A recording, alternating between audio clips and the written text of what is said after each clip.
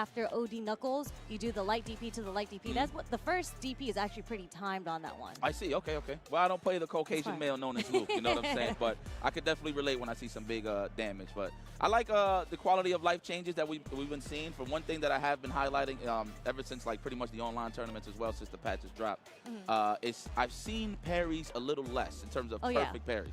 Obviously, with the changes, you have to hold back in order to do mids, and then you have to hold down back with a parry in order to do lows when it comes to getting the freeze animation and the perfect parry. So, but as of recent, I guess people are still trying to get a little more accustomed to holding the direction pairing. I feel like people naturally was doing that, but now it's like in the back of their mind, like if they want that freeze frame, they're going to have to really commit. So that's one thing that I've been noticing. Who knows how it's going to change during the CEO. Man, speaking of CEO, it's kind of great that we're representing the O and CEO again. We're back in Orlando. That's right. That's right.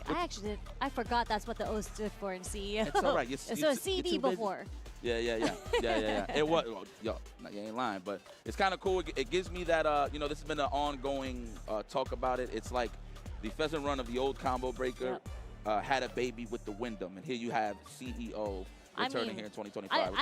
All I have been talking about on my Twitter is like this venue because it's huge. It's 255 acres. I mean, if you play golf, it's cool. They got golf outside. I don't know if any of us gamers are going to be golfing during this weekend, but like they have 15 restaurants in here. There's boba in here. There's a breakfast buffet in here. Like I just had Mexican last night. I had steakhouse the night before. I'm just trying all the little different restaurants, and they have a 24-hour market in here that got a bomb sandwich spots, and they have an ice cream creamery, most importantly. So it's like you legit never have to leave the venue. Everything is here. What sandwich did you get?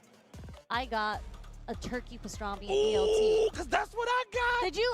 Yes, it was so good. I was reading all the ingredients. I was like, hold up, turkey, Dijon mustard, with the multi-grain. Yes, with the multi-grain toasted bread. I was like, nah, that's it, that's it. But Justin, he had the roast beef sandwich, and he said that was actually very good too. So of course, it'll be dry. It's all right, Jay. We got you, baby. Everything that was on that menu, you just had to go with the roast beef. I mean, I can't knock it. That's a great choice. But great choice for everybody to be entering this tournament. I know everybody's happy and excited to be back to CEO in its prime eras, I would say. But speaking of prime eras, everybody's trying to be in their prime, trying to get these ducats, these bucks when it comes to the Capcom Cup. Obviously, we are chipping in here a little bit, adding to the already ongoing prize pool from, you know, pretty much the entrance and stuff like that. So just to round it about here, of course, fourth, 700, third, 1,000, second, 15, and of course, first, 2,000. I rocks with that, put a little more on top of that. Pretty sure the pot is a little more heavier on the Husky side.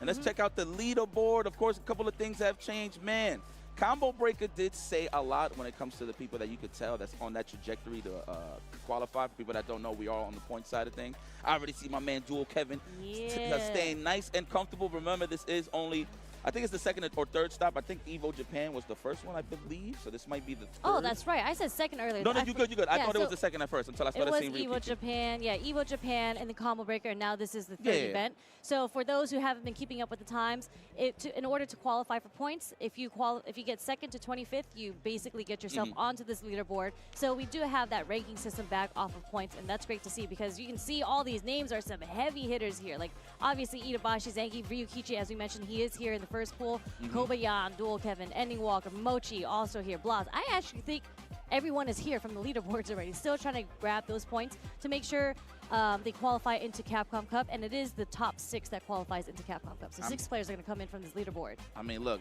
let's just look at it and talk about it. It's healthier now. You know what I'm saying? Obviously, going back to the point system is what's giving people more of the opportunity and put that battery in the back. Be like, you know what? I got a chance. Obviously, you know, I love that there can only be one attitude where one person qualifies. But, man, everybody has been committing so much time in order to get good in this game. It's kind of, I wouldn't say it's a waste, but I can understand why players would feel a certain way that there wasn't more qualifying spots and stuff like that. But now that's out the window with the World Warriors and all that. And, of course, this all leads, all roads to the Capcom Cup. And it will be going down in Japan once again, March 11th to the 15th of 2026. Man, time is flying. That's crazy. $1 million grand prize. Man, I never thought I'd see the day when I see it in fighting games. You know, I've followed a lot of esports in my lifetime, and I've seen these kind of numbers. But to see it in the FGC, it's a beautiful thing, and I feel like we can only go up from here. So yes, guys, qualify through your World Warriors, your Premiers, whatever you like, anything CPT. All roads lead to Capcom Cup. So. And what's really cool about the setup is we're actually here in the crowd, like we're not in the back behind. So we can actually look over to our right, and then we can see that we have players already lined up ready to play. And this is going to be the first match of the day. I like good smiles, man. I think they're looking at me. I hope they don't think like I'm taking a dookie on their name. I mean, who do you think Cammy White plays? Come on. Come on. I wonder. Oh, I mean, psych. you know, that's the mix-up. When you go into the game, you have your name as Cammy White, but you're not going to play Cammy? Okay. Yes. Okay, quality of life changes with Lily. I think the only one that I really know is she could do triple standing jab into DP and actually reach. Oh yeah, that's because they like extended the hurt box on the medium punch DP, but she actually got a really cool, like she can cancel her air-to-air, the medium punch, into a cancel, into a special move now. So that's a really cool thing that she gets. Yes, yeah, usually it was like the air-to-air land, and then you could get something on the old one, but now you can actually get a combo mid-air, so I see. And of course, Elena, welcome home, the Capoeira Queen. Listen, I love the theme song, but let alone the one thing that I do want to highlight is it kept it true to her nature of her play style. But the fact that she represents that capoeira so perfectly sound, you know what that is, right? I do know what capoeira is. All right, yes, I do. Sure. Okay, let me represent. I'm still learning about the character, collecting data, put it in the decks as well. It's crazy. I've been playing a lot of online, and I would think that I would bump into a lot of Elenas, but I just been bumping into Ryu's. I'm straight up. I was just, I mean, so Justin's actually been trying to pick up Elena as well, so it's really cool. Like he gave me some of the download, and it's real. You know what's really cool about our community is that there were so many videos that came out on Elena on Twitter and on YouTube. Just so that's the stuff that I've been watching to try to get a download on Elena. Yeah. So she gets these mix-ups, all of the rolls and the kicks that she's getting right now, right? But there's a reset that she can do in the middle of them, whether she can go for the low or the overhit, or she can just block. Like she can just roll cancel into a block and bait out a parry if you're going for it. And this is actually going to hit. There you go. Yeah, but that's actually interruptible with a button that's 7 frames or less. Okay. Welcome back, Elena, the mix queen. But look who's getting mixed right now. Oh, was that an empty to command throw? That was. I think Lily might be the mix queen here. Think so? I mean, we're talking about strike throw and command grab. Yeah, I used to call her Baby Bison until Bison actually came into the game. So it's a little different here. All right, let me see the conversions. Meaties. Let me get the mallet smashes if you can. There it is. Respect the chanclas. Now, let me not get into that. Listen, I know all the Brazilian chants. I promise. Do you? Yes. I feel like this is the proper time to bust it out then, you know what I'm saying? We got to wait till the grand stages kind of thing. I hear you. Can we get a little taste of it, though, at least for the morning? Nah. I got to see some combo. Let me see some setups. I want to see some consistent setups, then I'll give it to you. Okay, all right. Nice whiff punish. No combo, though, so it's unfortunate. We got to kick back, though. Cammy White almost touching the green on the drive gauge. We got to protect ourselves. Ooh. Oh, huge punish. All right, let me see some. Meterless. Okay. This is so sick. Meterless indeed. She got some movement. I know, you hype. Ooh, talk to me about it. Come on. I mean, I of course I'm hyped for my character to come out, but I'm just a little concerned on, how she's gonna look. Am I gonna get my size bows? Am I gonna get my flame kicks? Am I gonna get super jump cancels?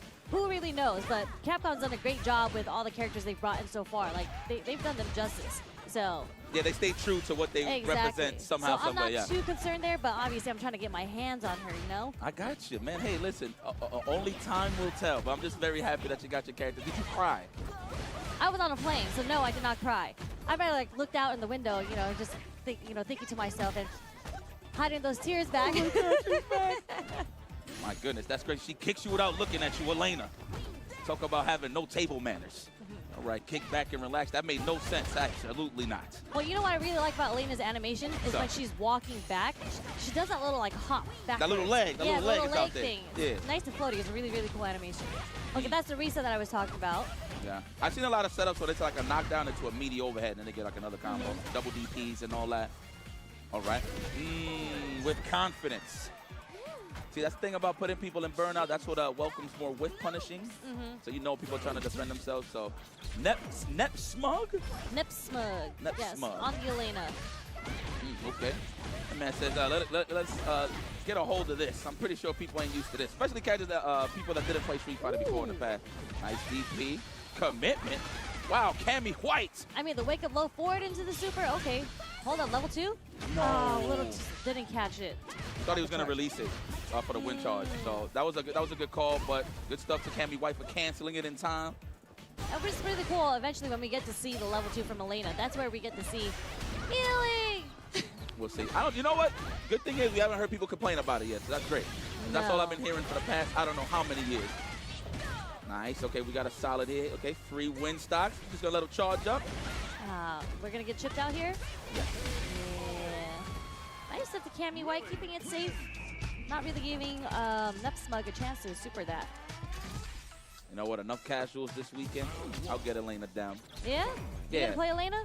No, meaning just fighting against it. So okay, I'm literally going to walk around late night when like the 24-hour venue is on. I'm going to just catch some games with Elena just to see how the character operates. I'm trying to see how many people picked up Elena. I want to see some high-level Elena play. So I'm really excited to see who busts her out this weekend. Mana apparently has been playing the character, of course, back to his his main squeeze from back in the day. Let's see what happens. Okay, good blocks. Yo, she got some nice animations, capoeira, of course, but you can't kind of tell if it's a drive impact or not. That's right. I think you just have to adjust to it.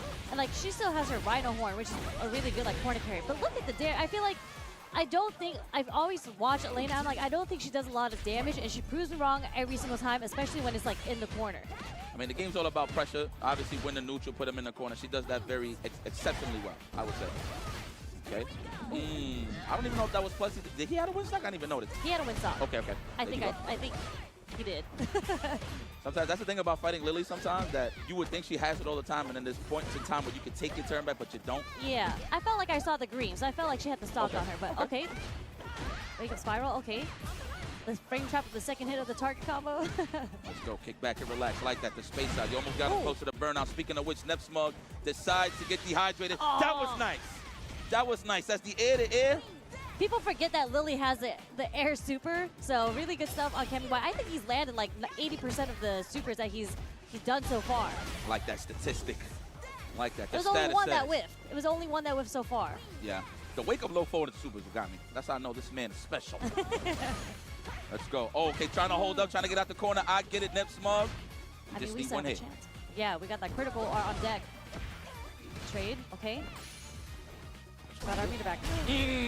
On the slide. That was the perfect timing. Hey, low health, why not? The empty jump DI, that gets me all the time. Think so? Because I'll try to poke with a standing medium kick, and you can't cancel that DI, right? So they'll do empty jump DI. I'm just really? Yeah, that's how you feel? Yeah. I mean, that happens with me with Bison. I do stand in fierce. I could react, but I'm cheeks. Yeah. I'm a little cheeks. It's okay. Okay, get up off of me. Respect the dance moves. Knockdown. It's going to be a throw. I wonder if that was a hard read on the back dash. Yeah, maybe. I don't think there's another reason why you would do a double forward dash like that. Take those trades all day. Nice. Throat City. No, naturally. That's going to hit in the air. Unfortunate. Looking for a throw bait. Okay, here we go. Caught him. Banana way. Banana way. Banana way. Oh, that kill. The soccer ball animation. Look at Nepsmug. I get it. Yeah, I know. Yeah, feel the rhythm. Feel the beat. Even though she's African. I shouldn't say it Jamaican. I mean, she is African, yes. But, same tree, same family tree. Yeah, her fighting style is Brazilian. So capoeira is Brazilian, right? In most cases, yes. Right. Yeah, it's represented around the world. But yes. 100%. But big shout out there to Nepsmug. Wow, what a way to kick it off with Elena. Hopefully we see that throughout the whole weekend. Of course, she just came out recently, so I'm excited that people are picking the character. Usually people just let that 2-week, 3-week span to finish, and then they'll be like, all right, I'm comfortable enough with the character. But I see people got some cojones to pick the character. Yeah. And that was clean play. That didn't even look like Elena just had come out. He looked like he's been playing Elena for a while now. Everything hit. He didn't really drop any combos. He was very aware of spacing and whatnot. So good stuff on Nepsmug moving forward. Yeah, man. But shout out to Cammy White. That's the ultimate mix-up. I thought you was going to pick Cammy, so it is what it is. And that takes a lot of courage to register as Cammy White. It is what it is. Nobody really like Cammy for real. That's true. I hate playing against Cammy. And I mean that, and not to say that people don't like the character. The character's great, people but love fighting Cammy. Against it, it could be a little. I think it's because of our character choices.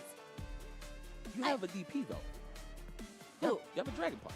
Are you talking about my Luke? Yes. Okay, but first of all, Cammy has historically beaten Shotos. That's cool. Right? That's cool. But does it take away from the fact you have a reversal? No, I have a DP. I have a reversal. But the whole point is of a dive kick character like Cammy is to bait it out.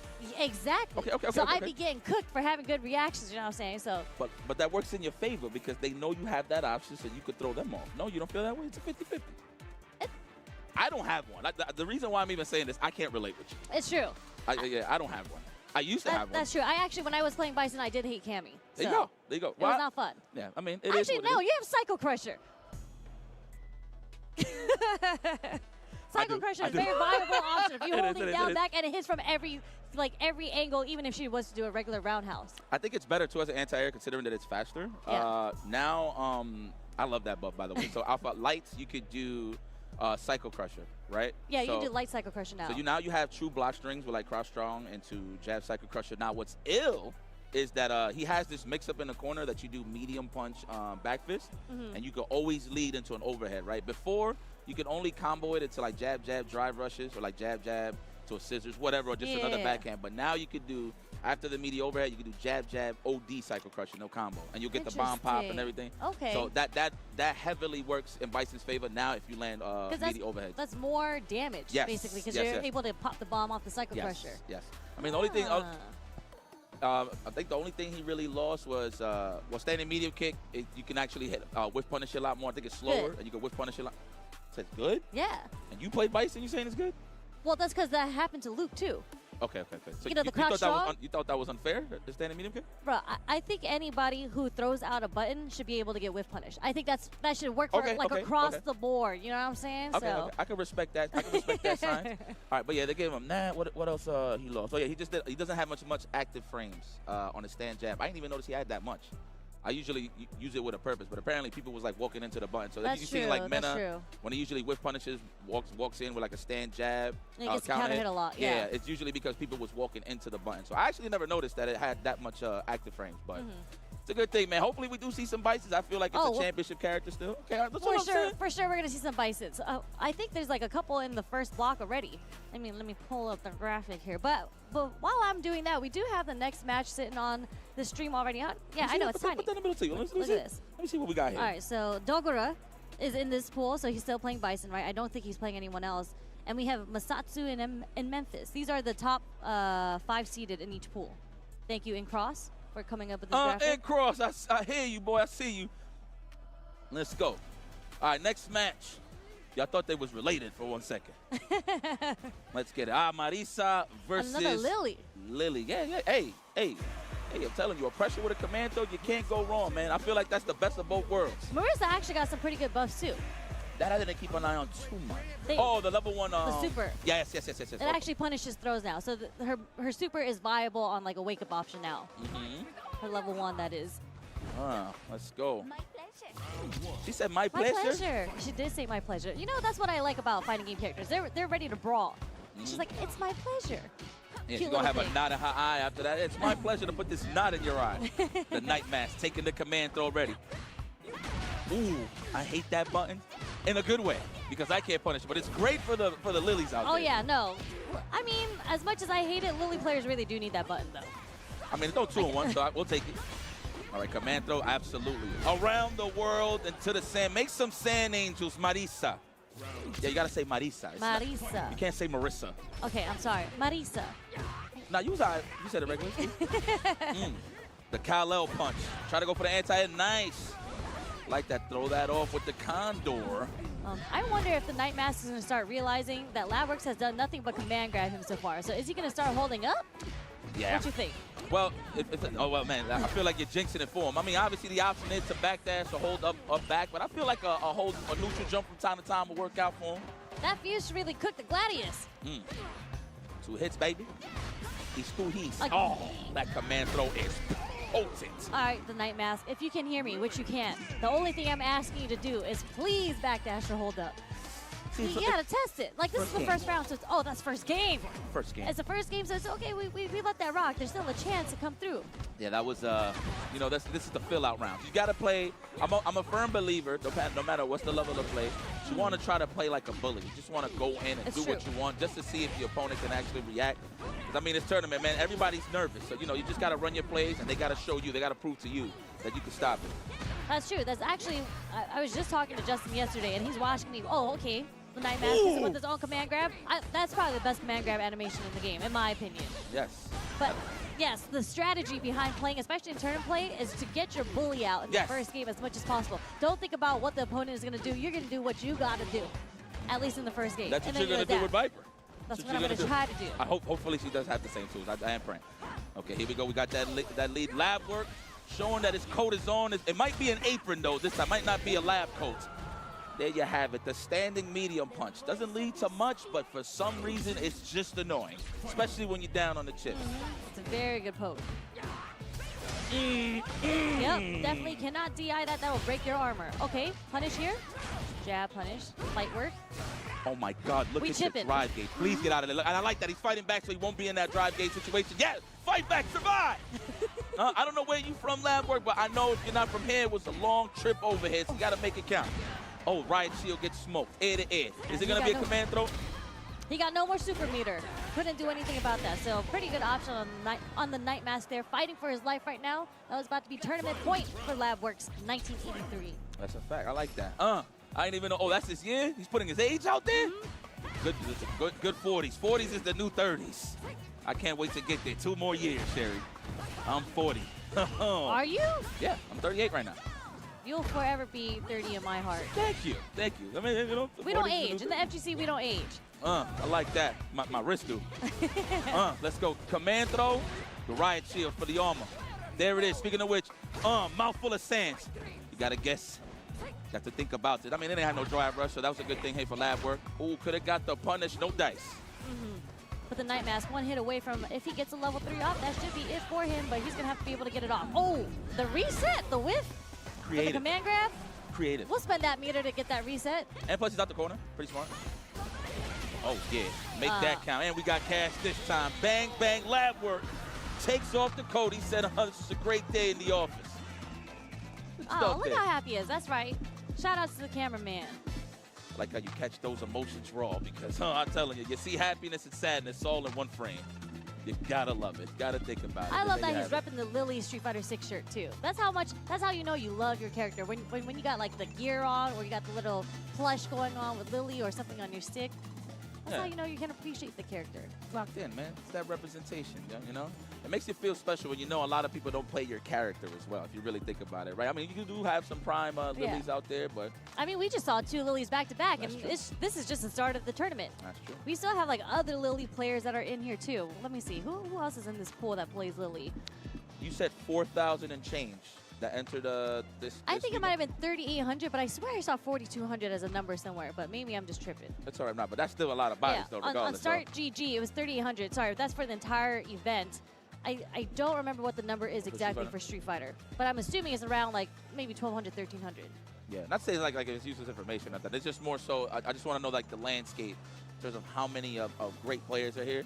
Because that's how it usually is when it comes to the highest level of play. It gets denser and denser the more the competition gets here. So so that's what's really special about CEO, because I think, not to call you out, Jabali, but I do think like the numbers overall are a little less than Combo Breaker, but the talent here is like, it's stacked. Yes. Each pool is super, super stacked. So I think it's still 4 people that make it out. It's going to be still, like, some of these people, these names that you think would be top 36, top 24, maybe even top 8, they might not even make it out of the round 1 of pools here. Yeah. You know what? Who was I seeing that was talking about it on Twitter?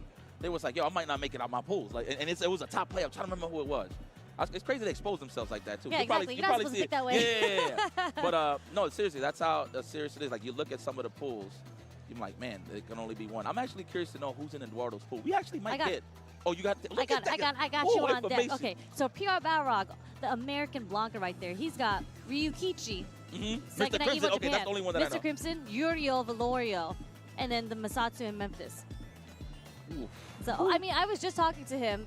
He's here with his kid and his whole family. Very, very cute. But he was saying he's got it. As we know, the confidence that PR Balrog has always had ever since he's been playing, he was just like, he's like, I want you to bring me those players. Bring them to me so he can cook them. So I'm excited to see his Blanco. It's good to see Ed back, man. It is. He looking stockier now. And he got the hair. He got the hair free flowing, like the curls going on. Oh, squeezing his arm. I'm like, yo, I'm like, damn, man. So he's running around with his kid, man. I'm trying to say what's up to his kid, man. Shy. I'm like, hey, don't worry. You know, I used to kick your pop's ass all the time. Like, you know, and then he's just like running away and stuff, man. Yo, time is flies. Very shy, yeah. Time flies. It's kind of crazy to actually see. So it's great to see PR Balrog back in the building. A lot of people is coming out here, to be real. Some of the OGs is out here, too. Boss is out here representing CVS, here, too. Yep. I mean, you know what I love about Boss? He just knows it's free money. I love it, dude. He literally tweets about it. Every single time they announce like a CVS2 tournament and then there's a pot, Boss is always like the first one to comment. He's just like, that's mine. Thank you for giving that to me. Thank the U.S. for free money. That's crazy. So hopefully we can defend the house, but I don't think that's going to be an issue for boss. But looks like we are ready with our next match. We're just making sure everybody is copacetic out there and making sure that all of their equipment is working properly. And it looks like we are ready to get another set of matches. Visual Wanderer taking on, man, I forgot his name. Haynes. Thank you, Haynes. But sponsored by The Island. The Island. The Island. Look at that. He got on his jersey right there. We welcome the Island. There we go. We got the first M. Bison play. And we got a Cammy White. So we can talk about this matchup and how it goes, you know? Yes. I'm trying to see some cycle pressures against these dive kicks. We'll see. Oh, just trying to rub it in. We got absence.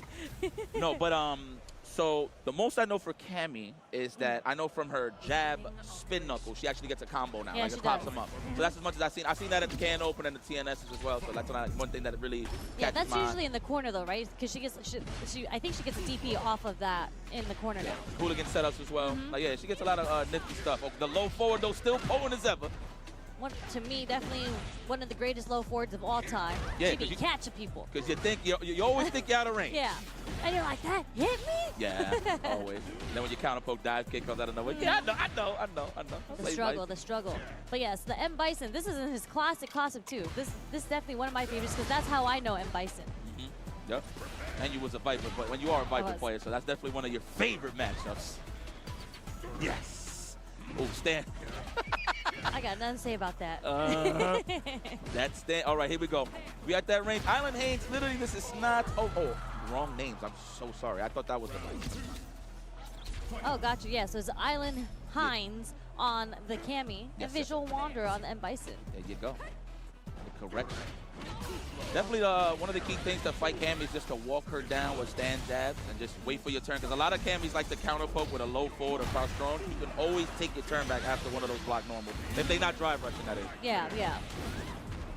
She's just a little far, you know, when she's poking. Yeah. 100%. Nice. Wow, what an option. You're not even worried about the kicks. That could have been a counter hit. Maybe anticipating that it was the command throw. Nice. Okay. That is a plus. Free dashing. Oh, no, it's okay. I like how he didn't want to put himself in danger, but it's cool, though. You got him in the burnout. You need to abuse roundhouse scissors. That's a hit? No, absolutely not. We respect those. There you go. Visual Wanderer. I'm liking the Bison.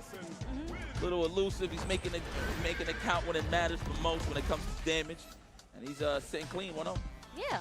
And I like the fact that he's like looking, maybe he's not looking for it, but he's punished every hooligan so far with crouch jab, and that is the appropriate answer because I feel like a lot of people, you don't really expect the hooligan, and especially a neutral, so you're kind of just staring at it like, you know, a deer in headlights, and you just let it happen. Yeah, I also just let it happen. Yeah, I'm one of those guys. You know what it is? Naturally, when you see the animation, you're expecting a dive kick, so you're just respecting offense and blocking, right? But yeah, no, I agree with you.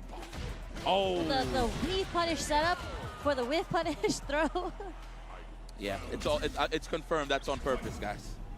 I actually thought it was happy accidents for like a hot minute, but I'm like, oh no, people really do this. Wait, do they? Because mine are definitely accidents, but it works out in my favor. But when they tell you, they be like, hey, you did that on purpose, you lie, right? You be like, yeah. Yeah, of course I did that on purpose. It was a setup. It was a setup. Yes, I do it too. But no, that's like a very good a mental stat, if you will, in terms of getting some offense off. We got the bomb placed. The C4 has been planted. That's some plus frames for them. Let's kick back. As long as your back, your spinal cord is not to the other side of the screen, you are good in the burnout. Wow, that is a risky slide, but we'll take it. Nice combo. He could have went for the back fist, but it's all right. Interesting. The sweep. All right, and he takes the throw. He's with it. Again. Wait, he did crouch jab into the bomb setup? Okay. This is what I mean by awareness. I don't know if that was on purpose or not, but he had it down. I think it works. Because I think if you count it, if you catch him in the air and the hooligan is counter hit, and then you can get the combo, you get the juggle off of it. So good stuff by Visual Wanderer. Very clean play, unfortunately, for Island Hines. I mean, this is winner, so they just dropped down to losers. There's still a chance. We do like a double bracket system.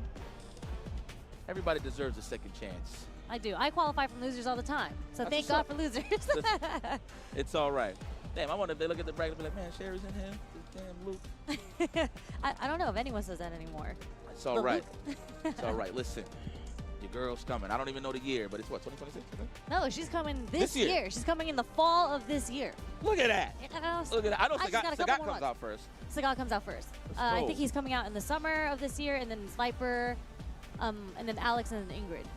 Man, old man Sagat. Let me tell y'all something. I seen a couple of people on social say like, man, I'm not going to say no names.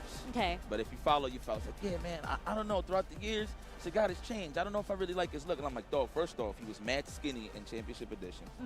And it's going by age, right? We're going by era. So I don't mind if he loses a little protein mass, you know what I'm saying, to represent the Muay Thai. Bro, that's Sagat. We're not Willie's back. You know what's really funny? Is he was bald for all those years, even though he was young. But there's an alt costume in 4 where he had the hair on. Yeah, the Muay Thai. He had the hair on. So he grew the hair back on for a little bit during Street Fighter 4, but I think he's stuck to the baldness now. Yeah, I'm with that, though. Clearer thoughts, you know? Got to chuck plasma with clearer thoughts. You know, like when your skin on your scalp is in one aligned with the environment going on, you know, just the wavelengths penetrate easier without the hair in the way. Right. Right. Oh, man. Hopefully I can keep my hair as long as possible. But anyway, yes. Your hair's looking great. Thank you. I think you've always had the braids, and your braids always look very much on point. Appreciate you, sir. Thank you so much. You know, I just got to make sure I cut my ends so it can stay healthy, but even then I'll be messing up. So, you know, just got to stay to it. But I appreciate that, man. Much love, much love. I love my braids. I feel like hair really represents you. You know what I'm saying? It's true. It don't got to be in the dome. Being. Yeah, it could be your beard. It could be your eyebrows. You know what I'm saying? It don't always got to be the dome piece, you know? It's just me. I don't know how it would look with a baldy. I'm telling you, if it ever happens, you might just see me rock a do-rag for like a hot minute. The entirety of your life, you're just going to rock a do-rag? Yup. You know. Or get cool wigs. Exactly. I've seen people, you know, they put the glue, like I've seen people like do the shave and they put the glue here and they put the wig on and it looks really, really natural. I can appreciate the work that people put behind their hair. Now, I'm not shaming, by the way. It's just, I'm like picturing myself. I don't know. Anyway, looks like we got our next matchup on the stage. It's kind of cool that we do have the stage right here. Yeah, kind of gives me that old vibe. Who used to do this a lot? Well, CEO, of course. Final Round. Shout out to Final Round, Larry. I'm pretty sure you watching. Big E tournament. Like when it's not in the back. Like it's always like on the side. I mean, this is before my time, so. No, you been to Big E tournaments. No, I mean like for commentary, that is. Sorry, so I never really paid attention. I never paid attention to where commentary was. I was just in there playing. I got you. Yeah, you wasn't with us bums on the side. Yeah, look at us now. Oh man. Yo, homie right here. I didn't even catch no name. Right on the top. No, so at the top is the Matsatsu in Memphis. He's one of the people seated. Yeah, he's the Bison. And then we have Tar Zangief playing Zangief. You said he's number 1 seeded in this one? No. Oh, he's just seeded. This is PR Balrog's pool. Okay. So I think he's number 5 seeded in this pool. Oh, I was about to say like number 1. Like yo, dog. This outfit, by the way, I rocks with it. Which one? You got regular clothes Bison. I rock it. Oh, the new Bibson. Ooh. Yeah, I rock it. My goodness. Speaking of which, you know what? This normal play here. Bison does have a little bit of issues against Zangief. Considering that if Zangief gets the lead, good luck trying to open up Geef. Oh, speaking of which, wow, what? You didn't want to hit him with a heavy SPD? You got to make him pay for that. This is the first round. We're a little nervous on stage right now, you know. We're getting some drop combos and whatnot. A little lack of scissor kick punishes. That's a little too close for comfort. I will say this, but puts him in the burnout. He tried to avoid the actual combo. That way he can have more of a chance to avoid the wall splat. But no, we was on it. Mitsatsu in Memphis. Where do you think he's from? Oh. I can't believe you actually had me thinking about it. Oh, nice whip punish. I like that. Hit the brakes on the driver just to invite a normal. Love it. Oh, come on over here. What's in your pocket? Damn, I didn't even look at your light ball. Woo! I mean, that did a lot. The OD running bear grab, I didn't think it was going to do that much. Damn, he looks like somebody. Like, I know that's Bison, but he looks like somebody. Oh, look, see, buffs. Love it, and you always get guaranteed meaty throw on top of that. Speaking of throws, come here. Scoop. He said, I am the protector of the Russian skies. You don't say that no more, but I missed that one. I do miss that one. Look at the damage. That was 50% right there. Nice. Okay, set the bomb up. What, the drive rush punish into the... No, so the drive punish I got it. It's more so I keep forgetting off of counter hit. You can do crouch strong, low forward. Ooh. Oh my God, that's a hit. Come here. That's critical R2. Yeah, he did. No, actually, he's pixel at least. But he can just do cycle crush and chip him out. Yeah, he can do scissors. No, he can do scissors right here. Or that. So you can do, for level 3, if they have no resources, you can do round, especially in burnout, just round scissors. So you can keep changing it. Over and over and over again? And then you could do stand short, crouch strong, OD scissors, wall scissors, repeats. It's a true string. So we're not super true. I believe it's a real block string, but you can't like press buttons in between it at all. So you have to have like a... Between the scissor kicks? No, the burnout chip sequence. You can do stand short, crouch strong, OD scissors, and just repeat it. Got you. Yeah. I forgot how negative OD scissor kicks are on block, but I mean, even the regular ones, they're only like -5, -7-ish. So the first two are -5, and I think the roundhouse one is -4. Okay. I could be wrong. 'Cause I don't use the roundhouse one unless it's with punish. A burnout, yeah, so a burnout. There you go, getting mauled in this corner. That no reversal like Bison, you know, he gets acquainted over here. He gets very acquainted over here. It's one of my favorite spots to be at. Yeah, you got them in the corner? Yes. I think everybody likes that position. I know. Fighting games, huh? Fighting games. We do love a good corner sequence. Drive rush, of course, get in there and amplify. He tried to hold up. That wasn't even a block attempt. Big damage. Pop. Oh, he missed it. He missed. Oh, he still got it. He did it. No, that's the frame kill. You whiff the sweep with the frame kill. No, you actually get a combo if you hit him with the sweep. I thought that was just a frame kill. Nah, you can hit him with the roundhouse and it'll pop him up, and then you can I got continue. you. Yeah. Okay. You can though. All right, there it is, and we're getting some drive gauge at that. This is troublesome here for Tarzangi. I get it now. I'm so late. Tarzangi. Yes. Oh, it must be the age. Oof, almost. That is the button you want to represent. There's a lot of mids represented from Bison, so yes, you want to use some armor on that stand fear. The anti-jump lariat as a punish counter? Works for me. Okay. Oh, yeah! Hold Works up.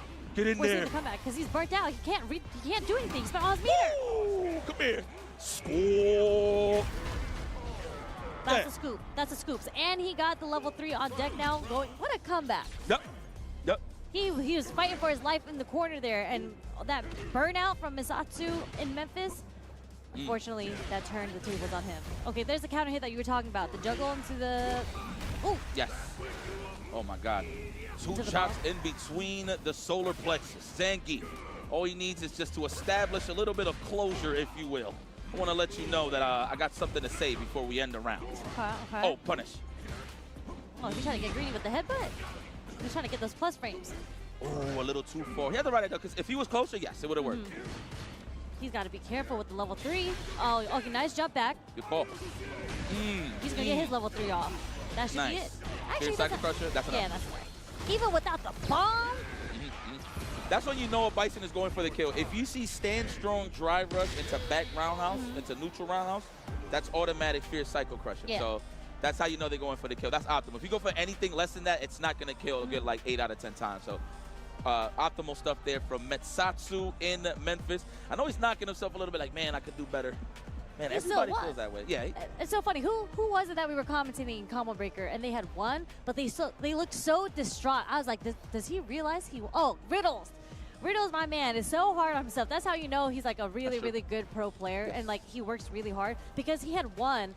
I forgot against a Mai, and then he was still so upset, and I was like, does Riddles know that he won his matchup? Yeah. But yeah, no, shout outs to Misatsu and Memphis. That was some really cool. He started like waking up, warming up towards like the second round of the first game, because the first game it was a little sloppy. People were dropping combos left and right, but good stuff to him and pulled through. Yeah, absolutely. Making it through winners. It's the thing, look, great offense from Bison. Look, if you had to put like some, I guess some stats, right? You max out Bison's offense. Everything else is a little shaky. Yeah, right? the defense is rough. Yeah, everything is a little shaky, but Max is definitely on 10 when it comes to Bison. So you don't want to make as much mistakes. Sure, you're going to take some risks with some jump ins and stuff like that. I get it, just to mount some offense, but one mistake leads into you not playing sometimes with Bison. So I can understand if somebody's feeling disappointed, let alone a Bison player, that they made a couple of errors. It can happen, for sure. Yeah, man. Hopefully everybody's enjoying themselves at home from the YouTube and the Twitch side of things. We are live in Orlando, Florida. We are back representing the O and CEO finally. Get me out of Daytona. You know what? I ain't gonna lie. I loved the beach. The beach was beautiful. I loved the beach. It was great. But everything after, not so much. So, you know what? But appreciate the FGC for thugging it out these years. You know what I'm saying? Regardless of what was the location, they did their best to represent what they love to do, and that's travel and play some video games. So appreciate you guys. We out of there. So shout out to Jabali for making it happen, listening to the people. And we back here in Orlando, man, where it belongs. This is great. This venue is amazing. Amazing. I can't highlight it enough. So yeah. Did you see? I had tweeted this earlier too. So I guess it's not all rooms. I guess it's random select. But some of the rooms, because my room came with like an Ethernet port already, like at the cable. So then when I plugged it in, I paid for the premium internet here because I wanted to see what the speeds look like. It's 40 up and 40 down. Nice. So I've just been playing a ranked online in the room. It's solid, very solid. It's solid because it's Ethernet and it's 40 up, 40 down. And people, I know there's a lot of players here. They come and they travel, and a lot of them stream. So it's really cool that they just need the Ethernet cable, or the room might come with one, and then they just get to stream from inside the room, and everyone's here. I just saw Phenom the other day. I haven't seen Phenom in a long time. Phenom is here. You know, I think he was here last year, I feel like. He wasn't a combo breaker, though. Okay. Well, looks like we got a matchup for you guys. I think I see my man Tonda de Langis. Tonda de Langis. I like that one. Say that again. Tonda de Langis. Tonda, yes. You have to say Tonda. You have to make it happen. Like, you have to say like there's no H in the name. Oh, what's that character that he just had? He had a plush up that he was trying to like show off. I ain't see. Choppa. I think it was Choppa. Like, I don't know. I'm not gonna say anything before the chat flames me. Who? You know Choppa. No. Chopper? I don't know none of those guys. Okay, or well, gals. maybe it wasn't even them. So don't flame me, stream chat. I just thought it was a very little cute plushie that he had that he was trying to represent. But shout out to Tonda de Langis. Tonda de Langis. And it's crazy because you look at the names like, wow, it rolls off the tongue. That is his actual government name. That's crazy that he put his full government out there. Like, I'm with that. But you know what? That's because his name is that cool that he can put his full government out there. And if you guys don't know some lore, this used to be Joe Umarogan. This man added the to the name. I respect that. That could have been a throw that Tonda de Langis. Listen, I actually seen him in a grueling set against Hamad. Is Hamad here? I don't think Hamad's here. I didn't see him say anything about being in Orlando. He's like one of, in my opinion, one of the best Street Fighter 6 players that we have in America. So yeah, you think so with the Honda? He's ridiculous. What? I'll always believe Hamad is ridiculous. He's ridiculous. Like he literally plays the game how it's supposed to be played, let alone like in terms of like diving into mistakes and what he's made. Like he's really good at that. But hopefully he's around. But anyway, just to go to the back to the matter at hand. Tonda de Langis was training with him a lot, like a gruesome set. Him versus his Honda before this tournament. So okay. So he's getting ready. That's actually a matchup he's a little weak against. But not against JP though. The King. Oh, Raw. Okay. You know, people aren't ready for the raw DI sometimes, especially because it was like a slight hesitation there. It was like empty jump, wait, and then DI. Well, here's the thing, right? It's that pocket where you're like, how the hell am I going to get out the court? And then you just tend to forget that there's a drive impact, right, in the mix. But let's go. We out of there. Speaking of which. Spikes. There's the ghost coming out. I like that, trying to punish the dive kick. I see you, the King. You're looking good. This ain't bad. Take a couple of throws. You could take about one more or two. Nah, he didn't want to take it. Nice stuff. Dumping out all the drive meter. Doesn't even need to use a level 1. Nice stuff, the King. It's the King. It's not the King. It's the King. It's the King. With a 3. Oh, my goodness. The adamant flame. Big damage incoming. It just keeps you there. You know, he's very adamant and staying close. You know? DP, no, well, recovered in time, but I like that one for the safer route. There's a burnout sequence here. Wow, you saw the roundhouse with a big chunk of the drive gauge? That's a little sneaky. Get a little aggro. Don't get too aggro now. Ooh, tried to be cheeky with the command grab, but no. Tonda was ready for that. Able to get the punish into the level 3. Say that again? Tonda. Just remove the H, you're good. Tonda. No, Tonda. Tonda. Yeah, no, we good. Oh, man, but Tonda de Langis establishes the first game, one of Canada's finest. This dude, listen, hey, from the World Warriors, just the Capcom Pro Tour overall, that is a name that you always will see involved trying to get to the top. 100%. He's definitely one of the best. He's from Canada, but from the Midwest of Canada. So you'll see his name get represented a lot, especially with the World Warriors coming up and whatnot. He'll be playing against the likes of Dual Kevin, Jack, Joey. But yeah, actually, I think the King was actually playing pretty good. Like, you made one hard read on the command grab, and I think it's fine. I think it's fine to represent that. And unfortunately, Tonda was ready for that, so we'll see how he adjusts here. There you go, sir. There you go. Oh! I like to call that an assumption punish. Yeah. It came out, you know, because it's a slow button, but he got the whiff punish on it, so you had to have done it preemptively. Worked out. It's just some of JP's normals is kind of hard to whiff punish from certain ranges. Bro, he got a cane. How are you supposed to whiff punish the cane? You know, his flesh is part of it. You know what I'm saying? So it's like, but it's crazy though. Exactly. Like the animation doesn't give off that feeling that you can whiff punish him. Yeah. Okay, cross up, just get him out the corner. Oh, almost anticipating that it's a dive kick. I mean, something that the King has been doing a really good job at is like not getting baited to anti-air the demon flips that Tonda has been doing. He's been neutral jumping them instead. Okay, is he gonna get unblockable here? Oh, he tried to press a button in between. Oh, try to get the combo, missed it, the King, but the DP recovered in time. Tonda!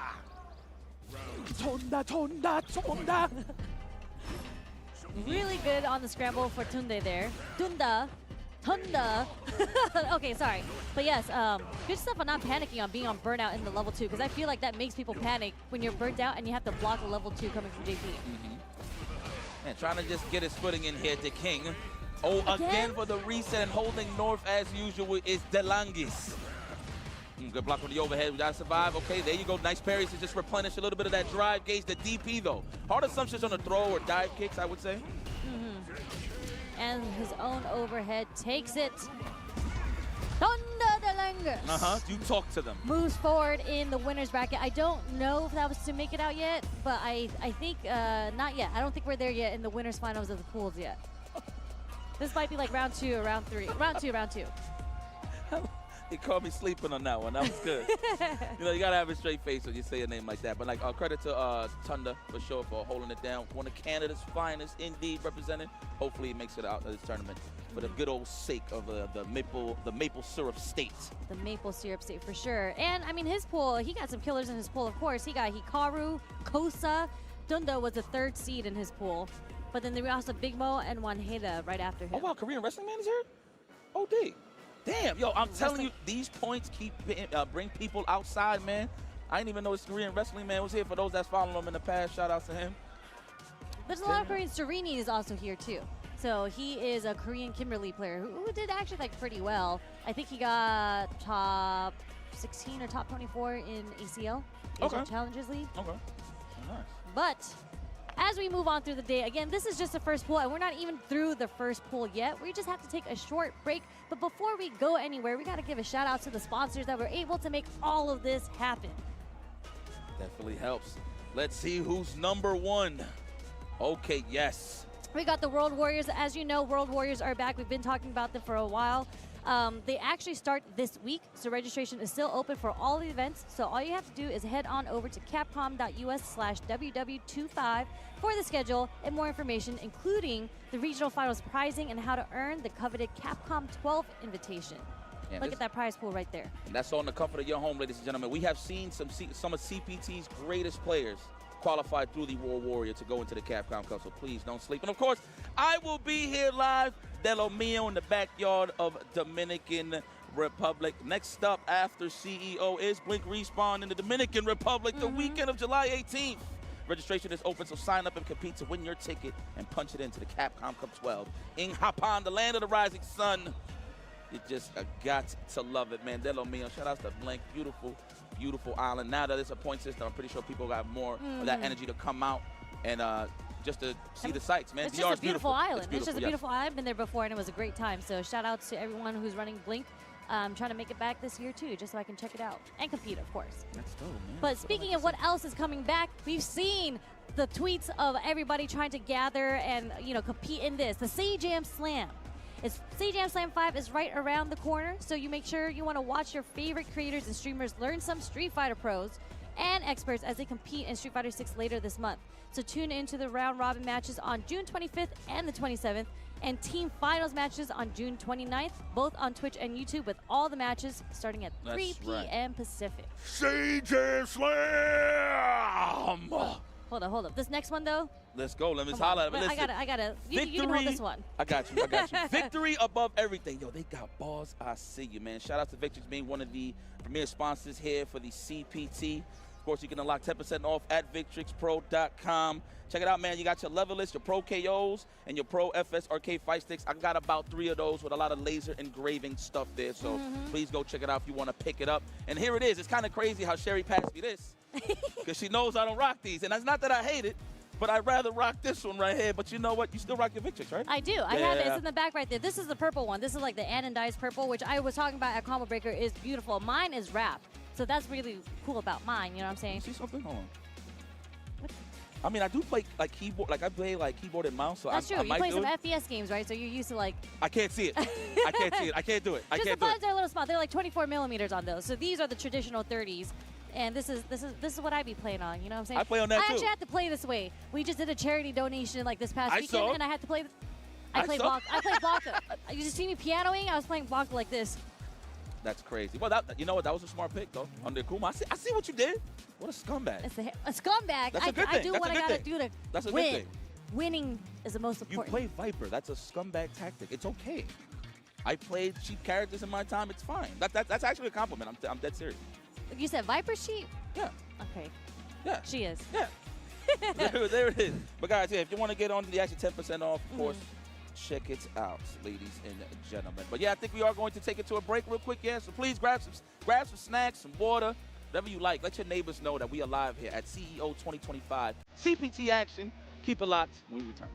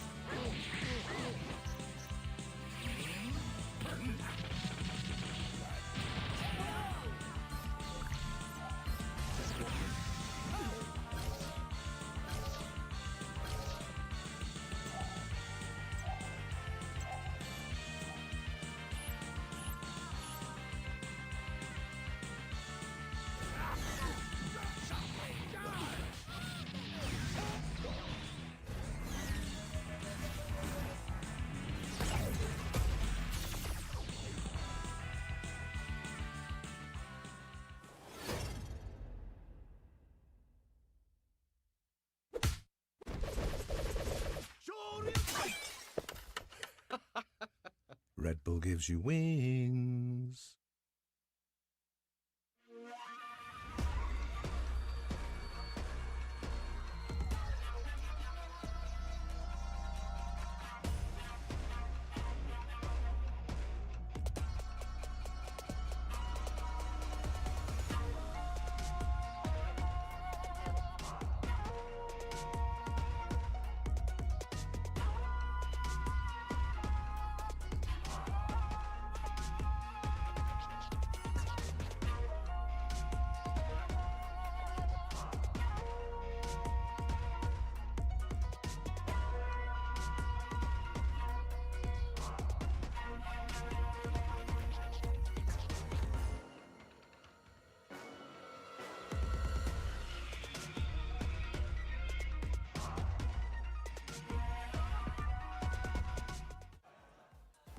Welcome back. Hopefully you didn't leave a little too far.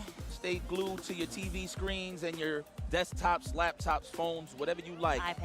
iPads, there you go. We locking in for more CPT action 2025. Third stop, of course, trying to get these points. This premier spot to end up at the coveted Capcom Cup. I don't know why I had to do all of this. It kind of felt natural. Because you were dropping information. That's just a natural reaction when you drop information. There you go. There you go. Man, it's just a wonderful day. And, of course, just to remind you, it is only day one, so you're not really missing nothing. Pools action going on right now, so we can set the tone for the 128s, the top 64s, the 32s, the 16s, whatever you like. But just know there's a lot of heavy competition. In fact, we got one of those killers on stage right now with Ryukichi. Yes. Are we going straight into it? I think we are. I hear the buttons, and we have Jamikeka? Jamikeka. That's not what I don't know. He is playing DJ. You want to talk to my Jamikeka, huh? All right. Versus Ryukichi. And this isn't to make it out yet. This is to make it, well, actually, technically, once you, I guess this is qualifiers, but this is to qualify into winners finals. But whoever makes it into winners finals, they both qualify out automatically. Right on. Right on. There you go. A little less pressure, you know what I'm saying? Stop your route a little bit just so you can relax, right? Get ready for your next matches. I'm pretty sure that's all for tomorrow as well, right? For whoever that qualifies. Yeah. Yep, for round 2. Actually, I think it's technically winners semis, not winners finals, actually, because it's 4 that make it out. So yes. This is just to make it out. This for sure will make it out. Okay. Well, Ryukichi, man, listen, I feel like he is on the verge of getting that big W. Obviously, second place at Evo Japan. That's why he got a little bit of that. Those points pretty high. That's why he's high on the leaderboard. Of course, qualified for EWC. But I know that's not enough for him. I know he's trying to get that big W. Got 100%. Close at EWC. Did amazing throughout that whole tournament. I think he did finish 3rd place, I believe, in that tournament. But of course, it's still kicking it straight from the land of the rising sun here, from there to Orlando, Florida. You know it's serious business, man. So I wouldn't be surprised if we see him in the top 8 stage this week. Oh, easily. So, something that I really like about Ryukichi is kind of similar to Ryan Hart. They have like very specific niche punishes for certain characters and matchups. And we got to see that at Evo Japan. I think he was playing against Hikaru. Sorry. I think it was Nyampi, actually. It was just like a punish on an Aki cool thing. I was like, oh, I've never seen that before. Yeah, he does a lot of cool stuff. Ryukichi, stand fierce, absolutely. He has enough to build up into the level 2, but we're not trying to be in a burnout state. Wow, he killed some frames. That's how you know it's a meaty throw, because he recovered in time after that back dab. Oh, Mr. Jin right, but you know what? I respect that he's going for that. A lot of Kens, I feel like they're leaving a lot of damage out on the table because they're not confident in landing the Jin right loop because they want to whiff, because they possibly can't whiff in that situation. I see. But I like how he's going for it, man. Warm it up early on. That way it could pay dividends down the pipeline. But look at the spacing from Ryukichi. Like, being able to get the low forward whip punish immediately. Both rounds have started that way. Oh, nice punish. He was in range. The awareness. That was a counter hit, too. Not even a punish counter. Okay, the delayed crouch jab does catch him on the counter hit. Yeah, I teched. Nice. Trying to kill some frames into the guarantee overhead. Love it. Good block there, though, from Jamikeka. Okay. There we go, Jamikeka. You looking good, baby. You got to make him make Sand Angels, which means you have to knock him down in order to get the party started. And there it is. No big punish, though. I guess he missed the hands. Oh! The big toe to the level 2? The athlete's foot, yes. The ringworm. Disgusting. I know. Into the level 2. I know. I won't say forget. You just said big toe. That's the first thing I thought of. Okay, drive reversal. Get a ball for me. That is a punish indeed on the Jinrai. Did good stuff on Jamikeka there. Jamikeka. Unfortunately, he gets put into the corner. Ooh. We got to defend. You almost had that whip punish on the croucher show with the stand fist. Just not out of range entirely, but he got what he want. We got him where he want him, and that is the corner. Kept it simple this time. For the meaty stuff. Missed the meaty, actually. This counter hit. I think he tried to throw. Possibly. Oh, I bet you halfway. You think? Oh, see, but I like that. Go for it. Go for it. You want to warm up that combo because you never know you're going to need it down the pipeline in order to finish a big moment. Is it because you have to do a delayed blow? Is he just doing it too late? Is that why it's not connecting? So I think the mental stack there for Ken trying to do the combo is if they hit it a little too early, it might not come out. But if you go a little too late, then all you're going to see is the stand short come out. So it's like you kind of got that press on you that you're like, yo, I have to just let it come out regardless. Yeah. But it's whiffing at the same time. But he got the right idea, though, in terms of his timing. Yeah, I think Ryukichi was trying to go for a pretty cool neutral jump punish on the up kicks that whiffed. Damn. Okay. Ooh, classic. Oh. Yep. He could sweep after that too, by the way. But I like that he goes for the level 2 finish. Very nice. -5 now. Wow. -5. Crazy. That is indeed quite wild that it is -5 on block now, and there's a bit more pushback on it too, so So I like leaving that. it basically not punishable. So if you go for a punish now, usually his level 2s naturally can punish a lot of normals and stuff like that right on block. But the fact that you got that added layer, if you mess it up, It's okay. it's okay. That's good. Listen, I'm not complaining. It works for me. Let's just say, if I ever decide to go back to Ken Masters a Yeah, little that's right. bit. You used to play Ken. Yeah. So I think I'm fine with Bison's that. He got great quality of life changes. That's what I like saying. I don't like saying boss nerfs. Yeah, quality of life changes. Quality of life changes. You like that? We like that. We like that. Yeah. So it sounds like we're complaining less, you know? Even though we're not. Uriel! Always so Oh, technology, baby. happy. Technology. That technology, baby. Yeah, that's my guy, man. Uriel Velorio, of course, one of Mexico's finest. If not, he might be the finest player on the Mexico side of things. It's between him and Kusanagi, and Kusanagi, right? yes, and Kusanagi. The Mexican Kusanagi, who still needs to fight for his title between him and the French Kusanagi, which we were almost going to see at Combo Breaker, but unfortunately they both fell at the same time in winners That's right. and losers, because if they both had won both times, they would have had a chance to play against each other. But they both placed the same place, so you can't even say, oh, I did better at Combo Breaker, so I deserve the name. Yeah. That's true. But yeah, man, Uriel Velorio, one thing, and we're going to get more Ken action, by the way. I'm glad that he didn't like settle for any other characters after like the quality of life changes. Yeah. You know what I'm saying? I mean, he believes in Ken. Like, he talks about all the time, and he does well with Ken. He enters almost all the online locals, like the weeklies, and he does well. He either wins them or he's always in the top 8. So Uriel will be cooking. Yeah, that's my guy, man. That's a can opener delegate right there, man. I love Uriel because he's all about the hard reads and the hard commitments. So, like, one example, the example that I use the most, I guess, is during Red Bull LCQ last year in New York. He had to play against Chris CCH, and something that you can do is, like, low forward drivers, and, you know, people like doing the OSDP in between. So it's something that Chris CCH does a lot because he's very technical. One option against that is to DI. So you're doing a low forward dry rush DI, which is a pretty hard read, and that actually hit 100% on Chris CCH. Yeah, speaking of OSs, man, I've seen that a lot in neutral. I've seen people set people up with like a knockdown. They'll do like a crouch short. Somebody wakes up with a drive reverse so the level 1 comes out. If they can. I need to add that in my game because Bison has the same thing as well. So as the game develops, I mean, we're already officially, what, like second year, third year, right? I would say. Yes, like we're right in between. Yeah. So by basically season 3 at this point. Yeah, it's going to get to that point where we're going to see some nasty OS setups on knockdown. Nephew actually did that because I got the pleasure of commenting that match at CPT Singapore. And I was like, that was an OS? Yeah. And then Broski actually made a whole video on it. So if you guys want to see what that tech is that we're talking about, check out Broski's YouTube video. Yeah, man. But we're going to check out this match. I think the scientist is ready. Uriel Velorio taking on DJ Nova. Yes. Oh, DJ Nova. Okay. DJ Nova. I think DJ Nova has also been around for a while now. I recognize the name. Yes, me too. Is he from Atlanta? I don't know. Look at that Oh, technology, baby. Remove the A, baby. You said remove the H, as you said with Tunda. Now we remove the H The for A. tech. Yeah. Technology, baby. Let's go, Ken Masters. Oh, yes, I smell the loaf of breads. Oh, I smell the cat litter. Cat litter? Huh? Oh, you don't get it? All right, look. Ken is a character that was born in the bodegas. So what do you smell in bodegas? Oh, loaves of bread. I see. Cat And the litter. bodega cat. Yes. I see. You're bringing the memories of the bodega into this. We can see a mirror match happening. Yes. Oh, turn over. You know, he just had to test them out real quick. But good stuff on DJ Nova, because I definitely wouldn't have expected that. Gotta use your mechanics, baby. Look at that, and you get the early lead. Uriel Velorio's in trouble. Nice. He recognizes that it wasn't a real setup. He tried to do the empty jump jab. That way he could grab a technical, you know what I'm saying, or snipe out the parry attempt. Oh, hit the brakes. God damn. Oh, my God. Oh, he's swinging. Oh, level one him. Oh, he should have done it. Put him in a burnout. I guess he would have put himself in the corner, so he didn't want to take the risk. And maybe he would have not burned him out. So I like that here from Nova. I think he believes that he can live through this, which he technically can because he has a super meter. Look at that delayed jab, anticipating the level 1. Good stuff there from Uriel Velorio. This is what happens when you play with your food. You leave your plate out there in a table all day. What happens? It gets cold, right?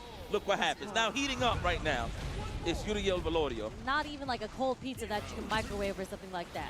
You like cold pizza? I absolutely hate cold pizza. Okay, okay. I like it fresh, hot out the oven, melty cheese.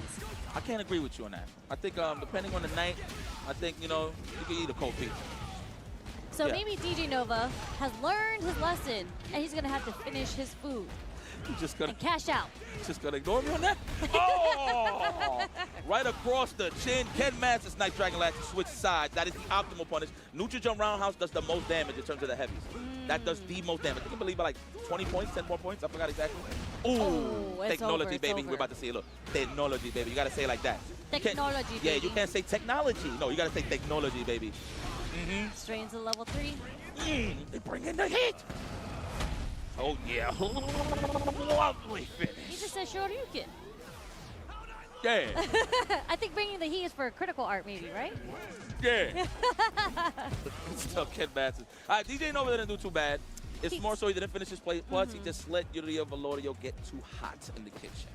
Indeed, indeed. Yeah, like he's getting these punishes, and he's getting a lot of, like, he actually has a life lead for majority of the time, but Uriel has been the one to close it out for the both past rounds. So we're going to have to see DJ Nova step it up and make sure he actually closes out each round. Spend that bar. Dump it. I agree. I concur. Woo! I like the driver's cross fist. He's trying to catch the text. You get a fat punish if it hits. That's why you see the roundhouse gen right afterwards. Ooh, sneaky. I like that. The whip strong. Okay. Yeah, you had to. Using burnout, you know what I'm saying? We have a chance to get our meter back. Slowly bring it back. Oh, DP. I thought the DP was coming. Yeah, that or the stand fierce might have reached max distance, maybe on the neutral jump. Good stuff from Uriel, not biting though. Trying to make sure he stays safe. Match point here for the obvious. Mexico, baby. Oh, just with the jump fierce as a punish counter. Reverse will get off of me. Come on, that's a Ken player. Yes, that's a Ken player. He knows his gaps. Look at that, the walk-up stand jab. He's looking for that counter hit. Speaking of which. Level 3? Oh, he's dead, he's dead, he's dead, he's dead. Well, he's not dead. He could have. I thought he was going to do the extension. So after the crouch fist, he could have done another. No, stand fist, crouch fist. He could have done another Gen Ride into like EX, into level 2. He could have done a lot of stuff there. But you know what? I like that. He wants to check me. But we out of the corner. We're sitting the guts.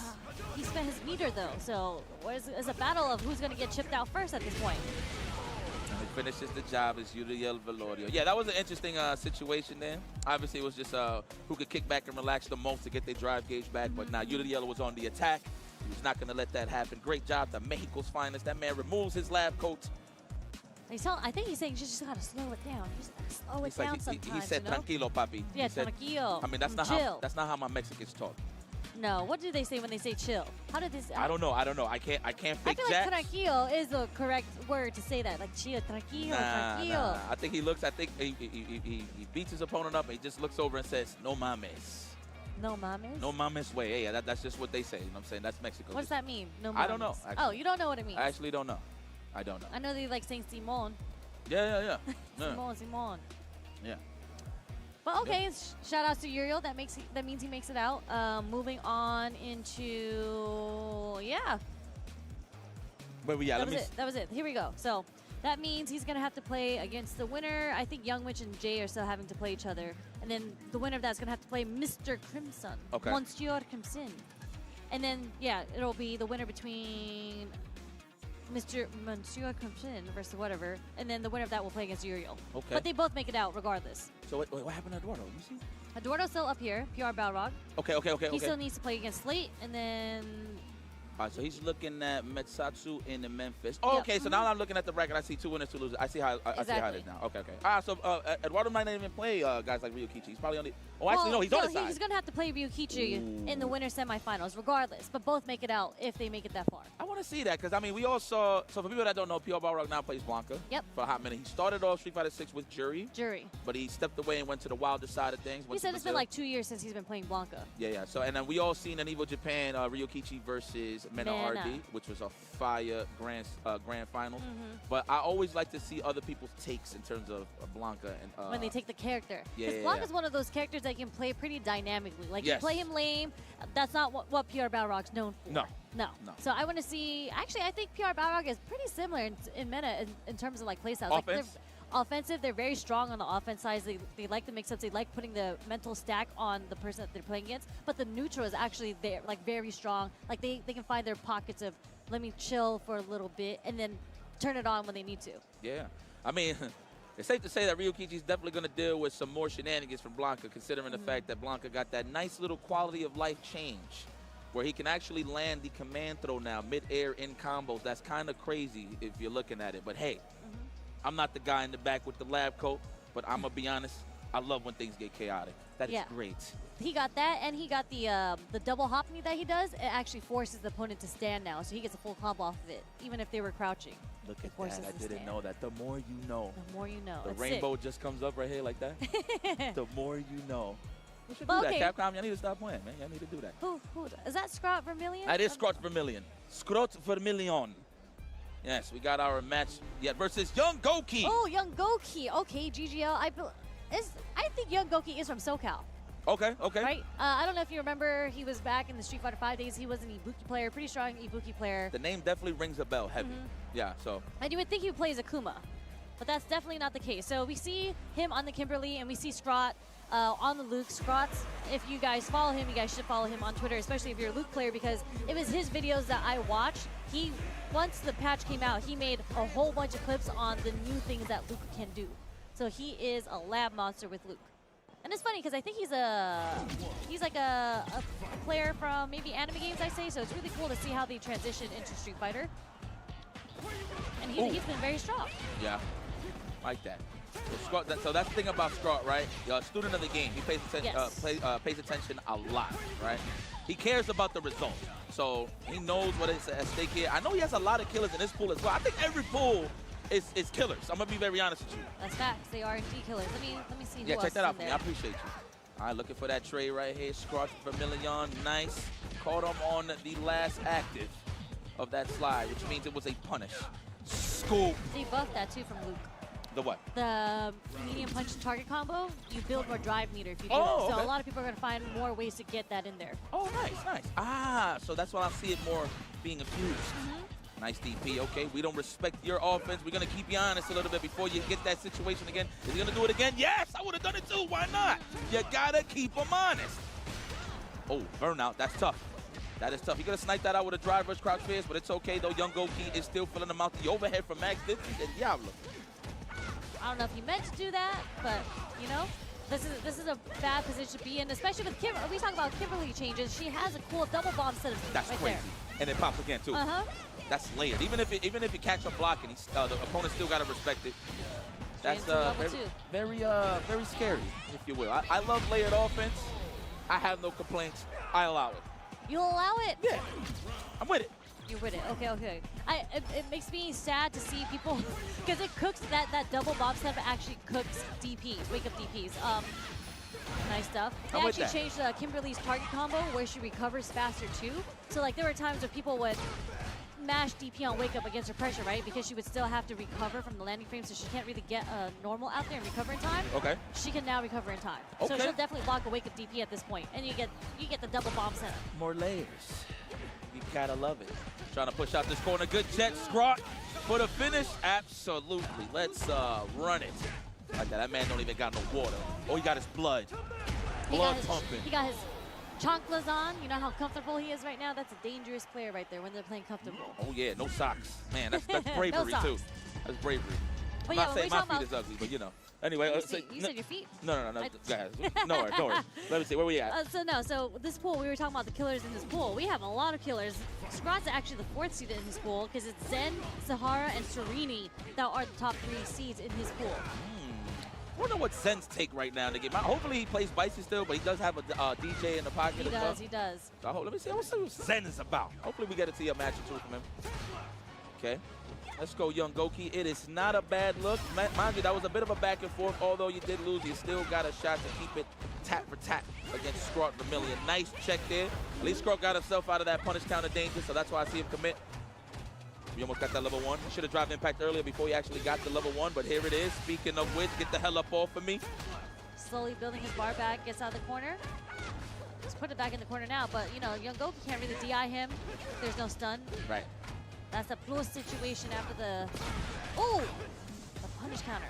Ooh, he creeped up in the house. Listen, he didn't want to wake nobody up in the crib. He's like, let me go to the fridge. I like it when they don't finish like the button, the next button follow up after the run, because you see him, as you say, just creeping. He's he's like slowly creeping. What's in the fridge? What's in the fridge? All right, let's throw. Oh, the meaty target combo. You see the kickback? I love target combos that could kick back.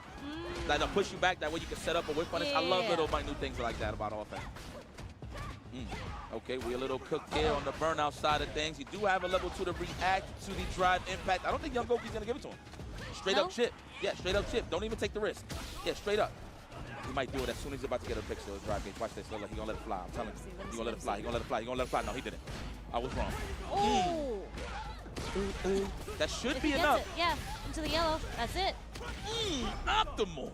Is it enough? Survey says you put him in the yellow. I think so. Let's see. 100% is enough. You play Luke? You know what's so unfortunate is that like Young Goki was just a little, like literally a frame too late on that sweep, because I'm pretty sure he only did the sweep because he was hoping that he would still be in burnout. But he recovered right then and there and was able to get the punish on the sweep with the low fort. Okay, let me get that Luke joint again real quick.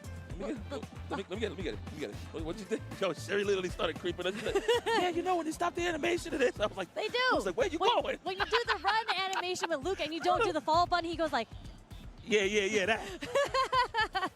He's confused. He doesn't know what to do. Did you want the overhead? Did you want the shoulder tackle? What do you want? Oh, good times ahead, man. It's going to be funny. Well, that was a great match there. That was. Unfortunately for Young Goki, he had opportunities. He had a lot of opportunities, especially when you're Kimberly and your opponent is burnt out in the corner. The scrot, he clutched it out. Yeah. Yeah, it's back. I'm sorry. Trying to keep it professional here. But, man, great match. Of course, so you said Zen is in his path, so that's going to be an interesting one. So that's guaranteed. Hopefully that's on that side of the bracket. So. Well, yes. Okay. So Zen has made it out. Zen has qualified, so it's going to be Scrot versus Zen. That's in winner semis, but again, they both make it out. And then on the other side, this is still winners. We have Sahara. I don't know if you remember Sahara.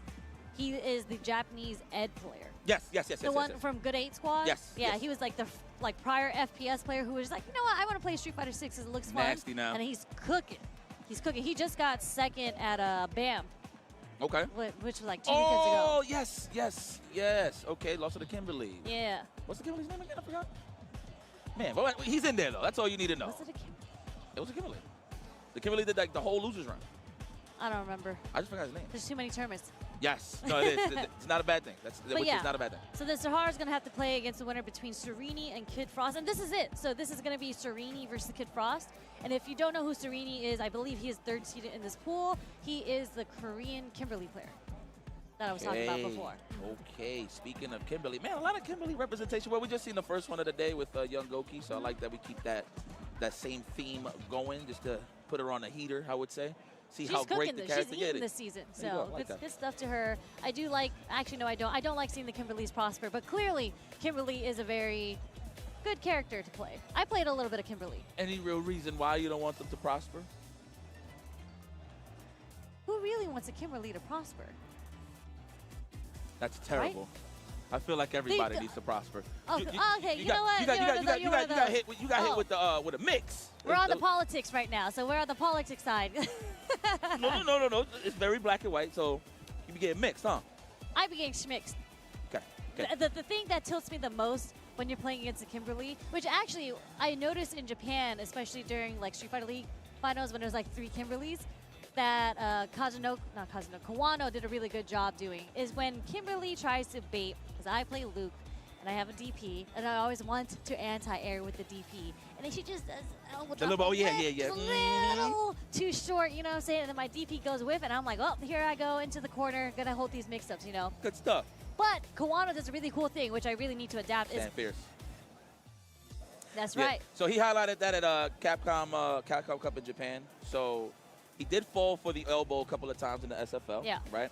But what he did was to adjust. He would let them range themselves out to go for the elbow, and then he sees the elbow, and instead of trying to DP in it, he'll do a standing fierce to get a clean punish counter. So, I'm just like, I want that. I mean, you got advancing normals, too, so that definitely works out for sure. Yeah.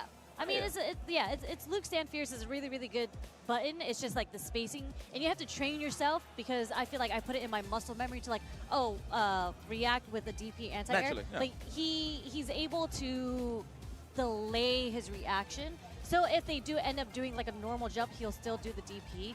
But if they do elbow drop it, it's still within the same time frame as whether or not he would do a DP or the stand fierce. So if they do the elbow drop right in front of him and a whiffs, he'll do the stand fierce, and he gets a full punish counter. 100%. We like that. Yeah, so we'll see. All right, well, there you have it. We might just see that represented here, hopefully. Yeah, Serini versus Kid Frost. Kid Frost is representing the Lagger team. So I believe, if you remember Maggear. I heard that name before. Maggear? Do you remember Maggear? Yes. Yes, Maggear is also from Lagger, the team. So Maggear, if you guys don't remember, he was an Abigail in Street Fighter V that was cooking. He is a Marisa player in Street Fighter 6. But they're representing the same team. And here we go. So moving on, I think they're ready with their, representing Puerto Rico? Puerto Rico, I mean, the beard says it all. The cut. Is that the Puerto Rican beard? The shape up, yes. I can't imagine Mono with the beard. I'm not going to lie. I've seen him with like that dad mustache before. Really? I swear I've seen it one day. You know which one I'm talking about? Like the single, it's just bow, it's just mustache. That's it. I don't even remember Mono with the beard at all. Let's go. Shout out to Puerto Rico. Let's go. I love my Puerto Ricans. They be talking, they be like, coño, mano. We're like, coño, mano, que lo que pasa aquí? Oh my guys. Love Puerto Rico, man. You know, everybody speaks Spanish, but everybody got their own little swag, a little twang to it, you know, if you will. Kid Frost at the JP trying to keep away this hellish rush down from Kimberly. That's what she does best. I know no JP feels comfortable in the corner against Kimberly. Well, any character, really. Especially with like your limited defensive options. You're going to have to rely on... Yes, the amnesia. Trying to forget that there's a mix in the first place. There you go. Set it up, The spike, I love it. La cortina, that's what I like to call it. That's curtain in Spanish. Ooh. Ow. Hold up. A full screen OD slide, and the empty jump low does catch him. Yeah, you gotta hold that. Unless he was ready for the wake-up super, but wasn't ready that time. Too much to look for. Probably could have been a neutral jump, looking for a amnesia. That's probably why he stood still to snipe it out with an anti-air crouching fish. Nice check on the drive rush there. Something a lot of players like myself like to do against JP. We like starting the round off with drive rush because we just want to close that gap before he can get his portal set up. But it's kind of crazy because y'all like close to each other anyways. That just sounds like a sign of panic. You don't think so? That's not panic. No, we're trying to get those plus frames ASAP. I mean, but you're already close at the beginning. We're not that close, but we're trying to get the more plus frames. I respect that, but watch this. Watch when we hit the opening gambit again. Oh, well, looks like he tried to parry or jump. Not too sure why he got hit there. Okay. Nice. Another drive reversal. I agree with that. And you're putting him in the corner. All right, we found a pocket to get out of there. Yes, we got the portal for you. Now we got the Levuska. Thank you, Jammers. Hold on, wait. The defense, though. Get in there. Couldn't do anything over there. Look at that, killing some frames just to get the proper combo. Can he finish into something nice? Oh! No punish. But that was two drive. Oh, the punish counter. Yo, if he committed to that light kick, man, it would have worked out. He would have got the combo that he wanted. The damage, not too sure. Anti-air, no, nothing. The amnesia, welcome to my house. Get off of me. Wow, the wake up. I mean, why not? He's in burnout, right? I get it. Yeah, he's trying to catch him doing a button that he can't cancel into. But the jab into the DP, again, no. Wow, a throw punish. That was actually very smart because obviously you're looking for a button because you know you're negative, right? You're like -1 in that situation. But he went for the throw.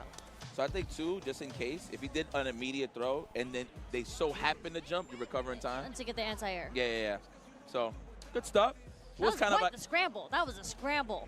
I feel like JPs in general, when they're in burnout, they like to be scrambling. I mean, you got the defensive ones, you know, they snipe out stuff with amnesia, the regular amnesia, but any type of player that plays an archetype that keeps away, a good 8 out of 10 times when their resources is down, they're going to get a little scrambly. You know what I'm saying? Feel a little claustrophobic. It's just, it is what it is. That's the nature of the game. I'd be so scared, though, because the defense that Serini had on the level 2 in Burnout, that's something that you really only see. I mean, I've seen Xiao Hai do it a couple times, but that's something very, very specific to the matchup that you need to know and guess on whether or not he's going for the low or the overhead, or he could have even went for a throw. Who knows? True. But the defense, shout out to Serini on that. My man is in a portal talking to himself right now. He put himself under a waterfall. He's like, listen, you almost had him. It's all right, though, man. I feel the pressure. Look, I joke around and stuff like that, but I really appreciate when people take their craft serious. Obviously, you know, it was a bit of a close match. Very right? close. So It was scrambly. It was a scrambly, very scrambly situation. They both were burnt out multiple times, and it's really interesting how many drive reversals we're seeing come from Sereni, because this is the most drive reversals I've seen against JP. And that makes sense because as a Kimberly player, you don't really have a true reversal. Yeah. And you're getting them, you're clearing a little bit of the stage to get them to the corner faster with a drive reversal, so it makes sense. There it is. Oh, wow. I usually see Kimberly's go for crouch fizz. Yeah. Into the jump, Izuna drop, if you will. Oh no. Not the misinput. That's not what he wanted, man. You already see him nodding his head. The emotion's starting to get to him a little bit, I feel like. He's going to have to lock in and focus. Nice amnesia. Can we get the back throw? You should have. Try to go for an instant overhead or maybe a tech. Ooh, that's the punish counter elbow that you were talking about. Yep, he out of it. The amnesia is on point. I like the reactions there. Oh, completely committed. If he would have reacted to the level with a level 1, he actually would have put him in burnout. Unfortunate Kid Frost. It's so funny because the mix that's coming from Sereni right now is a mix based off drive impact or drive reversal. And he's not even, and the key thing you want to get to Sereni, he's not worried about the amnesia. It's not one point in time that he slowed down. It's like, I'm going to respect it. No, I'm going to keep going. You haven't showed me yet that you're going to severely punish me off of this amnesia. Throw? Absolutely not. Drive reversal. Get up off me. Ooh, get money. Okay. Boom. We're going to go for the burnout? No early burnout. Saved his meter, and he got a punish. Wise choice, the Kid Frost. Wow. Yo, all right, punish that. Light punish. And we get out the corner with a bonus. Oh my God, Kid Frost got to watch out. He's losing resources here. Okay, we're going to go with the level 2 here. Maybe he's going to get a hit. There it is. Nasty stuff with those Kenneth Coles there, young man. Nasty stuff. I love that instant overhead. No socks. No wow. socks. You was looking at the ankle bone, Sari? I forgot he had no socks, but there you have it, though. Whoa. Oh, I thought it was all part of the mind game. That was a mind game. There. We all thought his controller disconnected for a second there. So what are you going to do? What are you going to do? You're going to throw shadows, my man? I'm right here. Man, I should have caught it all on the opening game and how close they was. Lucky. Okay, scoop. Do it again. I like that. Good. The delay strong, just in case. If it was a string, it would have not came out. So very wise choice there from Kid Frost. The legs. Can we go to the other side? Yes. Trying to snipe out a parry. No dice. Good defense here from Sereni, but he's going to mount the offense. It whipped? It caught him? No, it caught him on the landing frames. True, but the fact that he ducked under the cross-up and got hit with the fish. Wow, really? Well, I guess he just wasn't close enough? That's unfortunate. I don't know if this was something that was, like, intentional for him to duck it, because I don't usually see the jump in actually whiff, especially if they're ducking. You usually get hit because you're crouching, right? But that's unfortunate, man. A couple of errors there from the boy Kid Frost. He definitely had the right ideas, but it just was unfortunate. Certain like minute details, they just led it to some unfortunate situations for Kid Frost. So that's unfortunate for him. Puerto Rico is still in the building. I mean, we do have PR Balrog. I cannot wait. Can we like put like priority on that? I see Flash in the crowd, but he's definitely not playing yet. He's not in this pool. I see Flash talking to Kid Frost though, so.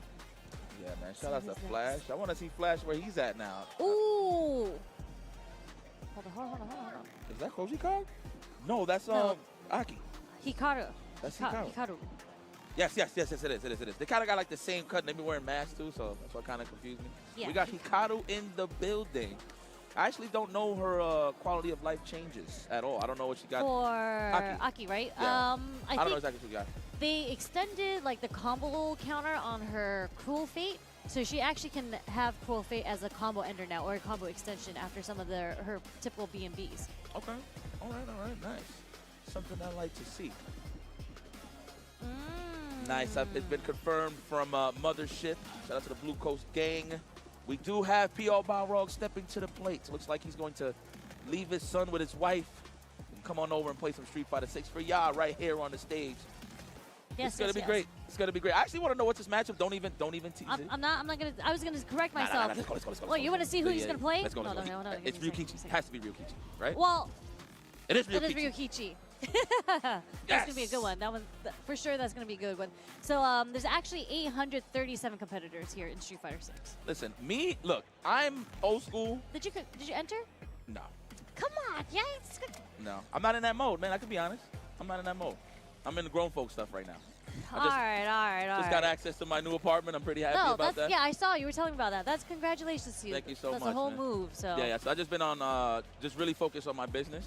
Yeah. But I do play a lot of Street Fighter. Don't get it twisted. But I know you do. Once I get to that point where I'm super comfortable, yeah, you see me enter a couple of tournaments. Yeah, I miss seeing your name in the brackets. I'll get there. Don't worry. I promise y'all. Don't think. Listen, retirement don't exist in fighting games. You just need some breaks sometimes. It's true. It's true. The thing that I love having Yipes around for is just like, we'll look at each other. I'll be like, yo, you want to run the set? And this has happened from 4 to 5, and now we're in 6. And I actually haven't played you that much in 6 yet, so I miss that. Last time I played you was Combo Breaker last year. Was it? Yes. Last year? I was walking by, and you was like, yo, you want to play some games? And I just sat down and I played. It's the same scenario. Yeah. Yeah. That's a long time, though. Like, this when I was Ken. That was the last time I played Ken. I didn't get to play your Bison yet, so. Well, let's talk. And then we might have to run the set after this. I'll cook your Viper, too, with Bison in this one, too. Yeah. I mean, it might be, like, it was a bad matchup in Street Fighter 4. It might be a matchup in my favor. No, it wasn't. In Street Fighter 6. No, it wasn't. It was a little difficult. It wasn't bad. It was like 6-4. No. I don't think so. I think it was 5-5. You just said it was a little difficult. So it was a little difficult for who? Bison. I think it was difficult for Bison. But I think we're ready with our match on stage. Let's get it cracking. Hikaru. Man, that is a long trip. Listen, Big Mo. Oh, that is Big Mo. Blanca, right? Big Mo plays Blanca. 100%. Yes. 100%. I think I did see him play at Combo Breaker too. Yes, there we go. We got the Blanca. I don't know what is that outfit called. I don't know, but it got no neck. That means it's serious business. It's all spine. It's all spine. That's true. He's letting him know that his tournament spinal cord is still here. Let's go. The no neck bandit. Big Mo taking on Hikaru. Yo, Hikaru is nasty. I be just seeing a lot of long-winded combos if you make one mistake. And that's the thing about having a character with great offense. You just need one in order to get it popping. And the fact that she can continuously continue her combos just off of the poison alone makes her a very dangerous threat in the corner. And as I speak, we get the cross up and we're here already. Next hit is a win for Hikaru here, or I should say a round. The first round. Ooh, the delay or roundhouse? That's enough. Oh, straight into level 1. Okay. Oh, yeah. My sponsors are watching. Zeta. The Buble. Yo, dude, did you see the poster for Reject?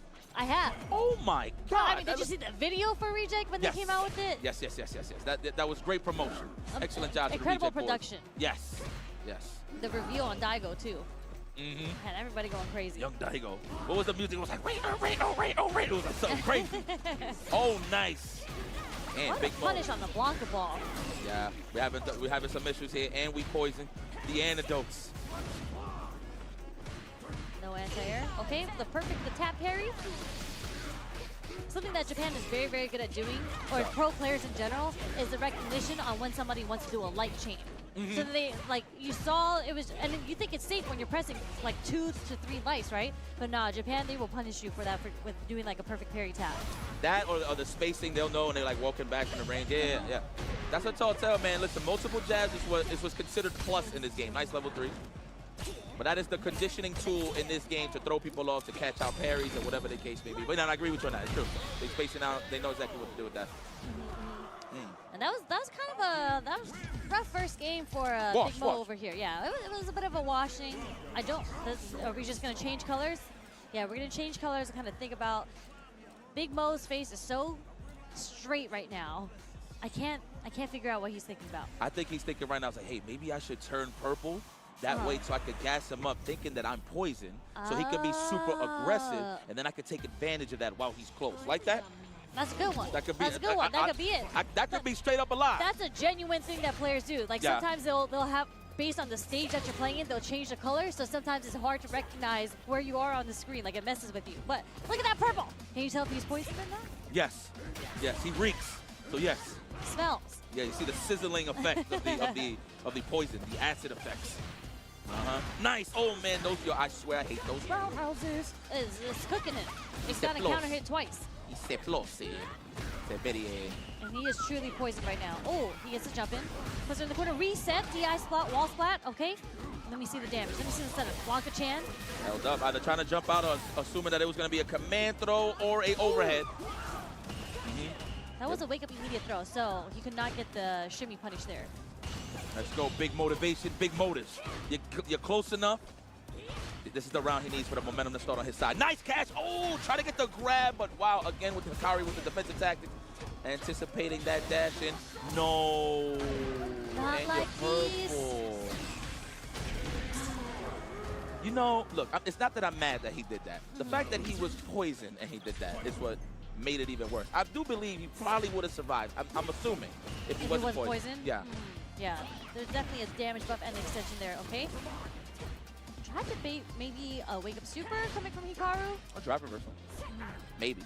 I don't really see Hikaru do that. Let alone a lot of Japanese players. They don't do panic drive reversals from what I've noticed. Okay, there's a OD up ball. Get off of me. What a cheat. Did it commit to the crosser? Wow, what a organic walk under.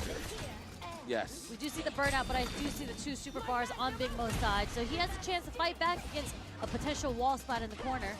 Oh, plus frames all day. Try to challenge it with a button. That's why you seen him get hit there. I didn't even say counter hit. I do believe he's just trying to jump out and backdash. Who knows? Okay. Just a raw up ball. We get the punish. Okay. Bam! And you get the lead back up. Just block. Block all day. No. You would have put yourself in a spot where you would have got the drive gauge. He teched. He hit him with the technical. Or he woke up jab. What you think? It was a counter. All I saw was a counter hit. I didn't really see the startup frames of what Big Mo actually did, but Hikaru staying solid throughout the entirety of those 4 rounds straight. And unfortunately for Big Mo, it looked like he woke up in the second game and he almost had it. He just couldn't close out the rounds against Hikaru. He just gave it up. The wake up supers definitely is what threw him off. As he was gaining momentum, I feel like that just blew his steam off. Yeah. Just the fact that he was poisoned and did. I gotta make sure. I gotta watch the tape again if he could have killed without the poison. But regardless, he That's gave it a high big fight one. question. There we go, high fight. Man, shout out to high fights. Yeah. We're doing the Lord's work, man. For real, like, really showing me some stuff. Helping the commentators as well, to be honest, to really understand the game at a high level. So big shout out to the boy High Fight. But speaking of high levels, oh yeah, we got one of them high level players stepping up to the plate. And you gotta see the pecs and the arms of the OG stepping up to the plate. You knew him back in the day, man. Let me throw some old school names. VVV Scrub. Evo 2009. Crazy. Yes. All the way when he used to play Honda. That's right. Look at you. He was there. He was in the building. I was there in 2009. I haven't missed Evo since 2009. You know what I'm saying? Neither have you. I missed one. Did you? I missed when I started going. I have a better record than you? 05. No. My record's crazy. Only one I missed from 05 till now was 08. Okay. I went back to FPSs for 1 year. So. But anyway, that's sitting here though. That's for another the story. lore of Puerto Rican Balrog. If you guys don't even know how he got his name, it was Evo 2009. He was an E-Honda player coming out from Puerto Rico, known as VVV Scrub. And he started money matching people, but he did have a Balrog in his pocket. So when he was playing like money matches and whatnot, he actually busted out the Balrog, and everybody's like, "Yo, who's this Balrog from Puerto Rico? Yeah, that Puerto Rican Balrog, that Puerto Rican Balrog player, blah blah blah." And then they just started calling him PR Balrog, and he lost the name VVV Scrub. Yeah, which is that's PR crazy. Balrog is significantly better. Yeah, it's kind of crazy he called himself a scrub, but he's far from it. You know, everybody thought he was retired, but no, he's a family man, great working man. You know what I'm saying? He got a house and all that. He got a front lawn. But guess what? He's bringing that over here, and that comfortability. Say that again? I said, and a back lawn. And a back lawn. There you go. But he's bringing that front lawn, that comfortability right here in the grand stage. It is PR Balrog. He has returned, ladies and gentlemen. I don't know. Maybe this might be for the one time, but, you know, it kind of makes sense because PR Balrog has had a lot of historical runs.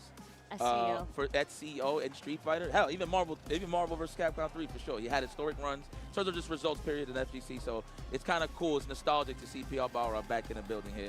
Wasn't on the Daytona side of things, understood, but we are here now back in Orlando, of course, representing the O and CEO. PR Balrog versus Ryukichi Me Gusta. Oh, man.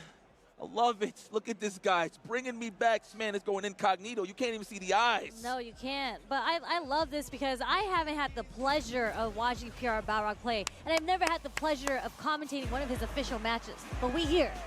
Yeah, you know what? Hey, I can say that too. I never really commentated Street Fighter matches. I wasn't really doing 4 at the time. Maybe 5 I did, huh? No, I did for 5. That's a lot. But for 6, this is going to be a treat. PR Balrog with the Blanca taking on Ken. PR Blanca? The baby blue Blanca, too. It's PR Blanca. Let's go. Let's see his take going up against Ken Masters, the return. And you know he's going to put on a show. One thing I want to highlight about PR Balrog, his whiff punishes is whoa for years. And his reactions. Let's not forget, PR Balrog is known for his reactions. There it is already. Checking the office. Nice backdash. All right. He was a little off, out of range for that throw, so I'm kind of surprised PR Balrog went for that. Uh-oh, the mix-up. Kichi with punishing a crouch jab with sweep. Yeah. My man is playing on point right now. I think it was a throw, actually. No, it's a move fast. Game move fast, but you might be right. Oh, nice. Keep it very simple. Okay, PR Balrog got to fill it out. Remember, it's a 2 out of 3. You don't want to sleep a little too much behind the wheel. Going up against a seasoned vet right now, currently with Ryukichi. Nice, the bust out. Nice parries. We haven't seen a perfect parry come out from PR Balrog yet, but what a nice conversion on Ryukichi's end. The lay overhead. That is a Ryukichi special. Nice. I like that. Go for the tech. It was a safe jump, so I like that option for PR Balrog to try to get the tech. That was nice. Nice burnout sequence. A little too far. You saw the walk back? He had the right idea. Man, I think that was a frustration DI, to be very honest with you, but he got the jump in. Is he going to do the level 3? One more mix-up. Nice. What are we going to do here for the open up? Overhead? No, go for the crossover. Good block here. Ryukichi puts himself out of the corner with that one and checks with the stand like the DPPR Balrog. How are you feeling after that match? Did he confirm that? Because that was a stand short into DP, and that was a counter hit. It wasn't even a punish counter. Yeah, I think it was a straight-up check. I think he caught him at the tail end of the hop. But it didn't. You're right, though. It didn't say counter hit, so probably, I can't say it was a confirm. Maybe commitment straight up. Okay. Backdash stand fierce into the Jinrai. PR Balrog tried to walk up throw, but Ryukichi doing a really good job walking back to get out of the range of Blanca. My goodness. Look at this. I wonder what's the level of respect Ryukichi got for this guy. It's like, yeah, I've seen him before I was traveling. I've heard of this guy. Yeah, yeah. Nice. Just absorb a little bit of game back on the green, on the drive gauge side of things. Eduardo slowing it down a little bit, a little bit of minor instances where he was messing up, but looked like he's cleaning it up here. It's interesting. PR Balrog is going for a lot of throws in the neutral after Oki. Nice punish, Rog, and you got a lot of resources back. That was nice. I see the switch up from PR Balrog too. That was delayed. Okay, the overhead takes it. Damn, my straight drive rush. This PR Balrog, he got a little bit of disrespect. Remember that disrespect we were talking about early on in the day? Oh yeah, he represents that well. We're gonna see a level 2? Nah, he wants to keep him in the break. Oh, the neutral jump actually. Oh my He's God. gonna burn him out. Level 2, yeah, this is tough. This is a Hadouken, this is checkmate. Hadouken, yeah. Not much he could have done there. Free drive rush after that to just contain a PR Balrog. Okay, trying to get the counter hit. There we go, activate the nonsense. The level 2, the install. Set up the Blanca Chan. Defense. Defense. Oh, the jab cancel into the DI. Yup. Take him out of the corner. Side switch. Ow! DI again. Nothing Ryukichi can really do unless he wants to cancel into a super. Oh, that was definitely a punish. Oh my God. Of course. Oh, I thought he was going to do the loop on Eduardo. Out of all people. He was missing it the whole time, but I know out of all people. Oh. Nice. He needs this. He got to play super active right now. Do not let Ryukichi get out the corner. Nice DP. Eduardo was looking for the throw tech. The drive rush slow catches him in the neutral. Oh, no. I wanted to see some more, but look, at the end of the day, Ryukichi is very seasoned right now. Not to say that Eduardo's not. He's one of the best, one of the GOATs when it comes to Street Fighter in general. I'm going to have to say it. Why the hell not? I feel like it's true. But you got to be more on the saddle, I would say, to get more seasoned, to get more familiar with these players. High level, of course, in terms of adapting on PR Balrog's side, but Ryukichi, again, like I said, seasoned. Yeah, that just means we got to see more PR Balrog come out to these tournaments. We want to see more of that action because there's a difference between practicing at home, even though he's practicing with the likes of like Samurai and K-Brad. Obviously, all top-level, high-level players. There's a difference between just running sets with them all the time and then playing in a tournament setting, especially in a 2 out of 3 situation. Yeah, and that you hit it on the money. The dreaded 2 out of 3. Now, mind you, I don't have no complaints about it. It depends on the game for me, right? But in a tournament setting, I can understand that could kind of kill your edge a little bit, if you will, because you're so worried about playing so well that just one mistake could cost you the set. So it is what it is. PR Balrog, though, still in it out. He qualified. He's good. So they both already qualified. It's just that PR Balrog is now qualified through losers, and Ryukichi moves on through winners. But both are qualified for round 2. Okay, well, yeah, there's something to celebrate. You got more PR Balrog, so he's definitely going to definitely kick it into high gear. I mean, I've seen him have some serious losers runs, so there's no doubt in my mind that he could bring it back. Look who it is. Y'all don't see who it is. I think you know, if you keep an eye on them brackets, you know, shout out to N-Cross for holding us down. But look, we got one of the legends on the stage. Legends. The camera will eventually pan, and you'll see who we're talking about because I don't want to spoil it. But you guys, we're about to see who it is in a couple of seconds, I think. I don't even think we need to spoil it. I think I said it. I think I messed it up. Why am I doing this? I think you mouthed it because I looked over and you. It's Momochi. It's Momochi. One of my favorite players of all time, Momochi. One of the cleanest and most technical players of all time. And the raisin don't age. What was it? The Asian? Was it Asian don't raisin? Is that yeah, Asian don't raisin. I think Momochi is now 40 years old. You could have fooled me. Yeah, looks incredible. Obviously, we've seen him play multiple times. At Combo Breaker, he represented the Mai, he represented the Ed. And then we have Chato. Let's not forget about Chato. Chato, I believe, is either 5th. I think he's 5th seed in his pool. Okay. Is he a Lily player? Let me pull up the in-cross graphic. We'll see. You're going to have to deal with Momochi. That man has a bag. I can't even say a bag of tricks. He has a bag of characters. He doesn't really have tricks. He's a very straightforward player. He's just very technical. Like the Dream combo, he's not missing that. Well, okay. Well, yeah. No, he's consistent on that. Okay. So here's the thing, right? Just to give you a little lore. When I was at Evo Japan and I seen the top 8, this was the guy that I thought could beat Mena. So I was very happy that it defeated Momochi early on, to be very honest with you. So, but any given day, he could win any bigger tournament at a blink of an eye. He's that capable. Momochi, ladies and gentlemen, is in the building. I'm telling you, man, the points brings people outside. We got to keep it into this Capcom. Let's keep it together, baby. Appreciate you guys for bringing this back on the point side of things. We need to keep it right there and move forward, and let's never look back. That is what's bringing everybody outside. You know how long of a trip that is from Japan to the eastern side?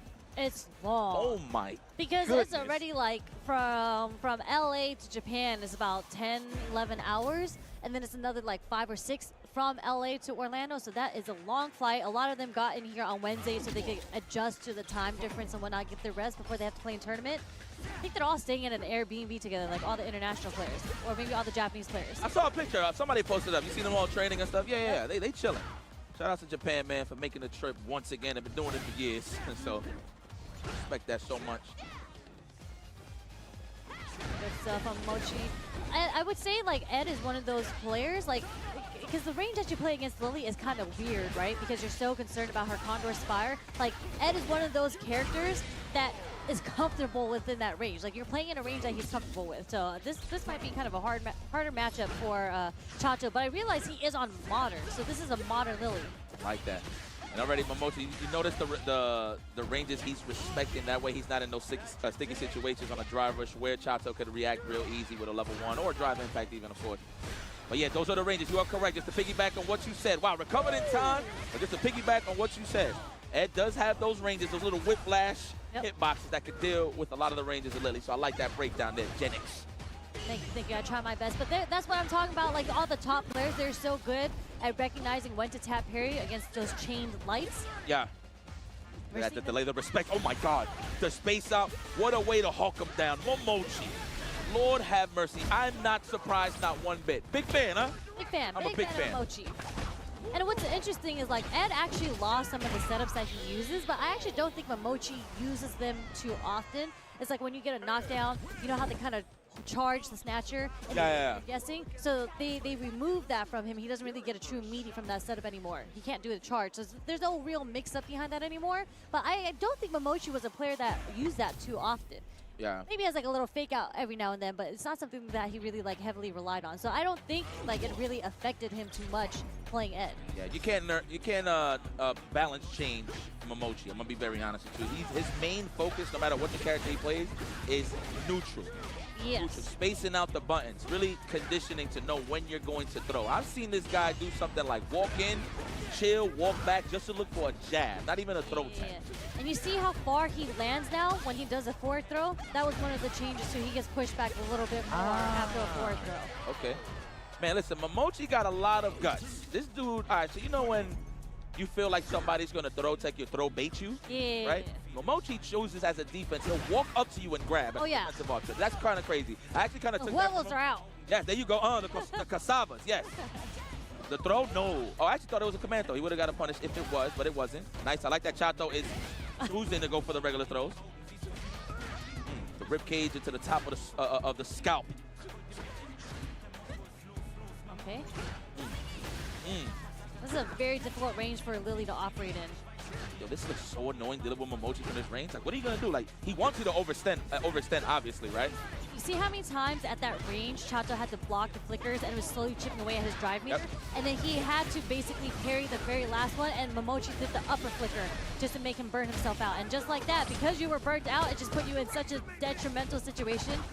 This level 3 is probably going to take it. You know, you can just tell. You can tell on a player's face, right, man? Credit to Momochi. Dominant player. You can tell by a player's face. Look, Chato right now, obviously he's disappointed, but at the same time a little happy. He's like, man, this guy's too good kind of attitude, right? But here's the thing. I'm pretty sure Chato has played his fair share of Eds online, maybe at home, 100%. wherever he's from. Then you bump into Momochi, he just kicks it up to another level. It's like, man, I never played an Ed this patient. You know what I'm saying? I don't know exactly what's going to be his next move, because a lot of Eds tend to be a little flow chart. I didn't know that about the Snatcher. So you can't have like those same mini setups, so thank you for teaching me that. But all in all, to beat Momochi, you have to beat him in his own game, and that is neutral. Yeah, a little bit of cheap out here with some strengths of characters, but it's very difficult to do, exactly. So, tough cookie right there. Tough to, oh, and look at who we have next.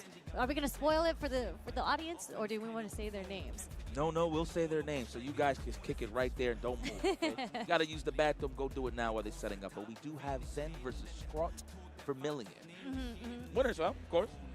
This is the winner side, so again, they do both qualify because this is winner semis already. This is just to determine who makes it out in winners and who makes it out in losers.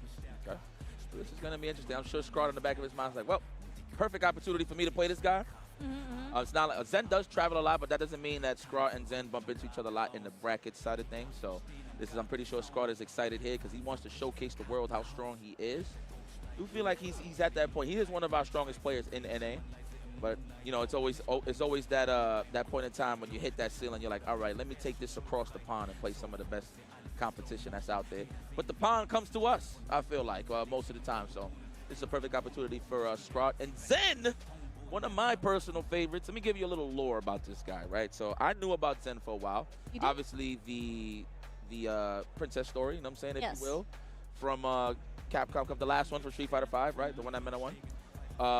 Won the last chance qualifier, made it all the way to the finals. Hell, I never thought I'd see the day. Didn't even lose a game. He didn't lose a game until he made it into the top 3. Yep. So then, you know, Street Fighter 6 drops, and they was doing like the qualifying thing, I believe, for like Red Bull Kumite and stuff like that. I don't remember, but he was in the building to show some love. I think he's in Toronto. I think he's in Canada right now for school. I'm not too sure. He was, but I think he's back in China now. Okay. So there you go. When he first started in Street Fighter V, he was in Toronto for school, but I think he is back in China now, I think. Okay. Well, so I'm with Tasty Steve. We're doing the event, right? And he's like, hey, man, I don't know if you knew this about Zen, but he loves hip-hop. And I'm like, really? I'm like, don't even tell me who he listens to. So he's like, yo, you just got to freestyle for him real quick, right? And I was like, all right, bet. So I pulled up on Zen. And then he literally came up to me. He was like, yeah, Steve told me. That's how you know Steve said to me. I was like, yeah, Steve told me you can freestyle. Like, he got that like real soft-spoken voice. He like, wow, you can rap? And I was like, yeah. So I literally just sat there, spit a couple of 16s, and he was like, wow, you sound better than 99% of the guys I listen to now. And I was like, gee, thanks. I started blushing and stuff. But I'm like, you really like hip-hop like that, huh? So that actually took my respect levels to him to a whole nother like level, only because that's something that we can relate to besides fighting games. So it's pretty sick. So shout out to Zen, man. A man of culture. Definitely a man of culture. And it's funny because I didn't talk to him at all really during the Capcom Cup that he showed up at. Like, there was the LCQ and they started playing. And from the information that I got, because I never heard of him until the LCQ for Capcom Cup was about to happen. And then we had people on Twitter like DCQ saying like, my friend Zen, he's going to cook everybody. He said he's going to win the LCQ for sure. No one is beating him. And I was like, Tokido was in it. I was like, there's no way that he's going to beat Tokido out. And he did. I don't think he even had to play Tokido to make it out of the LCQ. But I legitimately thought he was just like a player from China. I never heard of him. So I didn't really speak to him until we were like standing in a circle and I was talking. And all of a sudden, I'm going to be real, I didn't think he spoke a lick of English. I thought he only spoke Chinese. So I started speaking Chinese to him. And then he started speaking to me in English. And I was like, hold up. I was like, you're speaking like fluent English, not even like a Chinese accent on it. He's like, well, yeah, I live in Toronto. And I was like, I thought you were from China this whole time, man. freaking noob. That's like, yeah, living a noob. Yeah, for sure. But he still represents China, that's why. So anyways, shout out to Zen. He has one of the craziest come-up stories in the FGC. And it's great to see him here because I think he was kind of struggling. Yep. Boy, we're going to talk about what you're actually looking at real quick or in a second. But first off, I thought he was going to pass Scrot like a gift or something. No, that's just the box on his lap. No. Yes, he has a box on his lap to hide his fingers. Something that we've been seeing pretty often. They actually just did a reveal on the stick that comes with the box at EVO Japan. Did you see it? No. I think some of the Korean players. It comes with a box? Yeah. Yes, it comes with a box. It's beautiful, though. Yeah? Beautiful. Yeah. I gotta see it. Okay, well, guys, listen, we are just getting everything set in stone for you guys on the stage. But in the meantime, let's show some love to some of the sponsors. It's just everybody that's been showing love to the Capcom Cup. Let's talk about the tour just a little bit, you know? Woo! The World Warrior season starts next week. Damn, time is flying. Registration is open for all events. Head on over to capcom.us/WW25 for schedule and more information, including the regional finals prize and how to earn the coveted Capcom 12 invitation. There you have it. Showing some love. It's all right, Jay. Show some love. Bring it in. Yeah, brother. Check the prize pool. From 1st to 7th, we got, and listen, this is in the comfort of your own home. Remember, guys, the whole point is to try to qualify into the Capcom Cup.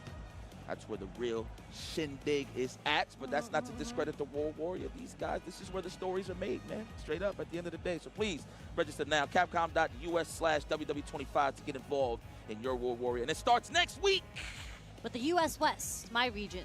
We're kicking it off. Okay, that's what's up, next man. Wednesday. So don't forget to register if you guys haven't signed up for that.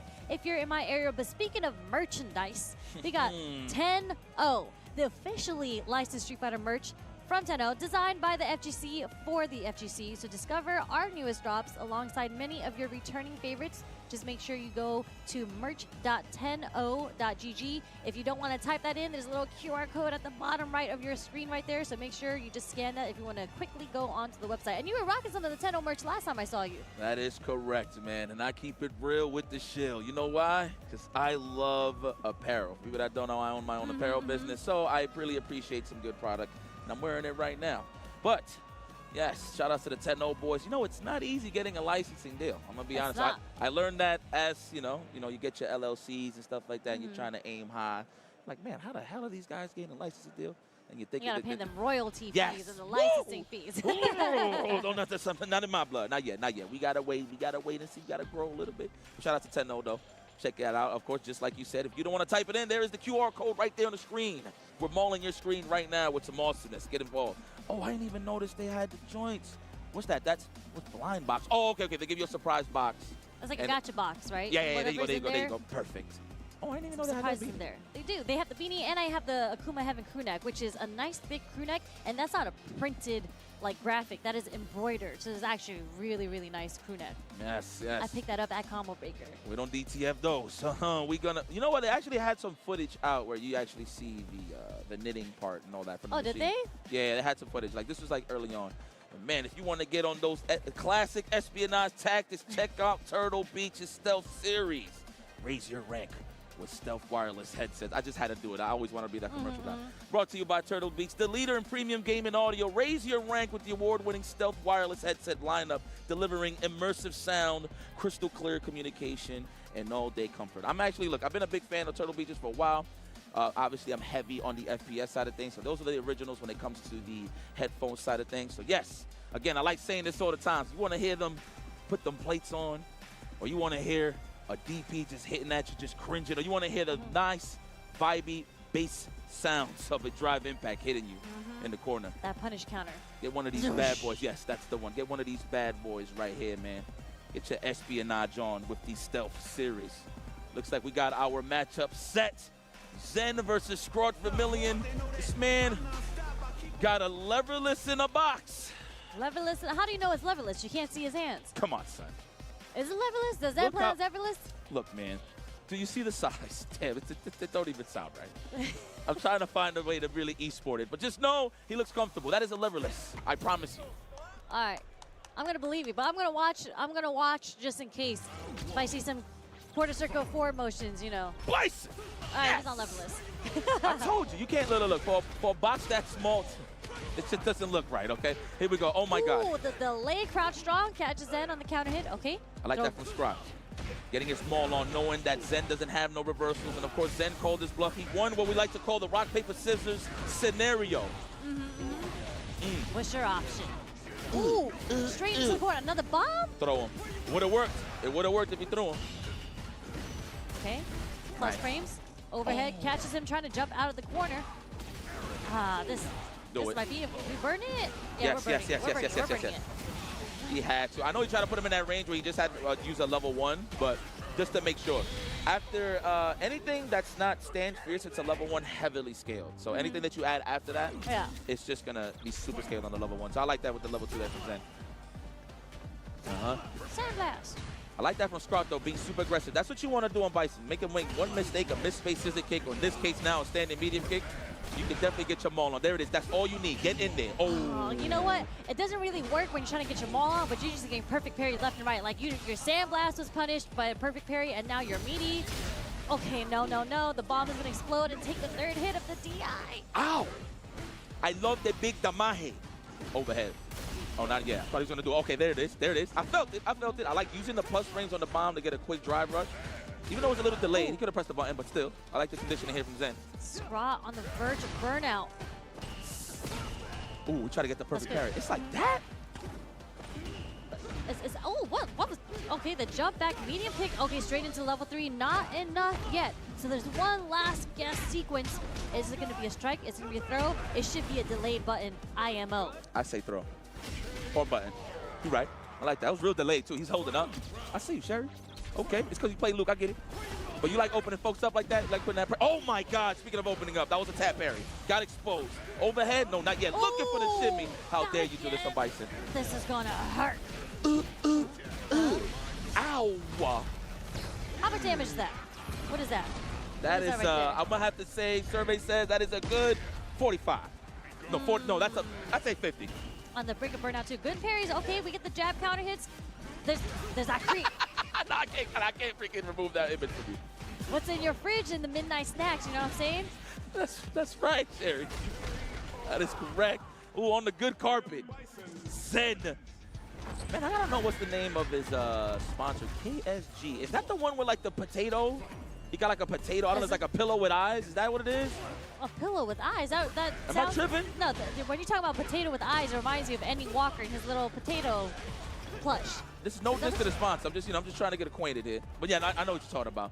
I think it is. I could be wrong. Oh, the straight jump fierce into the OD scissor kick. Set up the bomb. Throw him. That was the fierce one, so you can always get an Oki. That's a throw. No, not even. He's shaving drive gate. Let's see what he's doing. Wait, hold up. Oh, no, that's multiple hits. You got to either reverse it with a DP or a DI, I believe, in that situation to get it. Yeah. Definitely if it was a regular Cycle Crusher, it would have worked out the way that Scrot wanted. No. The bomb? Wait a second. Oh, we're still going to get the jump in. Okay. Wait, what the? Oh, the Zen said to himself, wow, that was crazy. I could still get punished. Wait, do you remember the Bison changes? Yeah, standing medium kick has a bigger hurt box now, so you can whip on it slower.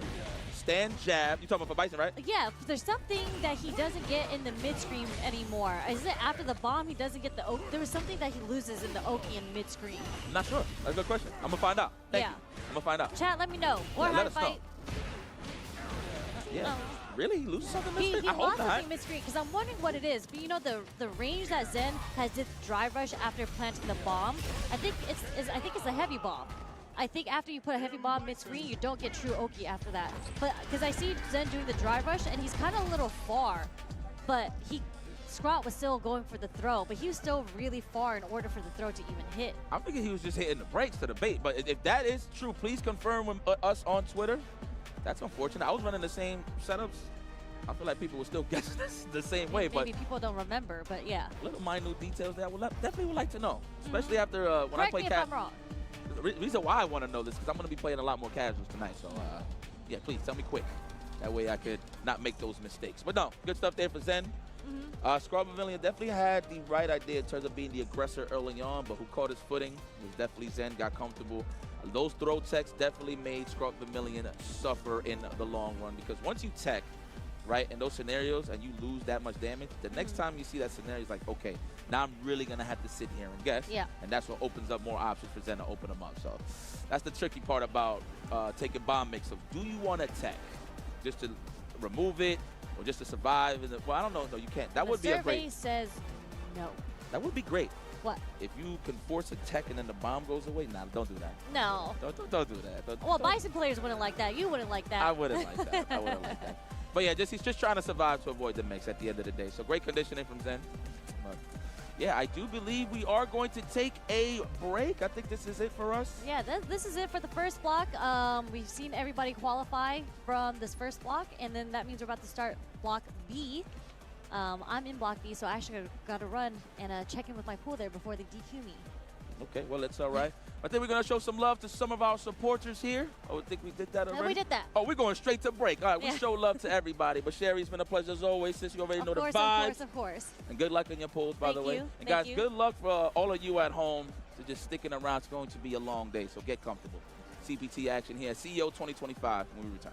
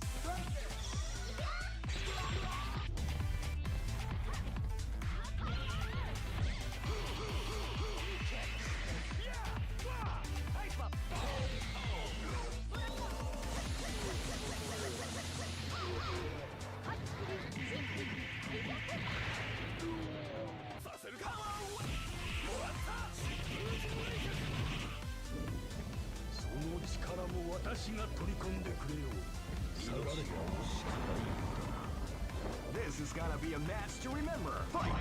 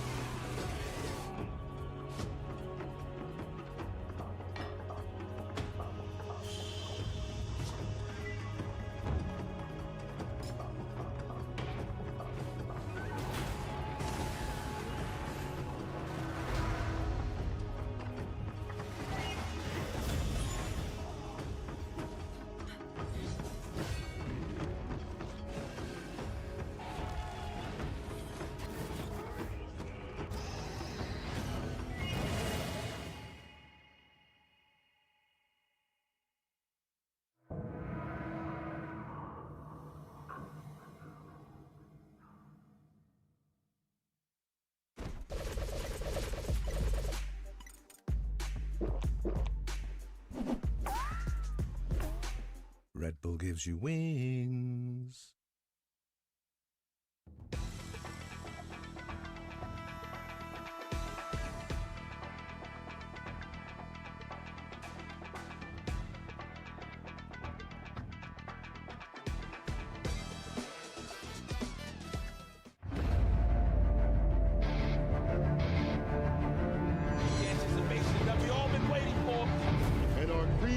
Convergent champion. And he gets the freak, the freaking queen. What a long road that was ahead of him. Welcome to the Capcom Cup. And there it is. Punk gets his retribution. Wake up, OD. Dragon Punch and Kusanagi. The trophy along with a ticket to Capcom Cup. And Shuto now books his place to Capcom Cup. No one's a part of me.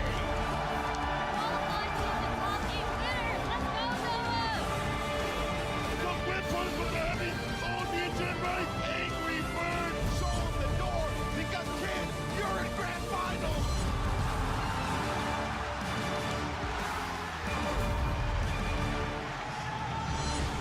Who would have thought?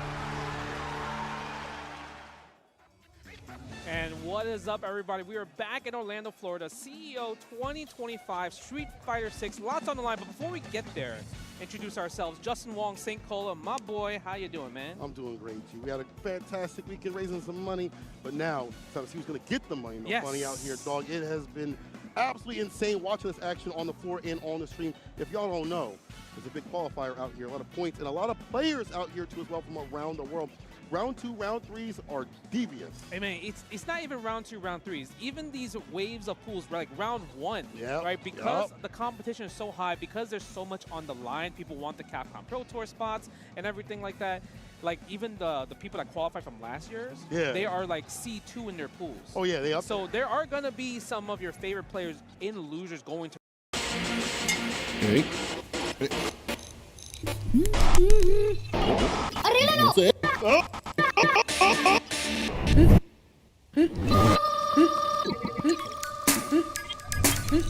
Existe Internet y el Internet en fibra óptica de Claro. En Claro te ofrecemos la solución que necesitas con el mejor Internet para el hogar. Disfruta de la mejor red de Internet fijo del país y la mejor experiencia de gaming, confirmado por Speed Test by UCLA, líder mundial en medición de Internet. Claro, la red número 1 de Latinoamérica y del país. Gana que gana de AFP Popular vuelve con montones de premios. Ahora tendrás la oportunidad de ser ganador una y otra vez de premios en efectivo que estaremos sorteando únicamente para afiliados de AFP Popular. Grandes premios de 20,000, 25,000, 50,000, 100,000 y hasta 500,000 pesos en efectivo en sorteos quincenales que tendremos por nuestro canal de YouTube. Y como gran premio final, un grandioso apartamento completamente amueblado por Plaza Lama, la supertienda. Recuerda, ya puedes ganar un montón de premios con tan solo ser afiliado de AFP Popular y actualizar tus datos. AFP Popular, confianza absoluta. Yeah, basically. You can still go for the perfect one to get the damage that you'd like to have. However, you can't really drop some of them here and there like you used to. So you still get the reward. It's a little bit easier to not avoid some of these problems. We're going to have a match up here. We're going to see more of that patch right now here. And I think what's going to be great about this week is we get to see the beginning, the genesis a lot of players. Of this meta, bro. Yeah. All right. So we got Headshot, Ven Noro Raccoon versus Red Nova. He has a Kuma beat, so I feel like he has to play Akuma. If you're not playing Akuma, bro, we don't have a word after this. Oh, there it is. Yeah, gotta be. Akuma's pretty sick now. You know, they took away his sweep Oki that he had off the top. Sweep Oki. However, He there's doesn't other need ways he actually has another way to do it. Yes, he's a little bit of drive gate behind it. Yeah. So we can do like crouch, medium punch, medium kick Tatsu, heavy kick Tatsu, ideally, or like Tatsu, medium kick. Either way, get Oki off of that. There are other ways to have that Oki that you lost before. That's Akuma, man. Yeah. He's one of those tools no matter what. Yeah, he's still really strong. They gave him like a really cool thing with OD Demon Ray where you can go into level 1 super now. Yeah. So I think that's really cool. But I think the biggest thing that probably hurt a lot of Akuma players and they're probably not happy about is that there's reduced pushback on a lot of his new stuff. Yeah. Like his Firebolt is reduced pushback. Adamant Flame, reduce pushback, forward heavy punch. So now people was like, I have to be careful throwing these moves out. But you know what? That's fair. Because, you know, Akuma players were they were abusing those moves a little bit way too much. And you know what? It's actually kind of a buff for him. If he does Drive Rush 4 Fierce, it sticks to them a little bit closer. Nice health carry, and the punish right after. Oh. He said, give me those beads. Actually, never mind. That's Nova. He got him. He's on it. Yeah. Red Nova, I mean, that was a great punish. Usually, anytime you want to punish like Wake Up Super or Wake Up ODTP, heavy punch, Adamant Flame is amazing just because it's the maximum damage starter at that point. Very much so. Nice crush with kick to catch the walk back sweep. No, Oki's going to go for the deep dive kick. Nice and low. Can't press the button there, Raccoon. Yeah, like you mentioned. You talked about the sweep. Oki got a little bit nerfed. Like what he did right there, Raccoon definitely could have dragon punched that demon. That can interact with it more. Yes. Yeah. Ooh, big jump in. Is he gonna spend level 2? No, he doesn't. But he goes for the reset. It works out. Yeah. It works out. This little strike though mix right there. We even things out. You know what's crazy about Akuma mirror matches? They end in like a minute. Oh, yeah. Because they both bleed. Damage is already super high. Ooh, punish counter starting with the standing heavy kick. Goes for a throw again. I feel like Red Nova needs to look out at that because the standing heavy kick into the Adamant Flame and into the reset throw, he does it a lot. But we're going to spend level 3 right here, right? Yeah, we'll get it next round, brother. Next game. Raccoon. Deadly with the aerial approach. Look at his face. Look at his face after he gets hit. That's what it feels like. Man, that hurts. Oh, yeah, that definitely hurts. That's one of the better supers, I feel like, in this game. Yeah. I do think so. I think in terms of level 3, in terms of like you feel it, Akuma's level 3 shows that so much. And that sound behind it, like a horror movie. Yeah, okay. Spending the OD, go Hadouken, fireball. Nice. You see, there's less pushback on there. I would take my turn immediately. Yeah, you can actually go for a throw there. So it's actually really dangerous to use like heavy punch Adamant Flame a lot. Like you gotta be careful doing that move now. Unless you get one of those things where people are not used to or in tune with the patch fully, to have those things prepped up and prepared. And it's only been like a week and a half, but that was something to look out for if you're Raccoon. Trying to put a more forward medium kick. No anti, but that's fine. Nice. I'm at fist. We're going to go for the one for the knockdown. That was actually good awareness from Raccoon as well, too. He didn't go into light kick Tatsu because he knows he was crouching. He would have missed completely. Falls on the fireball. Oh, no forward. Both whiff at the same time. Could have canceled the DP for that air trade. Coulda. Nice little trade right there. No DP. Do we go for a throw? Oh, we get the combo, though. Oh, yeah, we do. Target combo, forward, fierce finisher. All right, Nova striking back. I mean, you have the beast on. You can't lose the mirror match. This is the ultimate test. Delayed dive kick to make the DP whip. There's the mind game behind that. Yeah, that was pretty risky right there. Nice. Wake up, drive reversal. Get it out of here. I never want to be in the corner. Oh, no. Well, she now gets Akuma as Akuma. Little low fierce trade right there. Oh, the DP missed again. If I was Red Nova, I would abuse a lot of those situations where I could make Raccoon try to light punch DP. You know what I mean? So right, yeah. No, level 3, we didn't spend the meter. But you know what? I think Red Nova's going to spend the bar, though.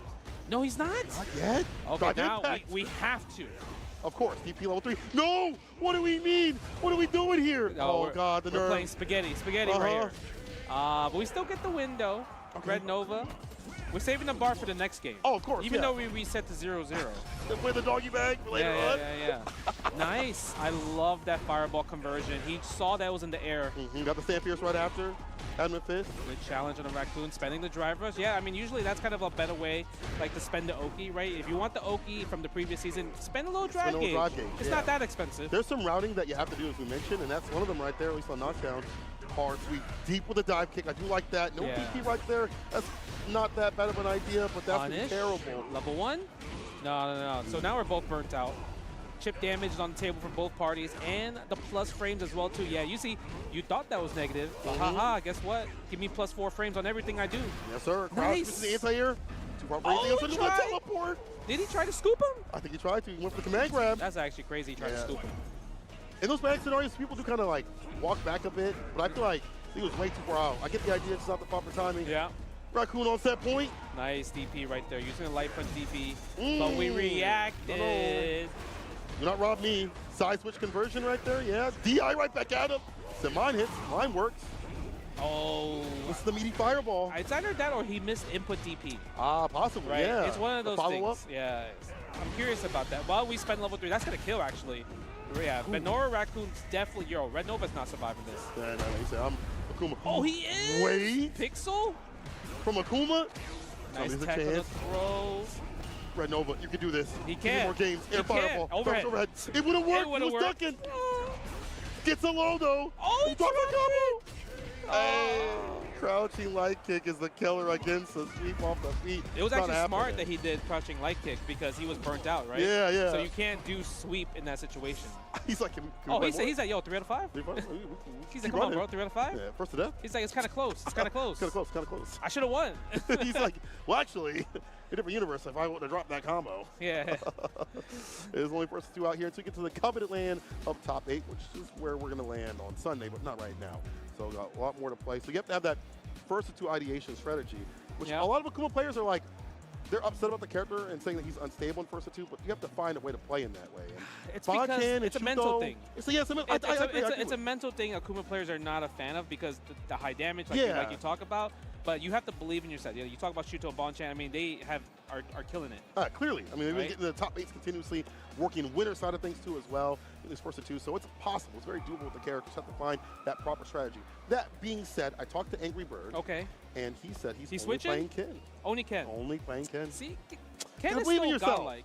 Ken is still godlike. Oh yeah. Even though they nerfed like the throw, right? You still can get the throw consistent. It's 1 frame throw timing, but the threat of it's still there because you still have to think about what if he does meaty stand heavy punch. Right, or crouching medium just kick, meaty button in general. Like it's still no matter what, like you are the player that has to react to everything, right? Yeah, you're still caught up in the corner. Yeah. His corner pressure isn't as strong, but it's still very, very strong. And Ken players will find another way to play around that. And we saw him win one of the TNS, the first tournament last week, and he's still in the top 8s continuously. No, so, I think Ken will always be one of those characters that are going to be amazing. But I think we got a next match, so let's check out who we're going to see next. On the stage. Oh, Sherry, she was just on the mic. Yeah, CPT commentator on Lane the sticks. Spotting versus Sherry Jags. Obviously, we know Sherry's going to play that Luke.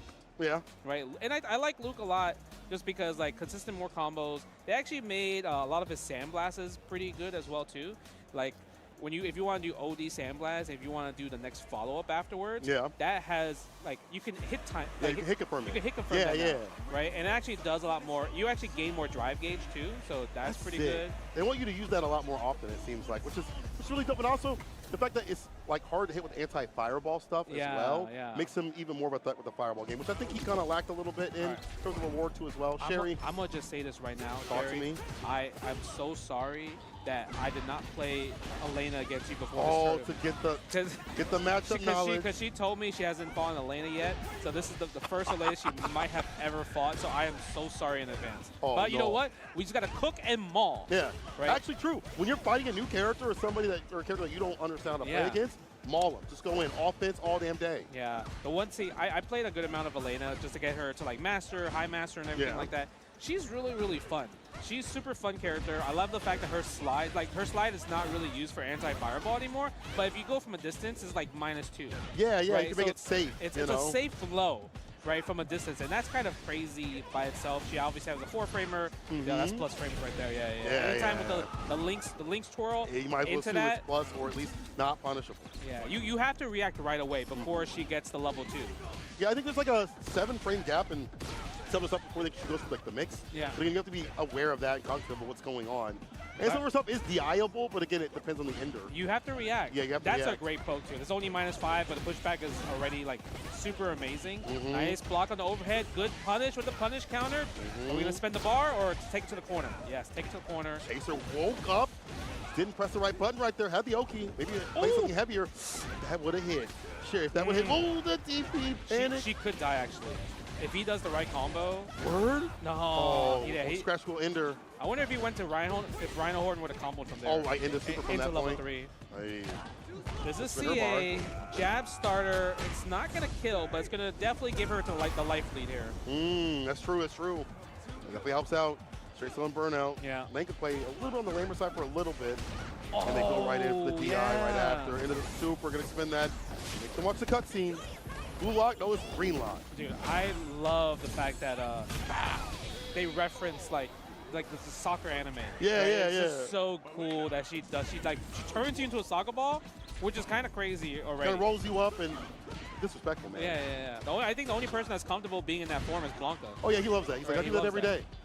by Thursday afternoon. Yeah, but the one thing I would say, if you are trying to like understand how to fight Elena, if you fight her in the mid-range, it actually helps so much because like literally all her frame data for the mid-range is on the higher side. 7 frames, 8 frames, 9 frames. Slower buttons. Her stand medium kick is like close, like is 6 frames, but the range on it is very minimal. That's more of like an Oki situation where it's +1. Yeah. But like stand medium punch, crouch medium punch, crouch medium kick, all on the high number. So if you're Luke and just pressing crouch medium punch, which is 6, that really helps you in that situation. Yeah, get that advantage towards the data. And then also I feel like you can kind of wall her out a little bit with the fireballs behind it. From what the little I've watched from Elena, because there's some Elena players out there, but I'm like watching people to see them in tournament, where it's like not just from playing. I mean, she's still pretty new. Yeah. Right? She just came out and everything. I think she's good. Yeah, I think she's actually sick. Yeah. Okay. Able to recover after the throw whipped. Yeah, that's punishable. A little bit too far. We're going to get level 3 right here. Build it, spend it, cash out, easy, tying the game. Sherry Jennings, 1-1. As you mentioned, just small. That's what I'm saying. Like, literally just small. No, she was just playing in the range game where like crouch medium punch was just winning against all her normals. I mean, 6 frames versus 8 and 9. You're going to win every single time. And you're going to get the advantage. Oh, it's a bar, Justin. Am I? I'm getting better at it. Yeah. Getting there, bro. I got you. It just comes naturally. That's how you feel, huh? Yeah, it's happening. It's a DNA thing for me. But anyway, Rhino Horn Ender. Yeah, Link's tail. I like that right after to see the catch, the walk back with the crouching, kick in the fireball, simple stuff right there for Sherry. Adds up a lot. Yeah, I hope Sherry realizes that, okay, that's why she's pressing crouching jab. She's like, oh, maybe the slide is punishable there. But if you know, like, if you're not sure if it's punishable or not, you should try to go for the throw instead because she's definitely minus in the situation. At least take back your turn with the throw. Yeah, go for a button. Like, then you could kind of bait into a shimmy in that situation, right? Even for later on too as well. That's a good idea. Throw a fireball. It's hard to get her. It's hard for her to get through projectiles. Especially that close and that fast. Hit scan that Luke has on She has to use kind of like OD link swirl. Yeah, that's the thing. Far, and look how much far Lane did not have at that point. Exactly. So very smart stuff. You could do regular, but like you have to charge that bad boy. Yeah, you got to put some weight behind it. Anti-air there, Sherry. Nice. Go to sleep. Try to tap parry. Didn't really work out. Oh, good jump. I thought. Jump medium kick might have worked, possibly. I think she didn't expect the drive reversal to move her forward that far. Yeah, you're right. You're right. It makes sense. I mean, this is probably her first time ever fighting against Elena. Yeah, different rates will be drive reversals. There we go. Sandblast. Got the lead. I guess that's only -1 now. Oh, big jump in. We have to spend level 3 here. Yeah, get the bar back. Get some sort of a lead, or at least some sort of momentum after this. Keep Sherry in the grave. But she could buffer level 2 though. Level 2 is backwards. Oh, didn't get a workout right there in that situation. Stay with the DI. We're talking about the DI, trying to find these moments. Oh yeah, we got level 3? Gotta be. Run it. Easy, Sherry Jennings. What a comeback. Yeah. What a comeback. It's literally, as you said, I feel like she was listening. She was like, oh, smash crouching medium punch. I got you, Justin. Crouch medium punch is the button, especially against Elena. Yeah. Like, she don't have no buttons to interact besides crouching medium punch. Yeah. But she'd have to get closer with that, and then crouching medium kick don't get as much reward. It's difficult to poke, as you mentioned. Slower buttons. Hard to find that right time to whip on it. It is hard, but like I think with crouch medium kick as well too, there's a lot of recovery on whip. That's true, yeah. So you put yourself out there to get clipped. So Elena could definitely just snipe that with stand medium punch, right? And that would be like punish counter, and it actually forces standing only on punish counter. Yeah. So that's like usually like what you want to use stand medium punch with, but if besides just regular whip punishes that doesn't cause punish counter, it would have to be crouch medium punch or crouching medium kick. Yeah. You know what I mean? So it has to be one of those buttons. And you're already ducking too, which avoids a lot of what she would like to do in some of these combos. Yeah. Off the rip, if it does hit. The thing with Elena is like she's still strong. You have to sauce people up to get the overheads to hit. And then once that mix is happening, it's all set up for that. But the thing is, it might be easier for people to react to it because if they see the link twirl, they're like, oh, okay, you're going to go for the plus frames. Yeah. Let me wake up with ODDP or DI wake if up I can. reversal, DI, perfect parry, or super. So it's one of those things that you have to be sneaky with Elena. Yeah. I want to see people eventually do like just the link twirl level 2 and just fake and bait people and just go for throw instead. Ooh, that'd be fire. That'd be cool. Y'all getting free data right here from Justin. Free data. I mean, it's all theory craft in my head. I feel like the theory against her was really well. I mean, it worked out really well up on the screen. So you might know something. You might know something, Brody. But you do have to be careful, even though, like, let's say you have a 6-frame medium punch now.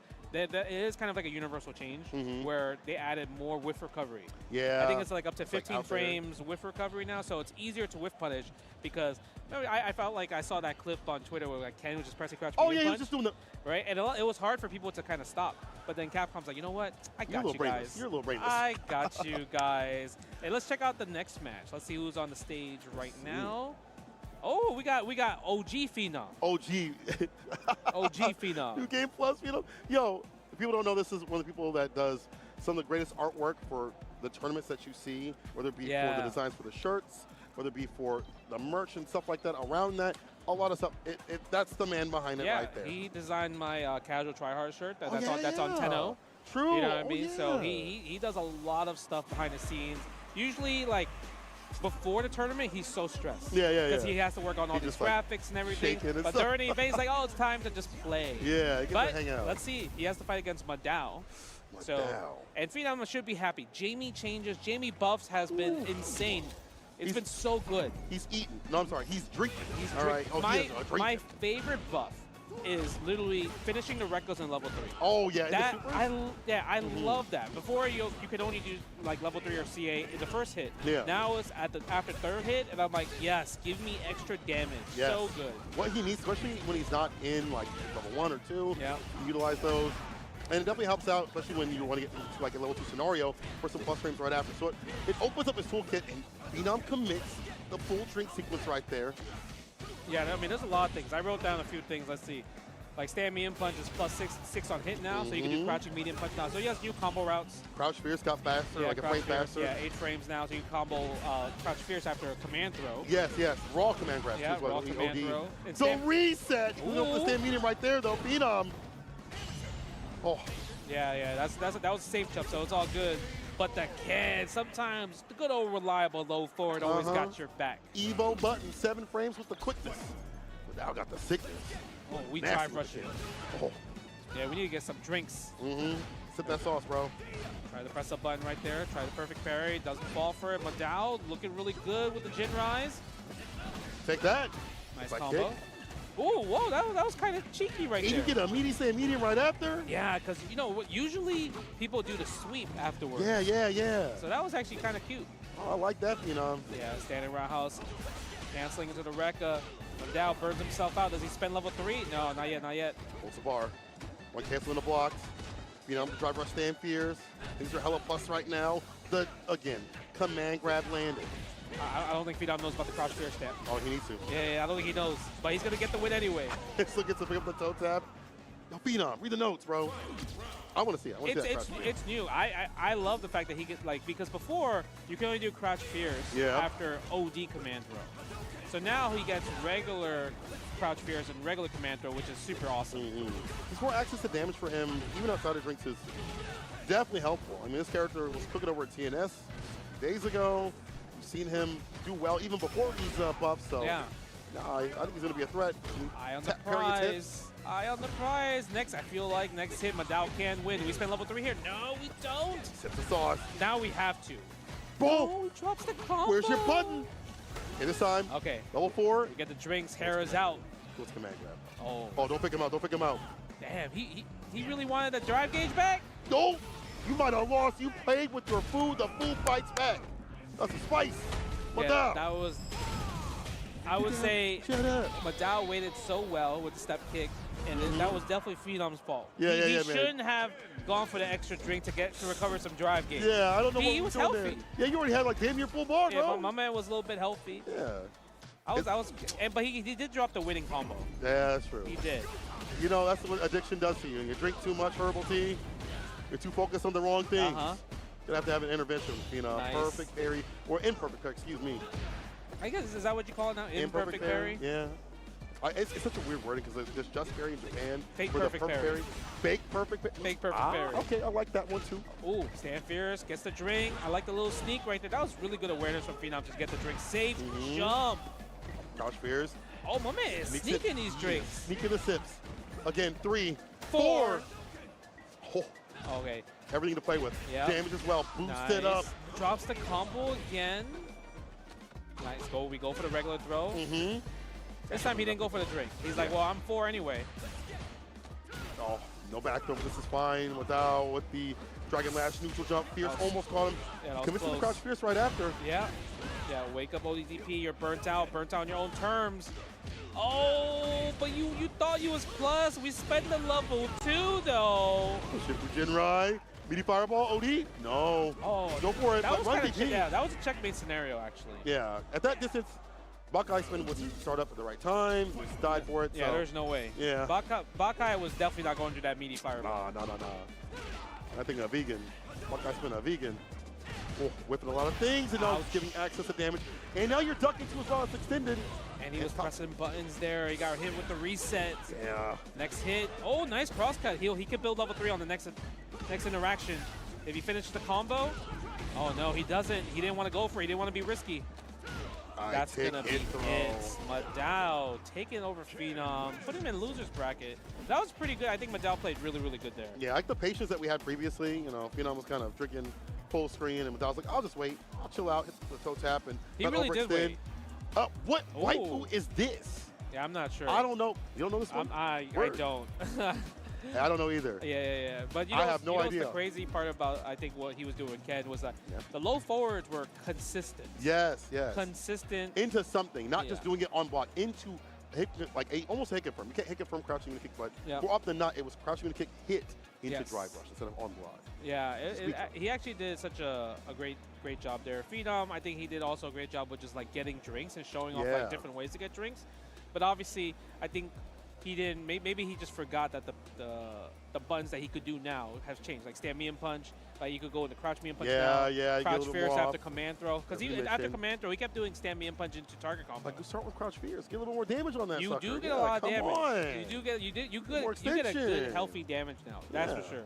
He also gets like off a heavy kick, like punish counter and stuff like that. Gets more just in general off that crouch Fierce as you mentioned. Yeah. There's just so much more access to damage and things that people have to drill out to have it in game time. I'm a fan whenever I play Jamie, anytime I hit a punish counter like stand heavy kick, I just drink. You just two drinks on that. Yeah, right? because like the punish counter like puts him in this little fall animation. Yeah. So it's and like while a they crumple tumble. down, you just take the 2. Yeah, you get like at least 2, and you can sneak into 3 if you're feeling risky. Man, I feel like that. That's smart as hell. Most people just take the damage to the knockdown They or something do. like that. It's hard to choose though. It's really hard to choose though because you're like, man, damage is so good in this game. Yeah. But like, if you're a Jamie, you're like, but if I level up, I'm also really good at this game. Yeah. Then you become one of the better characters. So it's like it's hard. Trying to choose is always the hardest part, I would say, as a Jamie player. But I mean, with this patch, I think Jamie has gotten so much better and so much cooler with different combo routes. So I think eventually we'll see more Jamies cooked. I think so too. I think if you're playing Jamie though, you're gonna have to play Jamie and not be like, well, I have a proprietary Jamie or whatever. You have to probably main that character because, as you mentioned, it takes a little bit of time to grind out the matchup of when to drink in a matchup, but also against certain types of players too as well. Yeah. I mean, you mentioned TNS. I believe the Jamie player got second. Azan, the world's strongest diamond player. He don't play rank, so on there it just says diamond. I was always wondering, like, because I seen him before. I think there was a 2v2, and he teamed up with another Jamie player, and they got like second or something as well. I don't know who the other Jamie player was. I just know he was cooking. Yeah, his Jamie's sick. Yo, Azan, put me in the backpack. But just like that, we have another match. I think it's my friend Fimshep on the sticks. SGF Fimshep versus ASAP Ricky though. Yes. Oh, it's gonna be a Marisa mirror. Yeah, let's go Fimshep out here with the modern Marissa. Mm-hmm. Yeah. Shouts out to SGF Devices supporting her. Great controllers out there. Very fantastic people. I love the face. Look, Mai's face is hilarious. So ASAP Ricky is not gonna play. The mirror. All right. Sometimes, you know why? Because I feel like when you're playing in a mirror match, especially if you know the other person's a modern player, it's kind of hard to kind of control. Because you know, like any type of approach, the modern reactions could be a factor. Right? But right now, we are seeing Mai doing Mai thing. Oh, of course. Still able to do things that she's able to do, but the damage is coming through right here. Reset? No. Drop. That might have been an accidental second press on the standing heavy punch. Commit to the second hit right after. But we'll see. Marissa also is another character that got some really amazing changes. In this one, obviously a lot of her frame data has changed when it comes down to it. Like crouching light punch is +4 on hit, -1 on block now. Crouch light kicks +2 on hit, so it's better to do drive rush low. So she can actually convert a lot better. Crouch medium get +3, and Crouch heavy punch got buff where you can super cancel. Yeah, so that's really awesome too. That's really insane considering it might be a good anti-air if she's able to land it. But for these things, you have to find the mark. Oh, nice. That fan's right there. Yeah, going for the OD fan. Reversal. Back it up a bit. Oh, go for the anti-air that yeah, he's scared. He's scared. The modern reactions is a thing. Presses a button. Oh, level 3. Gladius. No level 3. Wants to get the kill for the next hit. Next hit will surely be it, brother. Stand fierce. Charge up fan. Delays it a little bit. Oh, gotcha. That's going to be a punish into level 3 right there. Ricky with the first game. It's hard to know when to like let the OD Gladius rip or about the distance to do so because Ricky's outside the range where Gladius is trying to go through, stand fierce forward, heavy kick, where you'd like to be at. Effective range where it's good for Mai to hope to stand medium, stand fierce, thought fans safely. I think the problem is Femshep is having a hard time dealing with the fans. Right. Right? The OD fans, regular or charge fans, or just fans in general, like that's the hard part. Because like, yeah, you have armor and everything, but you can't just armor through like these fans already coming at you. Right, yeah. Right? And he's just jumping over even when you are charging Gladius. It's almost like catch the Gladius like as a bait. Like I'm just gonna jump over that, let you whip it. He's been doing that a lot, so she needs to try to like kind of like slow it down a bit and just parry a bit more. Then that will help a lot of scenarios. Oh yeah, I can't do that anymore when the changes allows people to not only bust out on the target combo. Nice. Okay, using the phalanx right there, but we're going for the dive. All right. We'll switch up against some of these approaches from the jump-ins. Big punish right here. Go for the medium, take her to the corner. No, we're going for this reset up here. Oh, empty medium. Could have killed this will, though. Stay down. Yeah, not getting up after that one. Okay. Femshep. Yeah, she's looking really, really good now. Also, her level 1 obviously got super buff now. That's true, so you can't throw it, Where are you going? Dino some dirt. Oh my God, not the toes. Bro, you heard the impact on that? Crunch on that? Jesus. She's not wearing shoes. She's wearing sandals. She's wearing sandals. God. Oh, that was crazy. But again, helps out Ricky. Nice punish counter combo right there. The crouch being punch and the overhead. We spend level 2? No level 2 right there. Armor up, jump up. Gotcha. Do it again. Yeah, we're doing it again. Over the overhead, neutral jump. That's calls tough. up throws. Again, she dies lows and throws. Yeah. That hasn't changed. Her defense has gotten better because that level 1 that you mentioned. But she still has the same problems of the fans. The fans, bro. The fans are still strong for Mai as well in the corner. It's also, it feels like visually it looks harder for Marissa to deal with because she's taller. Ah, yeah, so maybe it feels like it catches sooner. Yeah. You know what I mean? Okay. Femshep needs to land the level 3. If she can land the level 3, attack the drive gauge, so Ricky doesn't really get a chance to use OD fans. That would help a lot. But as the match is going, she's not really getting an opportunity. She's going for the reset again. Okay, go for the Gladius right here. No. Oh, really? I felt like she could have reacted back, but maybe Ricky got it in time. Yeah, possibly. Now with the enhancement, level 1. Nice. Gladius right there. Go for the armor. Special move button. With the low, though, the crouching kick is able to hit. Level 2 is coming. It's not enough. It's close, though, but it's not enough. Guess per game. Drive reversal. Yeah, we need modern reactions right here. Modern reactions against the fan is your only get. It's going to read. It does. That's what I'm saying, modern reactions, baby. That's muscle mommy right there. Or two-touch Teresa. I don't care what you call her. You better call her back. She alive. She's dead. The overhead. Oh, my Blessings from above. That's right. You know, if it was classic input, they would have killed. Yeah, but because it was modern input, the damage was not that high. Oh, it's game to game, though. Yeah, and you saw the pop-off she did, too? Yeah, let's go. Uh-oh, good jump in. Should have pressed medium punch. But we still get it. No anti-air. Relying a little bit too much on Gladius as the anti-air because I think crouching heavy punch would have worked right there. Yeah, I think that might have to be the change-up. Or at least like walk back to up medium or take a fade away. Okay. Oh, armor, baby. I got you. Oh, we're taking the risk. Misses but not punished. The OD fan is there. And again, the side switch. Ricky has been going for that continuously. Hoping to play out the Gladius. Perfect parry. No punish, though. Proper timing. The button, I should say. You really have to always worry about, like, stand medium punch, like, from just Marissa. I feel like it's just the greatest interrupting button ever. It is. It just interrupts everything. And now, again, that change, you can't, like, DP after that string is on block. So it's like, that's good. Damn, I'm holding this. Armor up. Yeah, you thought I was a command throw. So I knew that. Baited that. Oh, but this time we ODDP, let it rip. And the overhead again. I would have spent it. Oh, yeah. I want my drive gauge healthy. Exactly. And keep that lead, too, as well. Even more so. Roll DI That's crazy. on a modern player. Yeah, that's actually You're devious. crazy. That's actually crazy. Oh, that's going to hit. And guess what? You're burnt out, but you do have level 2. Level 1, level 2. So you can wake up if you see any type of like interaction right here. So you have those reactions. Can FemShep survive? Nice. Neutral jump, neutral jump. That's bait. Bait. Baited.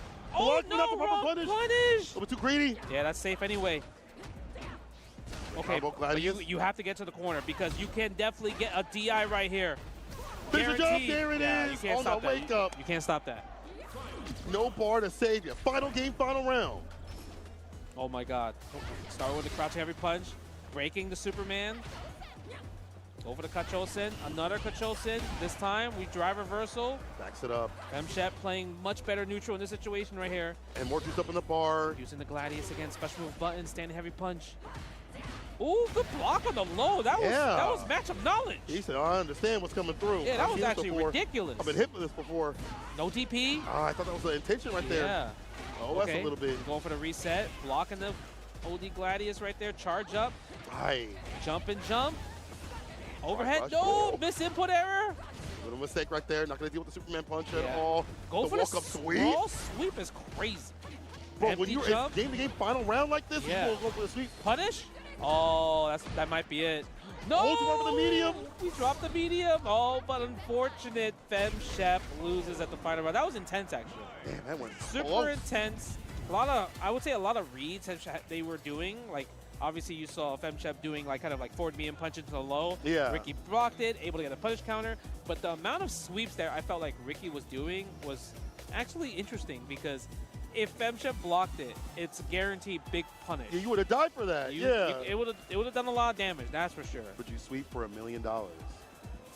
It worked. I mean, it works. If it works, sweep is good in this game, even though it's like unsafe. Yeah. The thing is, because of the general defensive strategy of just like walking back, like sweep is just really good if you don't want to use low forward. Yeah, I think that's true. I think also for a lot of characters like Akuma and stuff like that, you know, it's harder to punish some of these sweeps at some of these distances, from like the distance. some characters. So I also, we talked about like lows being a problem from Risa. Like that's also a low that could blow up. Possibility of like a stance cancel or something like that. Yeah. So that maybe is possibly the intention. Either way, it's gonna be Ricky moving on. But shouts out to FemShep and SGF helping her get out here to play. And it's good seeing people just in person overall. You know. No, I think she played really good. It got to a point where the match itself was just.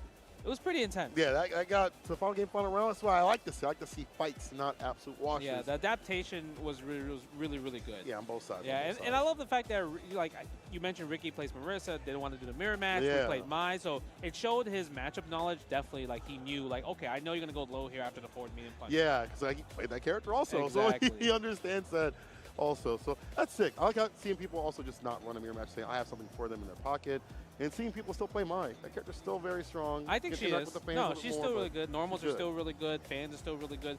Obviously, the change with proximity, I mean, that's definitely like amazing for people fighting against Mai. But the thing is, her Kachosens are still ridiculous. Oh yeah, still ridiculous, especially the charge, OD, and then obviously if you get the level 1 buff, still amazing characters. So I would say you still should be scared of Mai a lot. Yeah. She's not a Make-A-Wish character as much as she used to be in terms of getting to like top spots and stuff like that or taking But wins. even then, like we didn't really see Mai winning that much. Yeah, I was about to lead into that. Placing, yes. Placing and being annoying, yes. Especially in like maybe CFN or whatever. But in terms of like winning tournaments and stuff, people would switch. They win. You see people switch back, like Momochi. And speaking of switching back, I saw Momochi playing a lot of Ed. Yes. Even here in casual, so. No, before we got on, I was watching the matches, and he definitely won with Ed on stream. Oh, yeah. Yeah, all right, so Ed is still really sick as well, too. I like the change with the kill rush after the flicker, right? Flicker kill rush. I think that's really cool. More damage. It's more like straight up damage really that cool, he needs. right? So next match, we get to see some more of these changes in this next one. Who do we have up here? Oh, yeah, Onset. All right, I feel like QB Ken plays Ken. Gotta be. If it's in your name, don't be playing no Ryu, bro. You better have no character. You better hey, I mean, Ryu is. I feel like it's validated if he did switch to Ryu because Ryu got a lot stronger. But I mean, I think he's gonna pick Ken because I think something about Ken's offense, his speed, that's what Ryu doesn't have. Yeah. Sure, he hits like a truck, but the thing is, Ken is like, I could take you to the corner. I actually can whiff punish a lot better. You know, I have like these really, really good moves like Jinrai and Dragon Lash. The tempo is so much different. It's with very that character. different. Yeah. But we got Bison though. Oh. This is costume 3 Bison. Yeah, that's a fire one. Onset lied to me. It's like, bro, I'm never going to play Bison again. I'm just going to play Akuma. I hate when players will tell you one thing and they go up on the stream and they're like, you know what? I'm going to play this character. Yo, but Bison got buffed though. Oh, yeah, Bison's good. I think his offense got better because of the parry changes. It's harder for him to defend against things because of the parry changes too as well. But that light Psycho Crusher I'm just saying, is so fast, you get more damage that's on some so things. good. It's really dang good. Yeah, the Psycho Crusher really was a big game changer for him, surprisingly. It makes it more fun to play him too, I think. It's not just I'm going for a back to bomb all the time. I have to spin for that Psycho Crusher, have that charge up. It's like, this is over. It's over. Okay, go stand around house. We're going to go for the block, good old classic block strings. No anti with the crouch heavy punch though. Nice. They've got the turn and the proper perfect parry. Side switch. Oh, that's going to be safe though. No, he held up. He said, what? What? Okay, you got to prepare. Nice swift punish right there. Eat him up. Go for the damage option instead of the corner option. Jumped on it all out. Scissor kick, whatever it could have been, but it doesn't matter. It's going to be the end right there. On set with the throw. First round to him. Yeah, that was a good bait on the perfect parry attempt right there, right? All right, it's so hard to overhead. You see the hands rearing up. Yeah. Easy back throw. Shimmies there from onset. Okay. Onslaught of damage. Back fist combo right here. Go for the back throw. What's the setup here? Oh my God! No, I thought it was gonna be a cross-up actually. Yeah, I thought so too. If he didn't hold the parry, there's definitely gonna be a cross-up. Buffering button, scissor kick, the proper range. That's enough. Oh, level 3 should be incoming. There it is. Light Psycho Crusher into the super. You see the chunk of damage that light punch Psycho Crusher does? You're doing a lot, brother. Bow. Onset. Onslaught. But they did nerf his stand meme kick though. There's a bit more recovery on whiff and everything, so. You have to think about how you're poking with that button. I feel like it's a little bit more difficult. Yeah. Drive punch like heavy kick, stops the stop sign, staying fierce. My turn. Oh my God! Just raw Psycho Crusher right there. I felt like he could have interrupted a little bit. So you know what? We want to attack that drive gauge with that Psycho Crusher though. Now we do the reversal though. 10 the fireballs. Okay. We're gonna play back to neutral. What a jump! You see, that was the nerf right there. It's a nerf right there. That's why people don't want to use that button.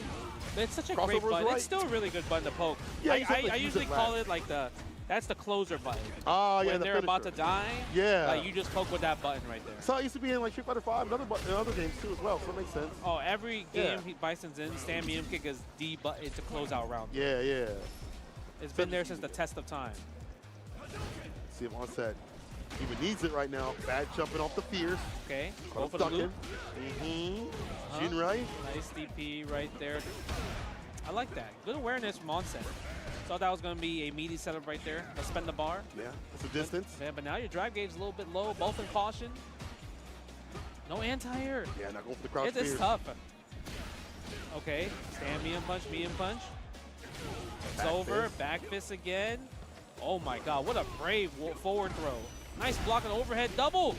Good conversion though. You're dead, level 3. On See, that's what you call privilege right there. Yeah, that is. Let me tell you why that's called privilege, right? He did overhead, he blocked it, right? He did overhead again and whiffed, but he exploded. Yeah. Recovered on the overhead, then jump medium punch, able to finish the combo with the third overhead. Hey man, relax on my character. You see, like that. He a boss character. He deserved that. Is he? No, he's not the boss character. I mean, but he is a boss character though. He was a boss character. He deserves that privilege. He was That's psycho a boss privilege character. right He there. don't remember who he is. He got amnesia for real. I remember who he is though, and I know that he deserves it. Okay, that's my boy Bison. I do. I mean, I enjoy watching people cook with Bison because he's one of those characters that just makes you explode. Yeah. You know what I mean? 70%, 60% combos. Yeah, just explode. Like you wake up ODDP, wake up super. Well, GG, shake my hand.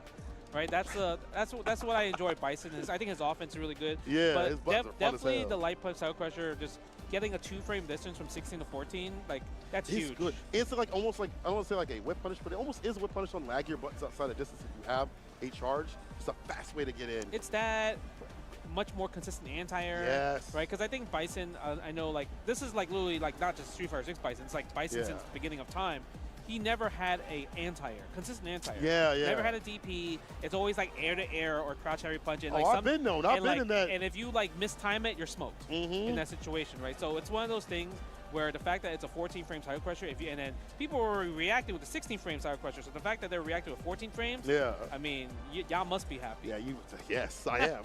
Every time I hit that cycle crusher, I'm like, I am on point with it. You could be on point too if you practice and prep up your World Warriors, which are happening real soon. It's like in the next week or so. Either way, you can go register right now and find out exactly that date on capcom.us/WW25. Reg is open. Sign up right now. People, get through the regional finals. You'll get your shot at Capcom Pro. Yeah, they got a nice little prize pool too. Wow. For World Warriors Online. I'm pretty sure you're going to commentate it. Oh, yeah, we'll commentate a few, right? 100%. So it's one of those things, like, if you're trying to get in the Capcom Cup, this is the start. Especially if you don't really have the options to go outside and travel around the world. Online is here. Online has produced so many champions from the World Warrior going to Capcom Cup, creating these amazing stories. So really, sign up now, you know, make something happen, get in the Capcom Cup, and if not, you got this amazing prize pool just for playing at home. You're going to walk it back with something at least. You know, you're going to leave with something in your pocket. You also slide to my DMs with that money too as well. Ooh. Well, but you know that what, money somewhere. You know what else is that? If you got that money, you can spend on that 10-0. Oh, word. Right, you can spend on that 10-0, right? Because 10-0, I feel like they're producing a lot of really cool stuff, right? Oh, that's true. But, you know, while you're spending that money, you can wear that over at the Blink Respawn. That's in a couple of weeks. People sign up right now so you can be a part of an offline CPT as well. And I hear the DR is absolutely amazing. The energy is electric. It's fire. It's flames. And the people are super humble and happy to play it. But they have some absolute demons. I saw the production last year, and it looked like an amazing time. Oh, yeah, like the stage and arena and the people just, like, naturally just being loud right there to cheering for everybody. Not even just cheering for DR, but just cheering for everybody, right? So if you guys are looking forward to go to Dominican Republic, check out Blink Respawn 2025. Register now, and obviously they're going to have a big stream. I think they announced Yipes and Vicious to be there as like commentators. Oh, hell yeah. Right? You know it's going to be good. So you're going to know, it's high quality. A lot of players will be there. And I think it's going to be a great time because I'm trying to see who's going to qualify from there to get that Capcom Pro Tour spot. As we lose more and more spots. But there are more places to play beyond just the CPTs. Sage Jam Slam is coming up. Looks like we have the round robins and team finals all coming up in June. Shouts out to Sage Jam for combining the streamers, the players, all together to create some of the most hypest action, casual and pro, thus far. So go check that out. Streaming live starting June 25th and 27th. And, of course, the team finals only 29th. Hopefully we get to see the team soon. I like to see what's going on with that. I think he tweeted about like how there was way too many people that signed up this time, so it's hard for him to choose.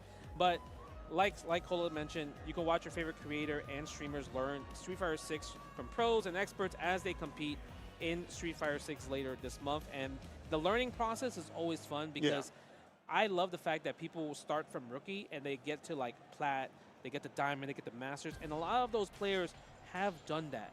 So that's going to be really, really cool. I signed up as like a side coach, like assistant coach last year, the last two, and it's been really fun. So I'm probably going to be doing it again and just trying to help coach people.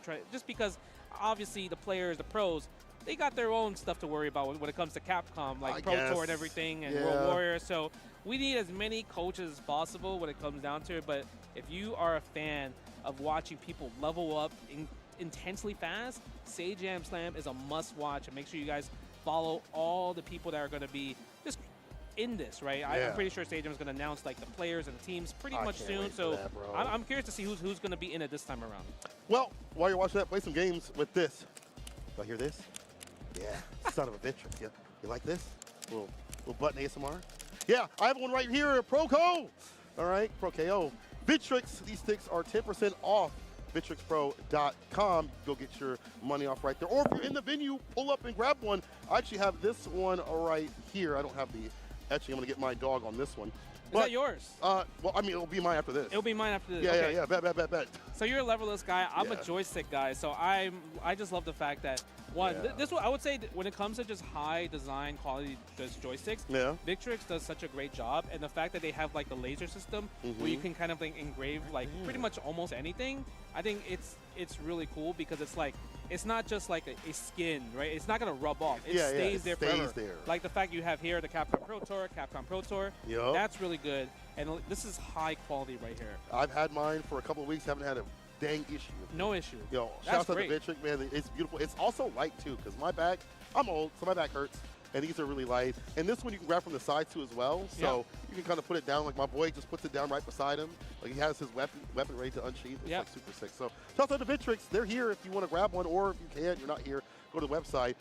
But speaking about being here, we're here at CEO 2025. People in Orlando, not Daytona. Yes, that's right. In the sunny Orlando. Orlando's been really good lately. Like, this venue has been amazing. Oh, yeah, it's been fantastic. It's been great seeing again all the players, the things that you can do. There's RSLE over there. There's some food over there. There's casuals also in the back. And I haven't even been to Bailey Land. I haven't checked out too much stuff yet, but the one thing I have been checking out is, like, the amount of people here playing. Yeah. I think for CEO, like, Jabali tweeted that this is record-breaking numbers because it's Orlando, and a lot more people are coming back, and it really does show because, like, you have so many of the best players in the world for Street Fighter just here because there's so much on the line. Yeah, yeah. Right? And a lot of them did say, like, man, if you moved it to Orlando, they pull up. Well, they definitely pulled up, you know.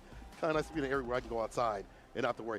But we have to worry about these X matches coming up real soon here because I cannot wait to see who's going to be qualifying, as we mentioned, CPT spot and with points. It's tough. A lot to think about. It's very tough. It's hard to see. Like, who do you think is, like, one of your favorites to go far? Yeah, like, if you had to choose somebody. Man. I know you got your favorites. You know, okay. If my heart gonna be always with my homies in the Midwest. The Midwest. Right? Midwest. Dual Kevin, Jack, you know, I'm gonna say them. I mean, they got top 8 at Combat Breaker. So like, I wasn't wrong with those close. picks. That was also a mine pick too as well. But I'm looking forward to, like, what's Angry Bird gonna bring to the table with this kid, right? Big Bird as well too. Exactly. And maybe some of the standout people like Kobeon, who we didn't get to see at Combo Breaker. Finally got things figured out this travel, so he's out here. You know what's crazy? That was the nope. I didn't know that the story. That was a crazy story. Oh, it was a wild, bro. I messaged him. I was like, "You gonna be out here?" And then he messaged me later. He put me on scene, and I was like, "Oh, that's crazy. I'm gonna remember that, Kobeon." But it was for a good reason because later on he was like, "I'm so sorry." See, if he just told everybody that he was a Zangief player, it would have worked out. They would have said, "Get your ass back!" Like, no, they would have let him rock. People love grapplers. People love to watch grapplers. He's like, yo, you're a Zangief player? Oh, I'm bro, down to watch your Combat Breaker. Yeah, bro, get him. Not me, though. I would have been the TSA agent that was like, no. No, like sorry. that? No, I'm a grappler hater. You know I'm a grappler hater. It's obviously tough to see who's going to do well, but I think your usual favorites. Yeah. Like, I feel like when you're in your hometown, you get a power-up. So I feel like Do and Punk will do extremely well. Of course. Or even Mena. I mean, Mena did win a CEO, right, the first year of Street Fighter 6. True. Yeah. Right, when it comes down to it. Punk did win the second year, right? So now we're going to the third year. So I'm curious to see what's going to happen. Mena just won EVO Japan, so I feel like his the stress levels is not as much. Much lower. Right, compared to most other people that still need to qualify and get these points, right? Yeah, well, my stress levels are really high because we're going to take a quick break and calm down a little bit. When we return, we'll bump it up a bit, get back to the action. Stay with us.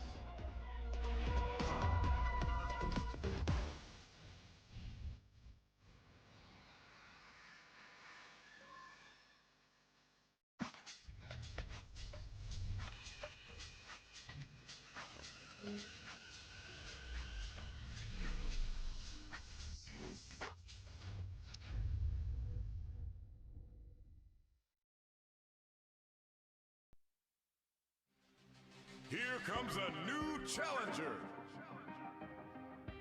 Hey now, where you going?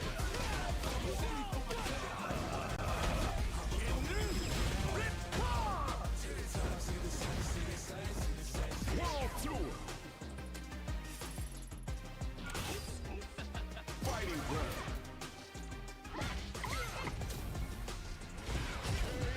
Battle hub.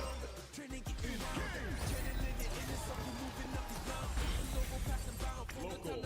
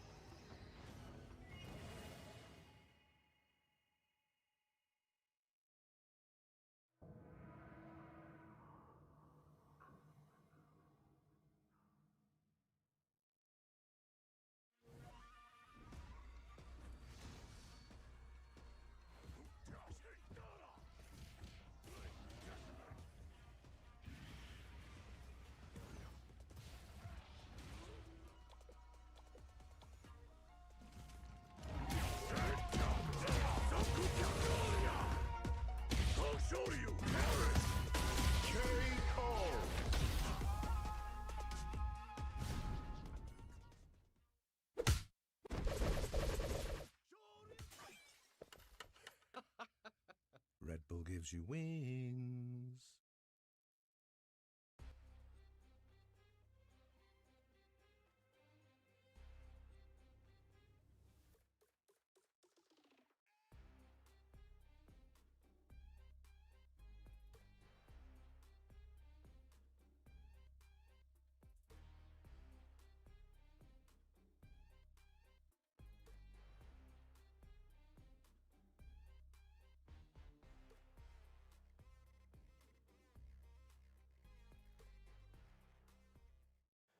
And we're back with more CEO action out here.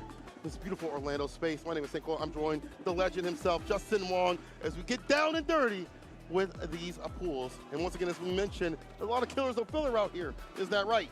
You know, I think they're lucky that we didn't enter together. Yo, my bicycle's kind of cooking. You can't lie, bro. My bicycle kind of messy. Not even that. We were able to control one controller. Oh, that's true. We teamed up. We won that at a Street Fighter 6 event. You know what I mean? We was fire. Two players, one controller. We're the goats at that. Modern Honda. Yeah. Team St. Wong. Is that what it is? Wong Cola. Wong Cola? Wong Cola. That one sounds good. But yeah, I mean, like you mentioned, there's a lot of just amazing players, amazing killers here. Yeah. And you know, we're definitely getting there. So I'm excited to see like who is going to go to round 2 and winners, and who's going to go to round 2 and losers, because each of these pools have like top players in there. You know what I mean? So it's one of those things where it's like, yeah, there's a lot on the line. Yeah, there's points on the line, but it's like, who's gonna adapt faster to the new patch? That is a big point right there, considering we haven't seen so many people mash parry because they can't really nearly as much advantage. It's tougher now. Yeah, it's very much more intentful, and I like that about this patch. It mixes that we mentioned maybe more real, where before you just kind of mash, and now you can't really do that. You get maybe like an imperfect parry, and they're still right there. You get a little bit of drive gauge back, but not the advantage. So I like seeing that, like what they've done with the game. Maybe not the biggest changes for the characters, but as I watch, more and more things do get switched up. We'll see what happens in this match. That gives us even more details and information. Let's see what we have on the screen. Gimme, yes. What do we have? Oh, Wrestling Master, my boy, and Guy, who's a really good Geef player, apparently. Okay. Yes. Really good Geef player. Yeah. You know, I know a lot of people in America, at least, they haven't been a big fan of the Geef changes because they increased the hurt box because, you know, he's a big boy. Yeah. Before, like, his hurt box was a little small, which is kind of funny, but now it's like, okay, a lot of things hit a lot more consistent. Yeah. And I think the biggest thing is that a lot of Zangief players like to do, they love to do like jump from a distance, empty jump from distance, and do like light punch SPD. Yeah, right. So you can't really do that now, because if you try the normal that the other character is doing, it's gonna hit actually before you can get your SPD out. Yeah, because of the bigger hurt blocks. Yeah, shout out to Danny. He was talking about that, as well as Brutus. You know, I don't think that he is weak. They just are acknowledging how big of a nerf that can be for him, the scenarios as you mentioned right there. And also trying to check drive rushes harder, your buttons are out there a little bit more. So it might be a little more difficult to challenge things like Rashid, drive rush 4, medium punch. We'll see what Wrestling Man has, though. Wrestling Man, shout out to Spirit Zero. Fantastic tournament series that they have out there, supporting the Korean scene and as well as the Asian scene. A lot of Asian players out there playing in that tournament series. Let's see. I mean, this is definitely going to be a match where, like, Korean Wrestling Man is going to do a lot of whirlwind shots to try to keep Zangief out in that situation, right? Yeah. And then definitely spend the drive gauge to get the plus frames to go for throws. Ooh, nice. Caught the button. Yeah, punish counter as well, too, for the enhanced mixer. Nice, perfect parry. It's a guess. And you guessed wrong. You tried to hold up. You thought the SPD was coming. What didn't you? Guy catching him low with that crouching light kick. Here I go. Medium. No punish on the sweep. That's a little bit too late, though. Yeah. Time it better. Nice. There. Wow. That was so, like, it was so great that how Zangief's OD Larry hit in that situation, because it wasn't like 2 right away. Yeah. It was like 1, then 2 to get like the proper Oki setup. That was really cool. I think they made that a little bit more consistent for him overall. Yeah. Laureate combos as well. That charge fireball hard to reverse. The variance is hard to get through. Take a damage every so often. The overhead now. Enhance overhead. And said zoom in. Okay, go for the SR, push him out, go for the throw, misses the throw. Yeah, but if you would have pressed the button, you would have got picked up right after. Still alive, though. Fireball, go for the He's DI. a happy birthday? What? He's a happy birthday. Wrong game, brother. Hey, with the right fireball.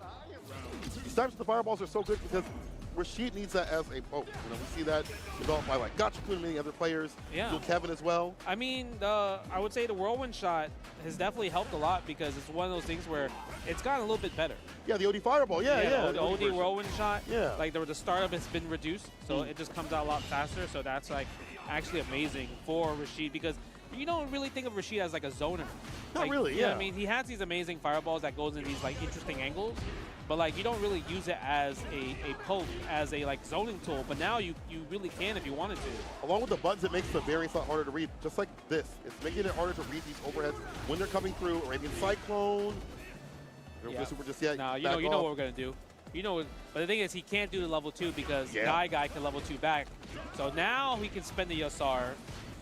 No, he doesn't. He's chilling. He's cooling, I guess. He's chilling. He's cool. Oh, don't let it be you. Level 3 immediately, Guy. Not burnout yet, but you're very close to it. Depends on Guy what his interaction is.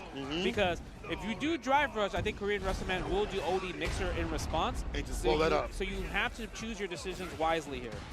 We did it. Reversal, no, you're too close. Oh, no, but we got Yasar. But Guy can. He needs to get in there. He needs to get in there. What's the guess to wake up somebody and buck it out? We he baited did. Up too far. He gets the leg drop. Are you kidding? I was wondering what was his punish there. Yeah, I was like, wait a minute. It's going to be the leg drop. We had to spin level 3 right there. Guy having to spin level 3 in the second round. Yep. Not the most fun thing if you're Geeb. Nice. Side switch, down and out. Yeah, Wrestling Man is like, I could go back to whirlwind shot. You don't have level 2, so I don't have to worry about just like any of that nonsense. Of course. Oh, Nice shimmy wimmy, where you reach it, because he's teaching. Oh, yes, sir. Attack, those out connects. Yeah. Back dash to the level 2. Summon the storm, hold the parry. My win condition. What? Get clipped. That might have been the hurt box change. Possibly. It just clipped him out of nowhere. The throw, driver's throw, he's right back in there. Wrestling Man with a perfect KO of 64 seconds. Never see that often. I mean, when you're fighting Zangief, you can't rush him down. No, you can't. You gotta lay him out a little bit. Yeah, you do. And then you go in. You take your turn when his back's on the floor. Yeah. That's when you can go in. When he's on the back foot. Also, at the same time, the fireballs, as we've mentioned so many times, have been creating that variance of when I'm going to drive rush in and when I'm going to drive rush in. Yeah. A lot of mental stack, perfect parry, and the punish right after. My favorite move. Okay, down and out. Forward throw did get nerfed from Rashid, though. Yeah. So, I mean, it's harder for him to kind of like continue offense in the corner as often. He needs to spend resources this time around, right? Yeah, really time it right with the crouching medium. Oh. The shimmy's working out fine, though. Oh, yeah. I feel like we're going to get a lot more shimmies, though. Hey. Go for SPD. I think that was like medium SPD. It doesn't seem like a heavy. It's in there. Equalizing Guy. Drive rush, knee. Oh, the drive reversal. Yeah, you definitely did the OD. You called it right. Man, punish counter SPD does so much. I mean, that's the one. I feel like that's a one buff that Zangief did get is that his OD SPD has more range now. Oh, yeah, it's true. Yeah. Helps out for, especially in like quarter swords who cannot escape or backwalk in the first place. Might make it more dangerous. Try to go for parry. No drive impact against the charge armor fierce right there. Yep, that is but you know what? Wrestling Man still got him in the corner. Gets the meaty right here. Medium punch mixer ender. Oh no! I know Kevin and Capcom are all shaking their heads. Yeah, level 2. Drive gauge. Do we do level 1 here? Impact kills the drive gauge. He knows. Spine buster. Oh, nice smash. You know what? This is not gonna kill, but guess what? We're gonna get that 3, 2, 1, and it's a picture perfect. And it's making content with the combat. Nice. Didn't bite on it. The headbutt. Oh, you trying to jump back? He's not dead. He is dead. He reacted? Yeah, he reacted. That was godlike. Guy is locked in. I'm not your buddy, Guy. That was godlike. You know why that was godlike? Because he could have easily just did level 1 instead, but he did the harder option. I want to make sure. He did the harder option. I'm gonna put my back into this one. Oh, I think that was about. Yeah, it feels like he missed the SPD there. Maybe. Switch off the OD for a medium punch. Yeah, mix up, go low. Go for the cyclone. Nah, trade combo on the overhead. Privilege. Yeah, I think this is new right here. The OD Fireball getting better pickup in the corner. OD Laureate is the ender right there, getting some distance. Drive rush in with the medium. Slap chop against the chest. Yeah, it's really good to use the drive rush medium punch because at that range you could do like light punch SPD instead after the first hit. That's true. Or if you think he's gonna jump, you can press the second medium punch and hit confirm after that. Yeah, get the follow-up right after. Whirlwind shot again. He does have level 2. He could close out the round. Oh, no, he doesn't even need to spend it. Huge win for Korean Wrestling Man, because I feel like if I was Guy, it was a tough situation, but if I made him spend level 2, going into the second round doesn't seem that bad. Yeah. It's like, okay, you wasted that resource. I can fight you for a little bit longer before that bar comes back. The bait, the punish, the knockdown with the eagle spike. Now we get the level 2 on. Further that lead nice. if you can. I like the drive rush right there. Push him out of the Hurricane. An instant dive right back down after the Raven Cyclone. Is that crouching leg kick to open him up? Okay, look at this, the neutral. Go in there, wow, what a lucky, that was a lucky back throw. It worked out, but Guy does have level 3. Oh, nice, that's gonna hit. Spend the level 2 right away. Do it. Now he's gonna do the regular common lariat. Frank kill, meaty jump fears. Okay. All right. Go for the heavy punch SPD here. Another SPD, I think that was light. Grab him. Oh! Grab him. It's a guess. There it is, the grip. That was an amazing punish against the just tech throw right there with light punch SPD just walking back. Using that as the footsie is actually crazy. Okay, fun around, all evened out. Doesn't spend level 2 yet though. I think he's kind of worried a bit. Maybe it wasn't like ready because the damage is not that high right now. Right. Good hit confirm. Good hit confirm. Level 2. Drive impact with level 1. No. Headbutt. Perfect parries to jump fierce this time. Too far for the medium to hit on that combo. Now level 2 is going to be activated. That's okay. That's a win. He wasted level 2 right there. Huge win. Oh, he's in the corner too. He's no in the drive corner. reversal there. We're taking the offense head on. Bro, you would have been still drive gauge up. He's all right. Nice air to air. Time to guess for game. Drive impact. Oh, you're dead. Oh, you're dead. GG's. See you later, brother. See you, losers. SPD, OD. Guy is that guy. Taking down Wrestling Man 2-1. A very intense match. No, Wow. that was actually godlike. Yo, this cat is. I heard people talking about him. They're like, yeah, Guy's in my path. He's that guy. He's that guy. He's that guy. Guy. I mean, that Zangief, I feel like the amount of like patience and just resistance that Guy had was really good because I feel like so many other people could have been like, I'm so thirsty for this driving back in the corner against Korean Wrestling Man. It's an easy option. And he was just so ahead of the game. He's like, but he still have level 1 though. Yeah. He might just super Rishi kick out of there and then get his all drive gauge back and then everything just kind of scrambles. So the fact that he was willing to take his time to take advantage of the burnout at the most optimal is so perfect. It's really good. I love that, especially in a big stage like this for points. It's a player that's done really well in their CPT events as well. You know, for Korea, like Wrestling Man is no slouch. He's an absolute GOAT over at Spirit Zero. So Guy is also just that guy right now. He's moving on the bracket. Yeah, he cooked. He definitely cooked. And we're gonna see who's gonna cook up in this next match. I think I see MOV, the Master of Vampires on the stage. Is that it? Going up against my boy, No Good Citizen. Oh, MOV. See, you don't really see MOV be traveling a lot like that. Yeah, he got a bar, don't he? He do got a bar, but you know what is? Chun-Li got buffed. Oh, he said, oh, this character nice. Oh, got buffed. Back to third strike. She got buffed, the legs, everything, man. Everything about, like, just regular light legs. Yeah, light legs being 5 frame startups, easy punish right, OD legs for punish counter combos now.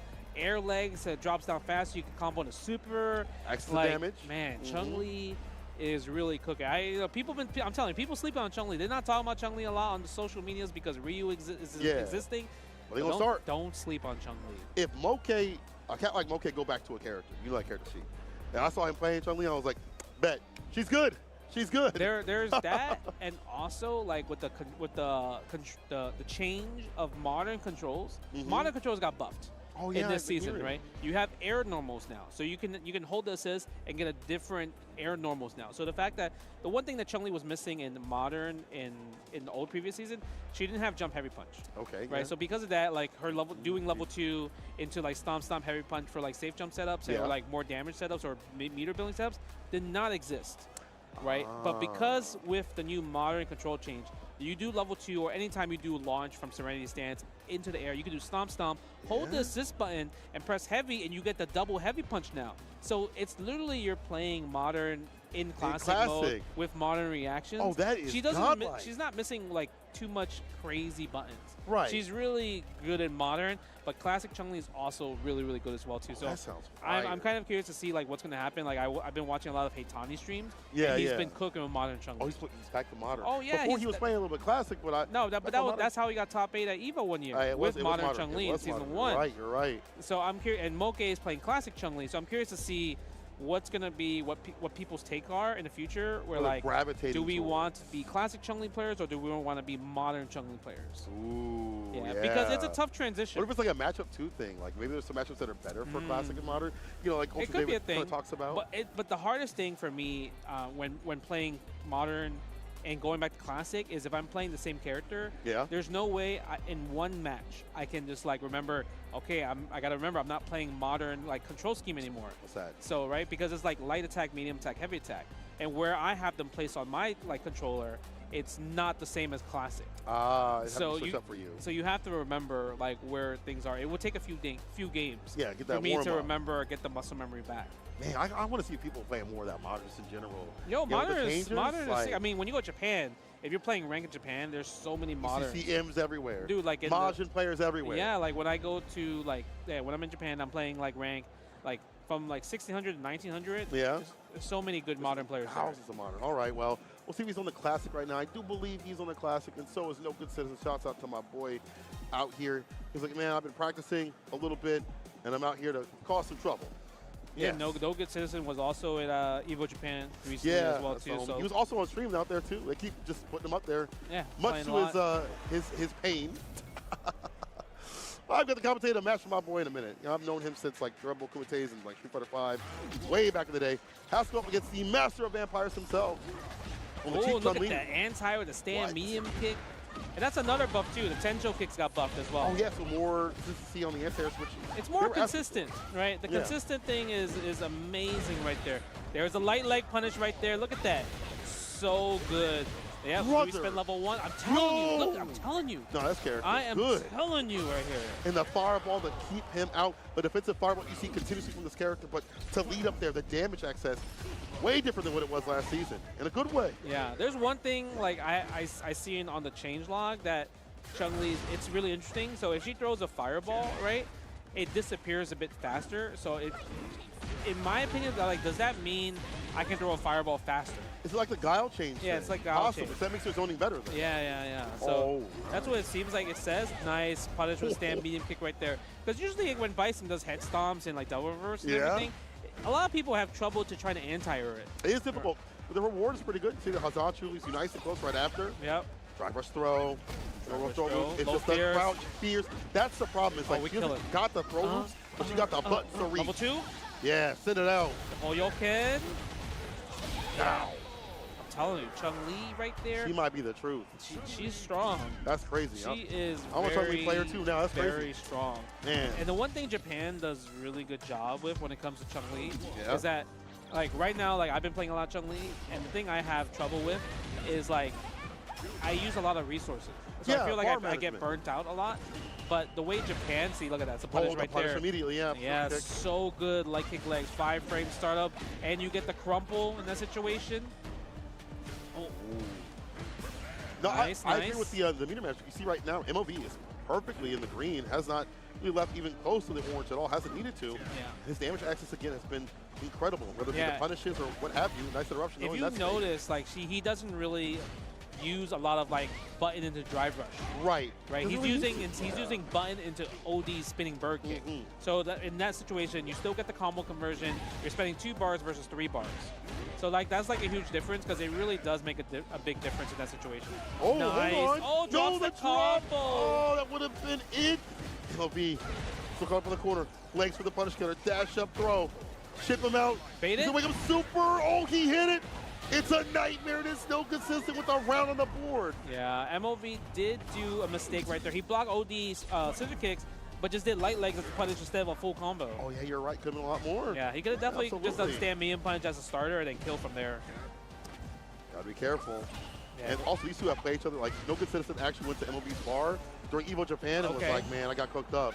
So this might be revenge here. Revenge in the situation. Go for the stand heavy punch. Plus frames on the button. Plus frames again. And look at MLB's drive gauge. It's pretty low right here. If he can attack the drive gauge. There we go. Force him to burn out on his own terms, or you are the one that caused the burnout. Wait, Spend this as a kick. medium. Do it again. Yeah, get in there. Yeah, finish it. Nice. Okay, that was an interesting combo. Low forward, the Serene stands medium. Yeah, that medium I think is a lot faster since season 2, I believe. Yeah. Walks up the overhead. Stan Pierce finds a home, as my boy Brandon would say. Spend it. Level Spend 3. the I don't care if you kill, you spin right now. I don't care how much there is scaling or whatever. You spin that cash, get that ass.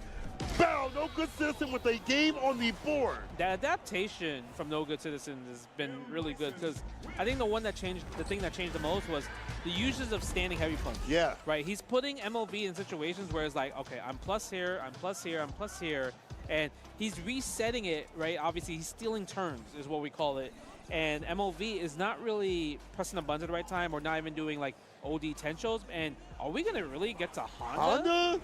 What? Word. I mean, Listen, chat. Modern Honda? Chat. This for us? Is this for us? I just need you to believe that Chun-Li is top tier. Trust me on this. Because he made a whole video. Because him switching from Chun-Li to modern Honda, this is a tournament move. Yeah. Okay. Yeah, he sees that. Okay. You're being very aggressive, so I'm gonna chill here. I'm gonna just go in and play Honda and headbutt anti-air and react to everything. But we'll see. No Good Citizen might be cooking here because, like I mentioned, going from classic to modern is not the easiest thing. That's why I think he switched characters. Yeah. Right. He's like, okay, I'm gonna pick a different character because at least here my muscle memory is only onto modern Honda. See, that focus works out. He has the lead right now. Recovers after that crouch, Pierce, OD, tempo, step, connects. Parade of palms right now. 100 hands into the super, lands him a set point scenario. MOV with the switch up. That was sick, actually. Yeah, that was a sick combo. A sick ass combo, bro. Yeah. I know a lot of Honda players. I think I saw Hamad talk about how, like, Honda got a little bit nerfed, but the thing is, damage increased a bit. Standing heavy kick, and then also like the sumo stomp. Like, it's really good for juggling now. Yeah, the overhead buffs that he's gotten, even outside of like a punish counter, have been really good for him overall. Yeah, in terms of juggles, he's gotten a lot more sauce. Like, I think he does like 7,000 damage pretty easily now compared to other characters. And it's also harder to parry him too. Yeah, you know, that's the butt true. slam. Yeah. Oh, that might be it. Yeah. Go into the sumo walk. 100 hand slap, level 1. There it is. Wow. What a turnabout. Why are you picking Chun-Li when you got this? When you got this, the modern of all things. No, Honda was crazy. Yeah, the Honda. I didn't know he had the Honda. Yeah, modern Honda is amazing. You said you didn't win. You didn't win, bro. You can't do it. Yeah, he's like, nah. He's like, you can't chill on my pop-up. He said, "That's my pop-up." This is my victory. He said, "Let me talk about my bar, not yours." He said, "Come to my bar. Come to MLB's bar." This is my victory. They're homies, so you know. But it's just that was just funny as hell. Modern Honda was actually kind of cooking. I actually enjoyed that. Yeah. We know about modern Honda. Though. Yeah, we won. We won a tournament modern Honda. Yeah, we did. But he was showing off some cool combos. He did the double 100 hand slap right into level 1. Yeah, that was really cool. That was super sick. It's cool to see his tempo step get more usage out of it. Not that it wasn't before, but now it's more on hit, you know. So it's cool to see that being flushed up with the character. I know they nerfed his stand medium, but that button was, as Ending Walker would say, still good. It was egregious. All right, it's still a really good button. It's still a really good button. Good. But the thing is, mediums in general has been just nerfed. Yeah, right, in terms of recovery they don't want and everything. People just throwing out buttons without reckless abandon. So it's not just Honda. Like every character got hit with the medium nerf, and even like most other characters got hit with the crouching medium kick scaling nerf. Too. Yes, that's true. Right. That and along with the thing you mentioned, alongside like the drive rush stuff right after, disallowing as much like pressure after drive rush. Yeah. You know, it makes the game a little bit less chaotic and a little bit more sensible in some of these scenarios. So I like the route that they're going. I know the patch didn't seem like it was huge, but I think that the meta is going to change slowly but surely into something a little bit less chaotic overall. That's what I feel. I still like chaos. Don't get it twisted. I still like chaos. We have Bison. I mean, he's a chaotic character. Hey man, off by character, bro. Why you keep saying Bison, bro? I'm just saying he's one of those chaos characters. Yeah, he is. And I think we're gonna see that chaos. Right, Kimberly is also another chaos character. Oh gosh, she is with the bombs. The double bomb. The double bombs. I was confused on why this combo works. Yeah. But then I realized, it's because of the jump heavy punch. Jump heavy punches is what's making this combo possible. Get the bounce on it, yeah. Well, it's because like the wording was a decrease combo limit. Yeah. So that means this doesn't count as a juggle. So that's why the second bomb is like blowing up. Yeah. So I'm just like, oh, that's cool. That's interesting. I can't lie. I just wait for your videos or other people's videos to break down the patch. So I'm like, I don't know what this means in full, because it's, and also some of the notes were like, would say something and it'd be a little bit different or whatever. I'm like, I need to see it visually. But we're about to see this next matchup here on my boy Bison. You might be seeing him on the screen. I do believe that is Xiaohai with his patented box. So we get an image of the box. We can't see it. Is it going to be Bison, you think? I think maybe it's Bison. Okay, Sherry. He's playing Bison on the. Sherry going to cook. Sherry going to cook. Hey, actually, you know, I helped her. Oh, double Sherry? You saw when she went that way. You saw double Sherry. Double Sherry, 2 Sherrys. Oh yeah, see, we're going to Mai. Oh my, excuse me. He was sitting there playing Bison on the playing with Jin. But it's gonna be the Mai right now. Yeah, I mean, he definitely was playing. I mean, last season he played a lot of characters. Yeah. Right, he played Mai, Terry, Ken, Cammy, Bison. So now we're going back to the Mai. I think he's like, okay, I think I can win the neutral. Yeah, right? and also, Sherry, here. she's practiced so much Bison with me. He's like, I don't want to have to run that match. Like, I got her too prepared. Yeah. You got super prepared. I get it. I respect it. Oh, but the stand fierce, though. Nice little combo right there. Goes for the throw. Sherry, she's like a student of the game. She's willing to take the throw and not tech unless in the corner. But that's the thing. It's like people can figure that out, right? Yeah. Caught the backdash right there. Is going to get the back throw. Unfortunately, got the recovery of a button. That's plus the stand fierce. Delayed it. Still finds a big boy button. Okay, yep. Goes on the rising uppercut right there. Oh, the shimmy. Nice. Goes for a throw. Do it again. Oh, no. Oh, too far for the stand fierce. Even get that fireball right after to start off the pressure. Ends the party early. Xiaohai with the whip punish. Yeah, she was doing really good in the corner.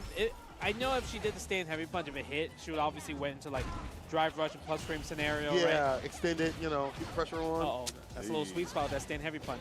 Hey, too close. Nice. That heavy kick did get nerfed, so it could be even worse throwing that sucker out with level 1. Yeah. Gonna land, that's gonna mean the corner pressure gets worse here. The fans, as we've seen continuously when they were cans, are deadly. And so is the damage when you actually land a hit. Forget the fans. 2, that's gonna be it. Oh. Yeah, you know, it's one of those things, I think also, like, from the last 2 rounds that we saw, Sherry's been using a lot of backdash in the corner, and Zhao is like sniffing it out and able to whiff punish the backdash afterwards with crouch medium punch with Mai. So Sherry needs to be like, okay, he's looking for my backdashes. I gotta be careful. True. Nice back walk there. Pushing the throw. Yeah, drops the combo with the light punch knuckle. Punish against the crouch medium punch with the stand fierce. Level 1. Good punish right there. Yeah, the timing's perfect, knowing that you have the time to hit that level 1 before the fan interrupts. Yeah, I think it's like she just saw that like that's fake. Yeah, right. I knew that. Because if he did regular fan, then a regular fan would have beat the level 1. But because he held it. Uh-oh, 1, 2, 3. That pushed up bait too as well. Sherry, go for the DP. Oh, she's dead. I mean, that was tough because like she didn't have level 1 at all. It was like one of those situations where it's like, how am I gonna get around this? Because he's pushing her close to the corner to get that drive impact, right? Yeah. Theoretically. You want to interact immediately, or a lot more immediately. Okay, go for another fan. Okay, crouch medium punch. Press the magic button. 6 frames. Oh, tries to go for shimmy. You haven't seen a bust out. I just go in at this point, you know. Xiaohai has to show me that. No, he's not gonna bust out. He's one of those. He's one of those really those players like you have to prove. You have to prove to me. Yeah, you gotta show me first that you want me to wake up DP. Yeah, lead me to that water. Water leader loose side. Level 3, level 2 instead.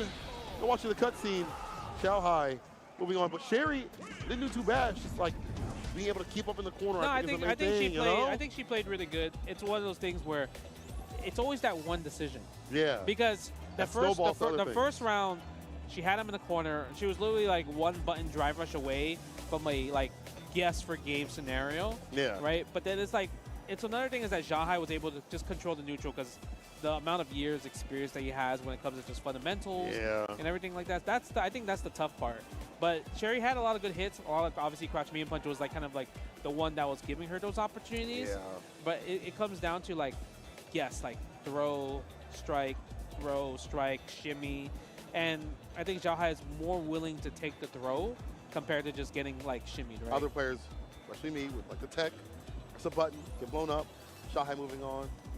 That is an absolute king right there. And also there's something I'd like to see in that matchup. If you're playing Luke and you're going against somebody that's using like maybe crouching medium kick to stop and stop you, or at least attempt to, back rush heavy kick is a really good option now. It crushes these lows. It so does. Utilize that a little more often. You know, that's, again, something we'll have to get used to as we get more and more. Or even just doing OD Sandblast when you see regular fan. Yeah, because when Mai's just charging Kachosen, you could see the charge, and you just do OD Sandblast, right? And if you want more damage, you could add Fatal Shot in there. As you said, you can hit confirm that. You can hit confirm it. So it's one of those things. It's like, it's a great knockdown.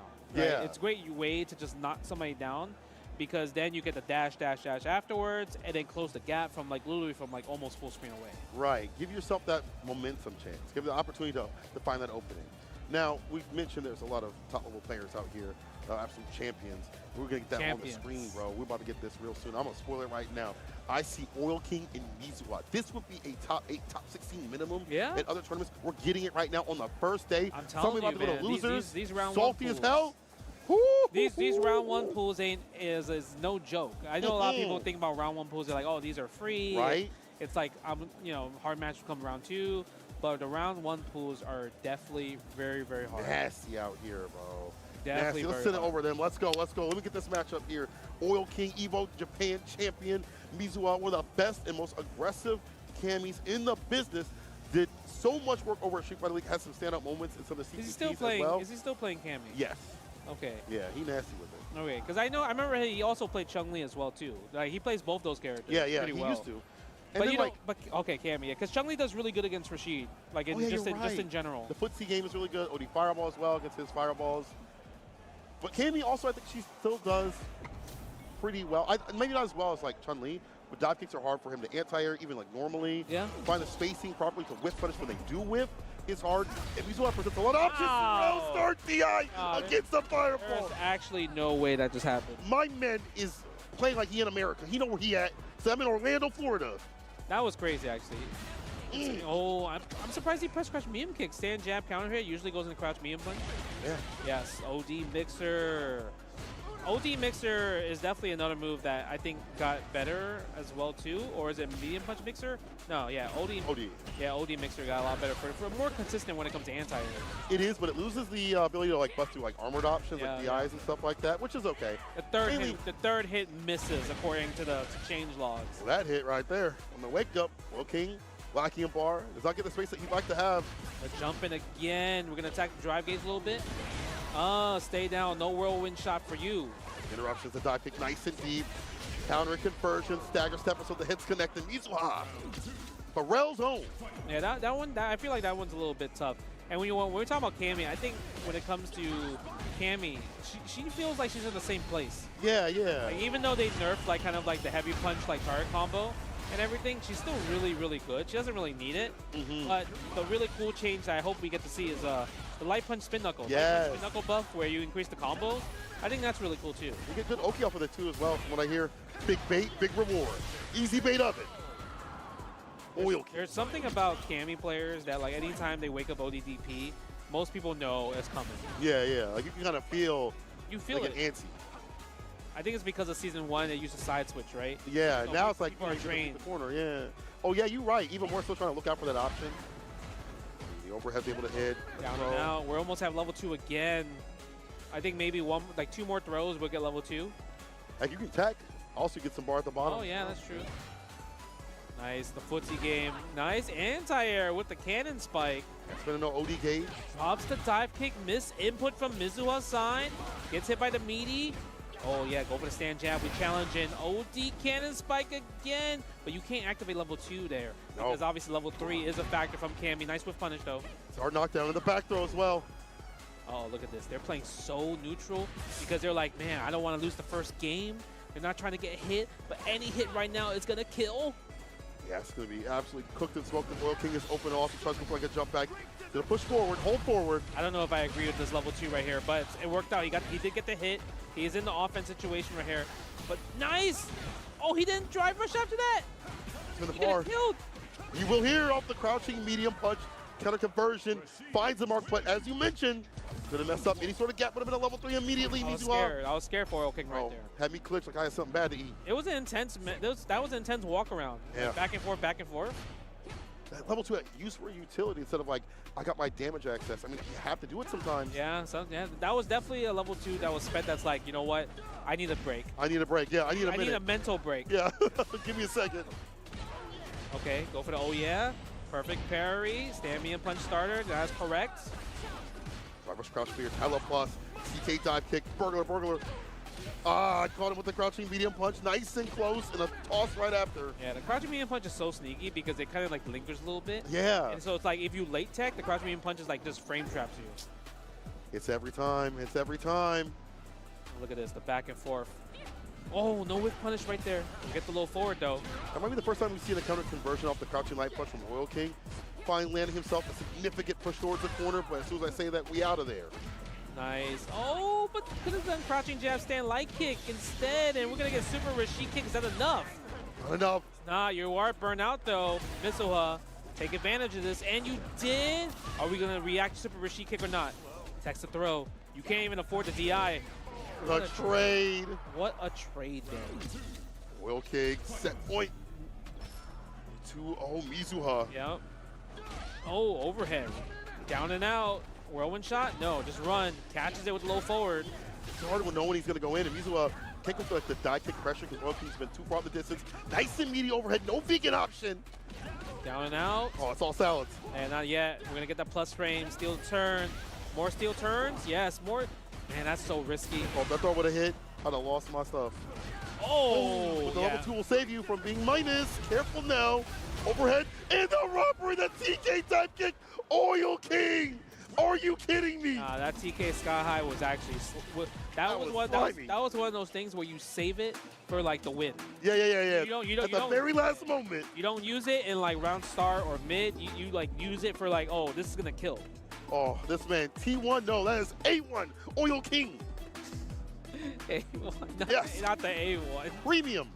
Wagyu Royal King. Moving on, Raiden Supreme. Okay. I'm hungry. I'm sorry. All right, but that guy's good. I get it. I haven't heard of A1 in a long time, but Royal King definitely cooked right there. I felt like the way he controlled the neutral, it really made Mizuha like, what do I do? Yeah, like, what do I press? Because there was a lot of times where like Mizuha would get the counter hit button, but he would press the wrong button follow up. Like he pressed stand light punch, counter hit, but you're supposed to press crouch medium punch, but he pressed crouch medium kick. Yeah. He got crouching light punch, and you're supposed to do stand light kick, but he did crouching light kick. But so like there was a lot of little small detail things that he dropped or he made the wrong decision that probably could have affected the match in like many ways. Get your momentum back, get some damage on the deck, force him to come to you if you get that lead. And I think also you play one type of Rashid player so much that you're not ready for the other types of Rashid players. That's a great point because every Rashid is so different. So different. Like, you know, like if you're fighting Ken, like, you know, like, okay, this is what Ken does and everything, and most Ken follows similar flowchart. Yeah. But Rashid, like, Rashid players, they all are very different, actually. You're completely right on that. Yo, Dual Kevin different than Big Bird, different than obviously Oil King, different than Gotcha-kun, who's like more of like the defensive, walking down type, you know, but just the things that are presented from Oil King. Yeah. I don't want to say robbery, but definitely a little more wild style that we get from him. I would say slippery. Slippery. He's very slippery because anytime he always plays the slippery characters. Like, you remember Street Fighter 5 Rashid? Like, it's hard to pin him down. Oh, he played Seth. Remember that too as well? Yeah, like in the later season. Very definitely different. Yeah, so it's one of those things where like Oil King is definitely the slippery guy. Yeah, I'd agree with that. He definitely is a slippery one. Moving on to the bracket, 2-0 over Mizuha. I cannot believe that's huge that we got this match. I'm telling you, round 1 pools are kind of insane. Bro, you know, some people would be like, yeah, I don't want to watch round 1 pools like the first day of pools. You're missing out if you do not, especially out here. What's on the line? Qualification, points. There are other things too as well that surround this, but more importantly, the fact that people are out here in Orlando, not Daytona, in Orlando. I'm a hater, bro. You know I'm a hater. Bro, I mean, I come to see you every year, so even no matter where it is, I will always come to this tournament. Yeah, but now you have to go outside and enjoy the great things. But in this venue, though, I don't have to go too far. That's true. This venue is ridiculous. 24-hour market downstairs, kind of crazy. Yeah. Right? It's kind of crazy, but like, what's even more crazy is like all the different, like you mentioned, all the different players. Yeah. Right. You have people from all around the world coming to CEO, playing some Street Fighter 6, CPT on the line, the points on the line, everything on the line, and I'm kind of see who's going to be next playing for CPT on the line. Let's see who's playing next. Who do you have up there? Is that the man with the biggest eyes in the business? And Jay, bro, JY everywhere. This guy really literally is, you know, like in other games where like the character will surprise you or whatever. Nah, he's like the World surprise Warrior. battle. That's him. He's like Ryu with his sack. Literally. Like that little sack thing that he carries That's around. all. That's all JY carries too. I mean, beside him, he's got that same satchel. You know. Okay, all he has. Ryusei though. Oh. You know, I went to his stream recently because he was like, I don't know if I want to play JP. I'm like, hey man, That's there's crazy. Bison. I said it too. But you know, he was like, well, I was like, there's Bison, and he's like, but Bison isn't to him stable in tournament. He likes having the reversal. He likes the mix in level 2 that is presented from JP. So I think after he said that, I've only seen him play this character. I think JP in this patch is very good to pick up. Oh yeah. Pick up and play. If you're a JP player, you are happy, right? Because the only thing that really changed with JP is kind of like he got hit with like a lot of like scaling nerves. But that's kind of like really it. Everything else is like you don't really notice too much. Yeah. So I think personally JP is a great pick for this patch, possibly in my top 5 right now. Especially with the nerfs to some of the characters in some ways that help him out. Yeah. Like Cammy having not the same sort of Oki, 3 characters being more whip punishable and crouching medium punch, his not being as well. We'll see how it works out. One of these characters, like Mai, was way more impressive. Now before you could have like got baited. Oh my God. Man, Speaking of baited, yeah, amnesia. forget my point right now. Yeah, there's no memory loss. No. We're still playing Season 2. That's what Season Mai is 2 saying. again. Yeah, I'm still strong. My memory's still there. I remember when I was strong. Okay, go set up departure. And look at that, just one departure, it's like you're forced to just back away, right? Give Ryusei all this real estate. Give him so much to think about. Yeah, and that allows him to interact as well. Nice DP right there with the Throw. Ryujin. Okay. Normal fan. Oh, the spacing on the flame spin. Gets a jump and cannot do raw departure like that. Too much startup, too much recovery. Proper time to do so. Yeah. And the one thing that I like the fact that Jay was doing, he's using like the Riembu, because Riembu actually is one of those special moves that didn't really get like used too much in last season. So besides like activating level 1, so the fact that he's using more Riembu as like a poke, which they like, it's gotten better. So that's really cool.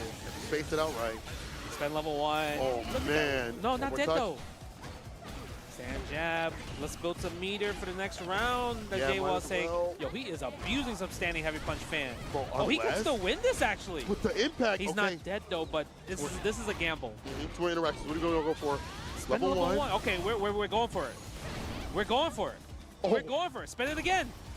Dash up, base up the amnesia. Dropped them all. Dropped them all. Jay went with the dropped them all. He went for it, and it worked out.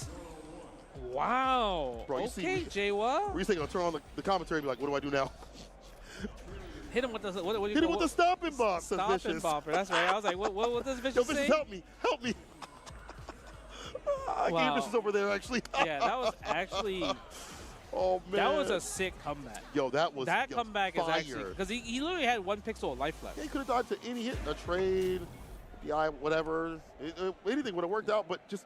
Ryusei's not able to get a handle on defense right now. So can I perfect parry here? Can I find a Stand Fierce trade on my side of things? It is easier to interact with the fans, and right now he's going to be able to find a jump in, and they push towards the corner. Yeah. This helps. So maybe the perfect parry change actually affected Ryusei as a player. Oh, I see. Right? Because I feel like if you're JP, you definitely go for a lot of tap parries. Yeah, because true. if a tap parry does work for you, you literally put them full screen away. Yeah, that interaction helps you. You're not looking for damage, look for that positional advantage. Right? Yeah. He said no. No. Excuse me? No, I don't care if I got scaling. No. You can't get in. Let's play the course. Let's play the obstacle course right here. Beautifully done with the crouching medium punch to stop the drive rush. Yeah. Great little space trap. And this mid departure also blocking out Jaywall. Or so I thought. It's better than the jab right there. Tries to go for a jump shimmy right there. A little bit greedy from Jaywa. And gets hit by the raw jump in, but no cancel. Ryusei could have definitely built level 3 and killed. Yeah, could have finished the job. We'll do so here though. As our drop is presented, won't even need a Pierce level 3. Happened? He started jumping. What He started happened? jumping. Yeah, that's Jaywa not anti-air. He's like, word. Jay was like, word, you try to ice me? I'm going to ice you right now. So let's go back to character select. Let's go back to character select. Ice each other out, because that felt like a different player. That felt like a way different player. You know, like he switched his butt to side beat. It was like 45 seconds this match. Way better on defense and way better on offense too as well. Recognizing there's been a lot of fireballs thrown out. Yep. The timings that are presenting, he's like, I'll just jump in. If you DP me, That's whatever. I'll take that. That's whatever. My reward's going to be very good. My full screen reward is the space shot that we saw with the departure and interrupting with the crouching medium punch. Initiates first with the crouching medium kick. Here's Ryusei. He said move. Okay. With the piercing, wake up, OD, DP right there. Nice jumping right there. But unfortunately, nothing worked out. But here it is. DP right there again. Goes for the forward throw. Do we charge a fan? No, we go drive rush. We want to get that plus phase. We want to keep the offense going against Mr. JP himself. I get it. Just projectiles. Start off with the mid departure, the knockdown, the dive kick hits. That was huge. Yeah, that was for a crouch. You'll take that damage. You'll take that knockdown. It's risky. But the thing is, if he blocked that, he would have got the punish. So that was huge for JWoww to win that exchange. Trying to bait the amnesia. Again, the DP JWoww. I mean, JWoww plays Shoto, so he knows it's a DP. Oh, yeah. Okay. He knows when it's coming. Set up departure right there, right in front. Teleport. Excuse me. Good. And another one right there. Oh. I'm surprised he done that empty jump throw. I thought it was going to happen. Empty jump throw would have killed right there. Okay, jump out. Yep, jump out. Hold the parry. Good defense on level 2 right there. Still burnt out. Can't throw another DI because you would put yourself in burnout. Yeah, I guess that one's technically not punishable because of burnout situation. Go for the back medium again. He's going to go for super, and it chips out enough. JWoww with the calculations to chip. It's crazy because I think he might have had time to just do reversal regular amnesia. Oh, word. He could have just... He might not have time. He might have. It's tough, though, because that's why a scenario that you don't really train against. Yeah, you don't really see too often. Especially for chip for her, really. Drive rush heavy is the answer here against some of this departure, fireball play. Goes for a forward throw. How many throws are we going for? Yeah, like he's so scared of the amnesia because he does not want to like lose the potential corner carry because obviously you know the back throw would come from after the OD amnesia, right? Oh, of course. Nice, perfect parry, punish counter, spend the level 1. Not a lot of damage, but hey, we're powered up. Get the flame stocks. What you need. Back in your advantage here. Make more of those fans a lot more plus. There on the grass with the anti-airs there. Drive rush overhead with the amnesia. No punish. It's our answer. Uh-oh. Oh, yeah. Still going. It's fire. It's on flames. It's on fire. He's on fire. He got hit by the level 2 right here. Oh, we got to attack the drive gauge, right? Yeah, well, I think we are. One more. Stampier's departure's there. Could have killed. This should forward heavy kick. Crystal spin. Another final game, final round on the menu. Who's eating, though? Who's eating? I don't know. It's tough. Because, like, you see JWoww playing so well, and then once Ryusei gets started, he's playing so well. Yeah. So it really comes... But you know what it is? Both their defense is a little lacking. Yeah. We woke up level 3 because you know why? We look at that drive gauge. Said, give me that. I need all of that. Now, are we throwing fan for the meaty? Yes, OD to ensure. Very smart stuff. Go for the burnout, but the check with the crouching medium punch. Had to do so. For departure. Oh my God, we gotta go in. We can't let him get back the drive gauge. No. Tries to go for a shimmy again. Goes for a DI. Nice punish. Oh yeah, I think at that point he's like, you know what, you got it back. Ryusei does have level 2, and look at JWoww. He is gonna be in burnout. Low forward. The gas goes, brother. It's coming. Low forward. Nice overhead. Blessings from above. Send this man down to hell. Yeah, one more interaction. BD heavy kick impact. Before we get the bar back, embrace me, Ryusei with the command grab to kill. 2-1 over the World Traveler. Says your travels in Winterside are over. That was scary. Because you know what was so good about Ryusei? He finished the combo early, right? Yeah. The level 2. He could have definitely extended it, but the problem is it wouldn't have killed because there's so much scaling, so many hits already. So what he did was drop the combo and saw that literally JWoww had burnout and he had 0 bar. Yeah. So the meaty standing heavy kick into drive impact, guaranteed checkmate scenario. Very nasty stuff. That's super smart to be like, I don't want you to fight back when you get up at all. I want to make sure that bar is not to that point where I even have to consider it as an option. Considering it's final game final round.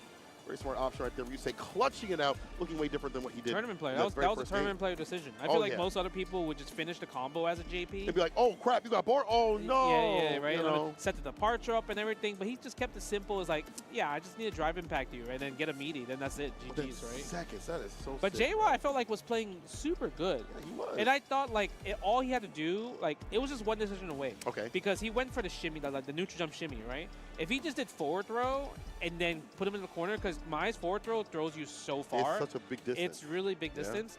And after that, all he had to do was just do one OD fan, walk forward with it, and then drive impact, and it would have been a totally different game. Totally different result possible. That's the great thing about these high-level players being only one decision away. Some people might say it's, oh, it's scrubby or whatever, but it's real deal. Like, it just takes those minute decision-making things, those clutch factors. Yes. You can exhibit your clutch factor in the World Warrior. I want to see it. We'll be seeing it soon because it's coming up. Reg right now at capcom.us/WW25. You find out what region is effective for you to play in and get your win and go over to Capcom Cup.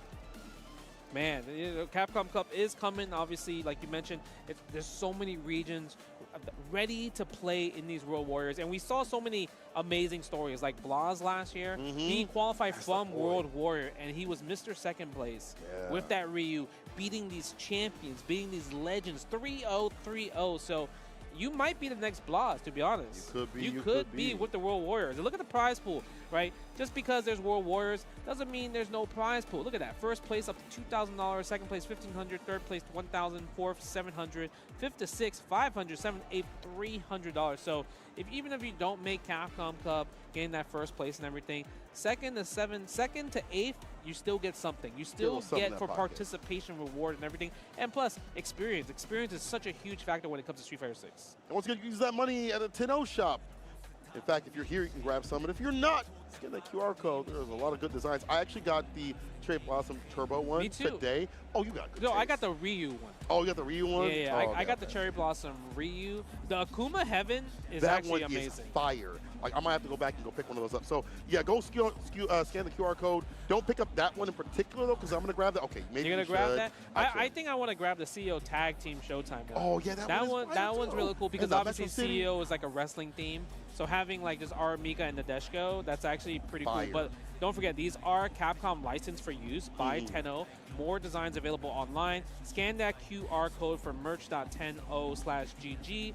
So much amazing stuff, and they literally kill it when it comes to designs. They do such a great job when it comes to bringing fighting game merch into real life and making it look super cool. Absolutely. And speaking of support, shouts out to Turtle Beach. You'll get your sound right, people. Ready to enhance your audio experience without breaking the bank, visit turtlebeach.com and enjoy 10% off when you sign up as a new customer. That's the spill, but I'm going to give you the real deal. These are beautiful. I just used one of these recently, and the sound is effective. Listen, if Noah's screaming in my ear, I won't be able to hear it at all. You don't hear him. You don't hear Capo. Oh, thank God. Listen, they're out here, they loud as hell, but I won't be able to hear them at all as long as I got my Turtle Beach behind me. So shouts out to Turtle Beach. All the support is coming through for the CPT and just CEO in general. It's been a lot in terms of like sponsors, y'all at home, y'all here. It's been good to see the return of offline come back in full force. And with points on the line too, right? Oh, yeah. So I think we're going to get a lot more international rivalry between everybody.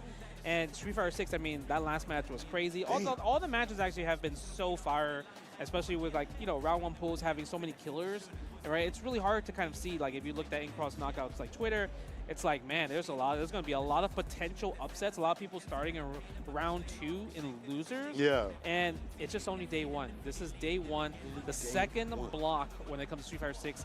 And we're going to have more Street Fighter 6 action literally the whole day going into top 8 for Sunday. So make sure you guys stay tuned. You know what I mean? This is Justin Wong, St. Cola, you know what I mean? And everything like that.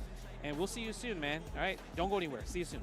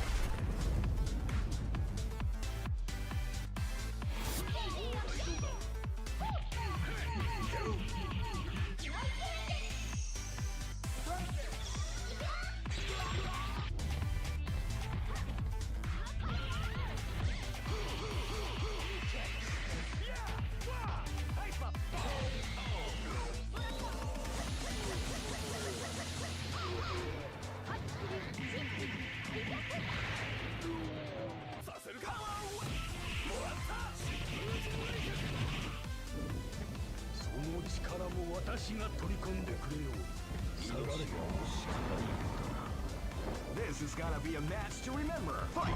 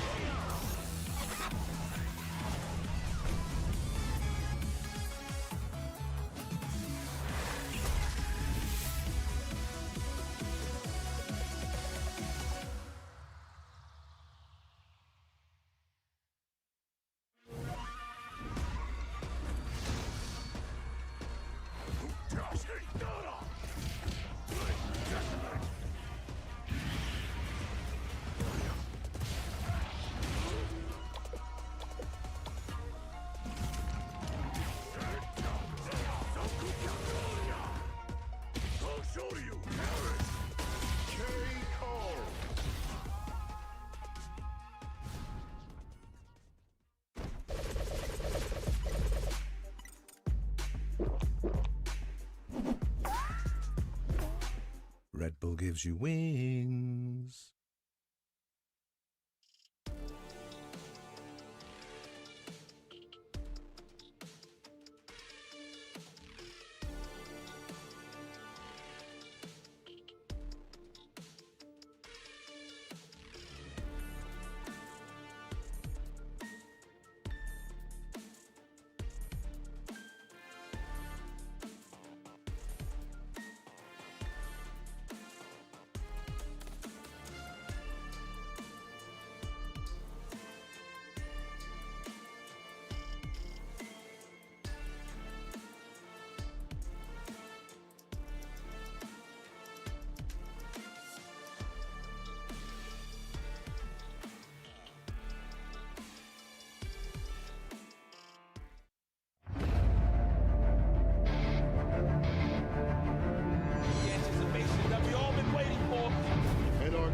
City Convergence champion.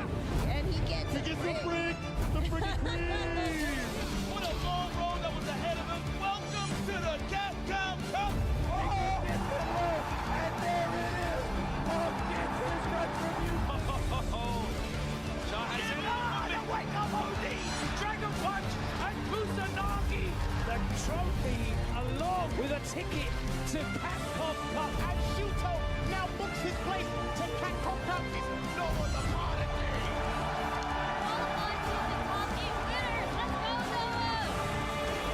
The whip punch from the heavy on the engine right. Angry Bird shows the door because kid, you're in grand finals.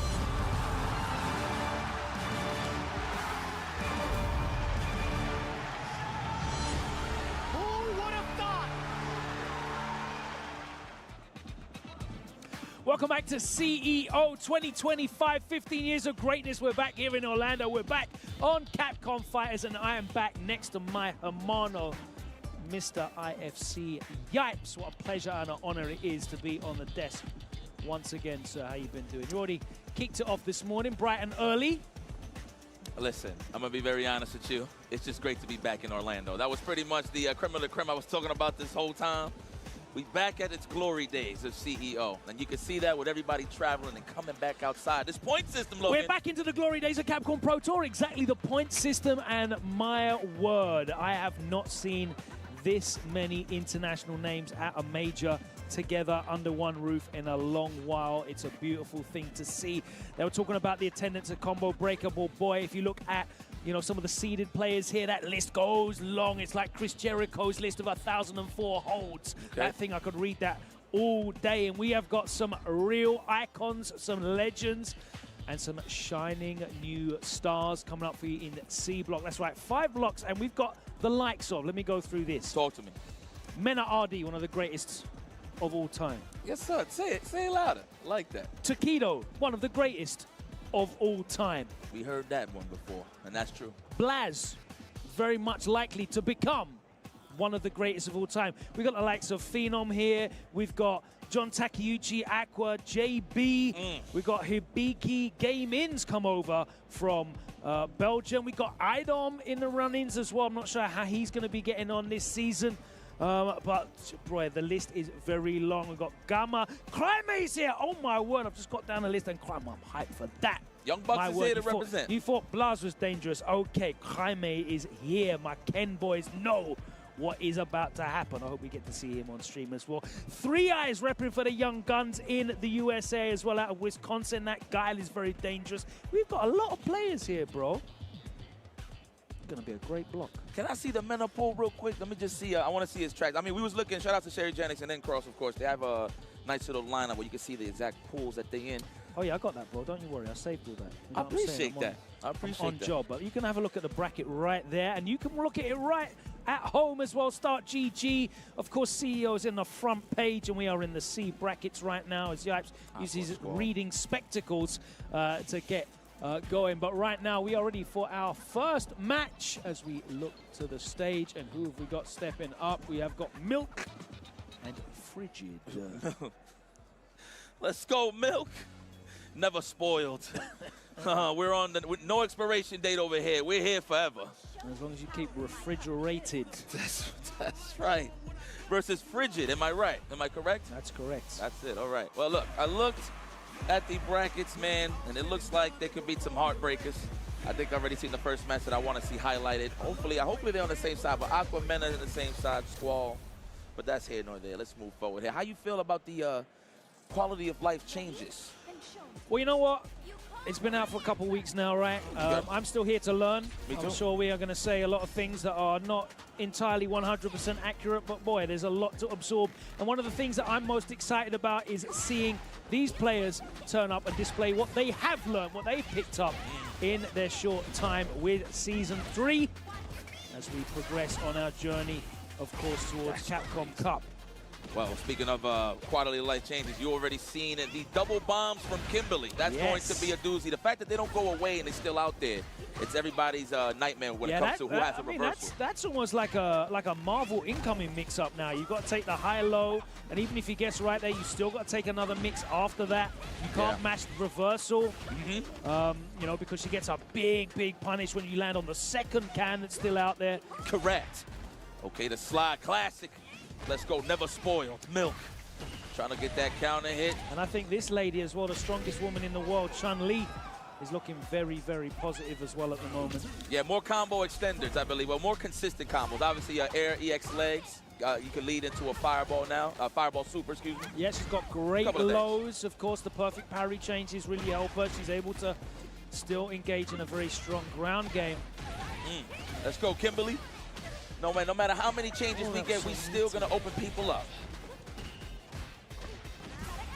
Nice interruption. That counter hit conversion, of course, bread and butter. And there's the side switch. Hooks back, looking for a throw bait. Doesn't come. Need that counter hit, por favor, no? That play is solid. That is Miss Zhang we talking about here. Almost at that stand strong range if we could back up, but we're going to just slug it out. Okay. Yeah, I feel like that's the theme so far. That imperfect parry on the crouching medium kick there. Ooh. Like that, we got layers. I appreciate your execution, Logan. Again, he's drive rush low forward and whiffed that a couple of times. Nice. No knockdown. Okay, at least he was looking for maybe a wake-up super, a mash, something.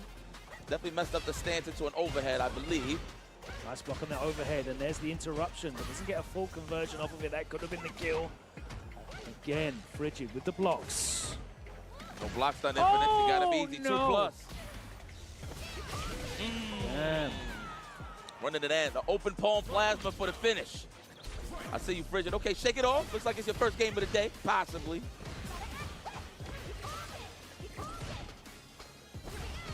Looking for that counter here on the low forward. No dice.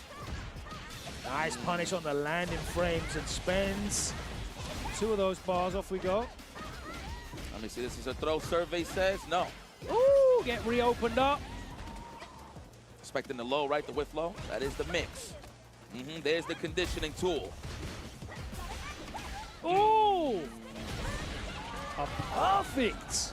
I see you, Frigid. Yeah, we right here watching the matches, homie. He looked dead at us. He looked dead at us. Let's go, man. We live. Nice work. It's kind of crazy to see. It's cool to see. Just look at the seats. You just see all the killers waiting. It looks like they want to go take a break. Yeah, we're back, bro. We're back outside.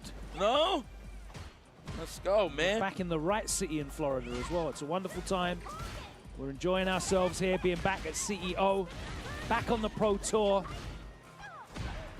There we go. Make that count. We pushing our way out of there. Stage left. I see you, Milk. Let's go. Stay healthy. Are you the 1% or 100% milk is the question. You got the blue tops. You're looking red top. It's pure milk. Let's go. Oh, no. One of the harder normals to whiff punish. That standing medium kick from Kimberly, but Chung Lee looks like we got an answer with that roundhouse. Yeah, they didn't really change that, did they? Nah.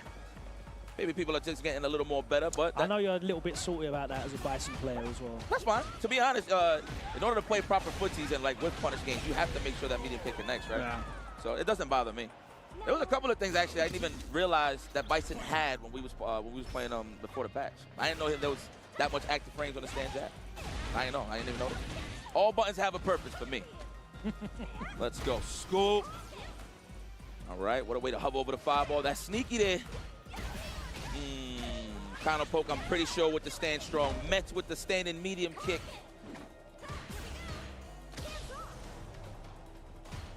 Frigid just sitting on those 3 bars. All right, spends 2 of them. We're going to get that corner carry as well. No cross on the good blocks. No. Oh, he pressed. I can't believe it already pressed. That looked like a walk-back string. It was. He definitely was looking for that whiff jab. So he kind of went a little autopilot there, but he paid with his life. But he's still alive, though. Spoke too soon. Okay. Okay. He acknowledges. I like that from Frigid. Definitely focus on the match. I know it's lights, camera, action out here, but you got to make it count. Something you can look back to in the footage. Yep, Milk's still got that level 3 buff going into this final round as well, so that's going to help. Nice anti-air. Oh, my God. Opens up. Blesses the top. And here we go. One more mix. Messed up Is Milk going to find themselves on the side of a carton? No, they're fighting their way out of the corner. Planting with the Azuna. Nice counter hit, frame trap, and we're going coast to coast. He almost about... Oh, never mind. I was about to say... ankles. There you have it, Frigid. Okay. It was looking a little shaky there towards the end of the set, but he cleaned it up. Good stuff. Good stuff. I feel like he just put himself in a lot of dangerous situations just being super aggro. You know, the flowchart offense, you're so used to doing. But I appreciate that. You don't want to deter from your game plan early on. You always want to instill your will to make sure that your opponent respects you. I mean, the game is always about risk, right? There's always risks implied to any kind of action that you want to take when your opponent does have drive gauge. That risk has been mitigated this season a little bit with some of the changes, but you know, when you're doing parries and when you're doing shimmies and you're just walking back, there's no down back block to that. You're just autopiloting on the throw bait or the whiff button, as you saw.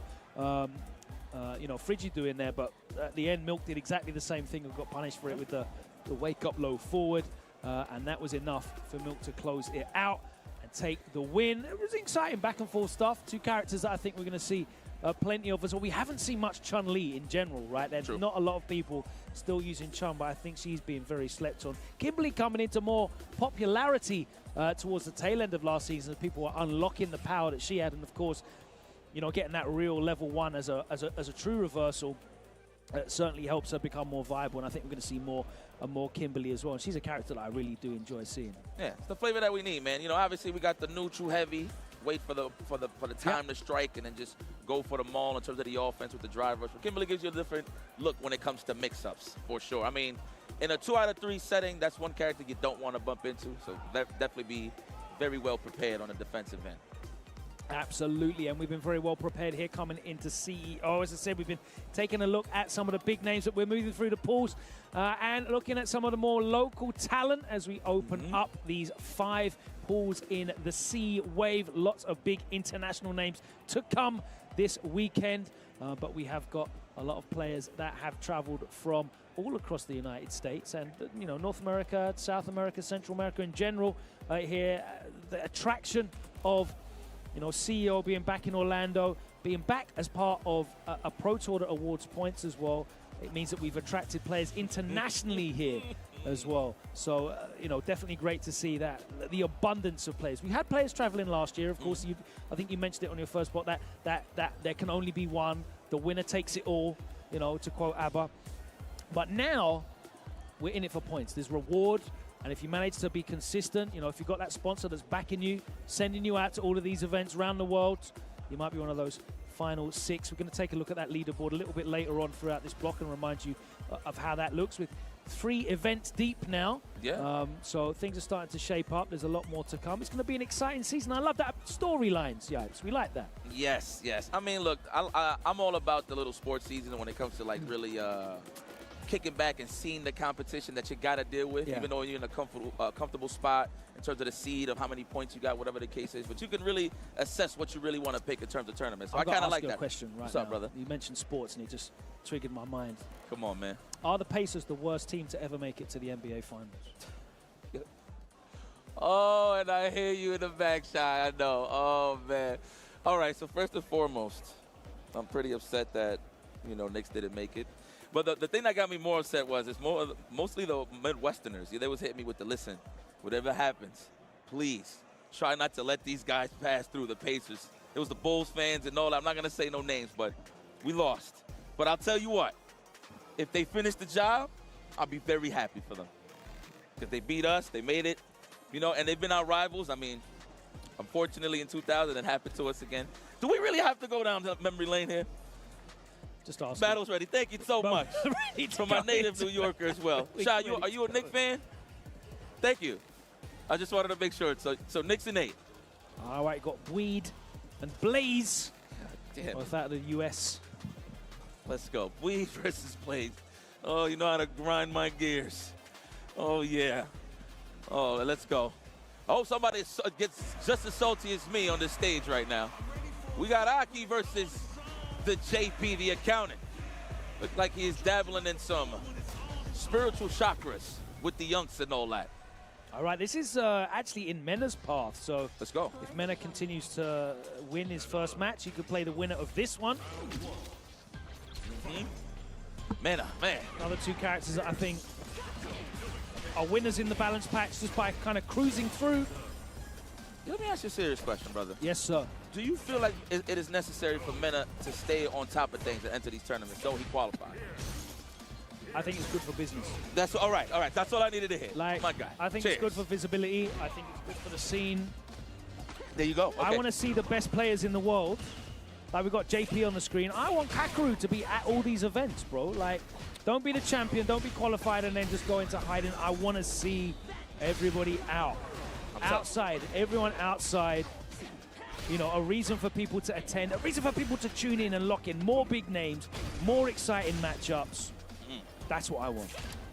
So, you know what? Respect to Mena. That's why he's my champ. You know? God damn it, Logan. That's why he's my champ. Hey, put it there. Put it there. Oh, man, I couldn't agree with you more. Beautiful stuff, man. But the gameplay, of course, is heating up. Let's see who's going to be our next line of household names that's going to be dealing with such champions. Bleed versus Blade. I want to know if it's Bleed like bleed for short. I don't know. I'm just making stuff up. The lore. It's all about storylines, Logan. Or it might be like Bwed. Oh, my God. I didn't read it that way. Could be, you know. Bwed. The wonderful English language that has no rules. Get him with the Elmer Fudd. Bwed. Put that in your back pocket. A slice of bread. Yeah. I'm gonna restart again. Hard neutral. I'm pretty sure you could just command dash too, like the snake stand. But probably meet him halfway and get a punish. I'm pretty sure with a low forward. Yeah, he recovers pretty quickly and he might end up getting clapped. Blaze fighting towards the corner. Nice interruption though from Bwed. Doesn't choose to spend any meter. A brave choice. Oh, plus frames, gotta respect me. Aki is quite possibly a hit away from a kill here. No, there's the anti-air still doing the job. Yeah, that was a hit away for both of them for sure, especially on Aki's side. Establish that nooch, young lady. Kick back and relax, yes. JB got to deal with that's one thing about JP, even though he does have access to the keep away tools, but he got to deal with it himself going up against Aki. Nice and simple, too, at that. Oh, nice. Beaten to the punch. 2 bars wasted. Oh, there's the overhead, but no, not enough. Max distance. Okay, hit the brakes. I like that. Trying to bait out something. Check the check, possibly. We out. We got some offense. That is a free throw. Plus frames, respect me. Yeah. How many is it going to be? It's like the Bison knee game, you know, the Psycho Axe game, sorry.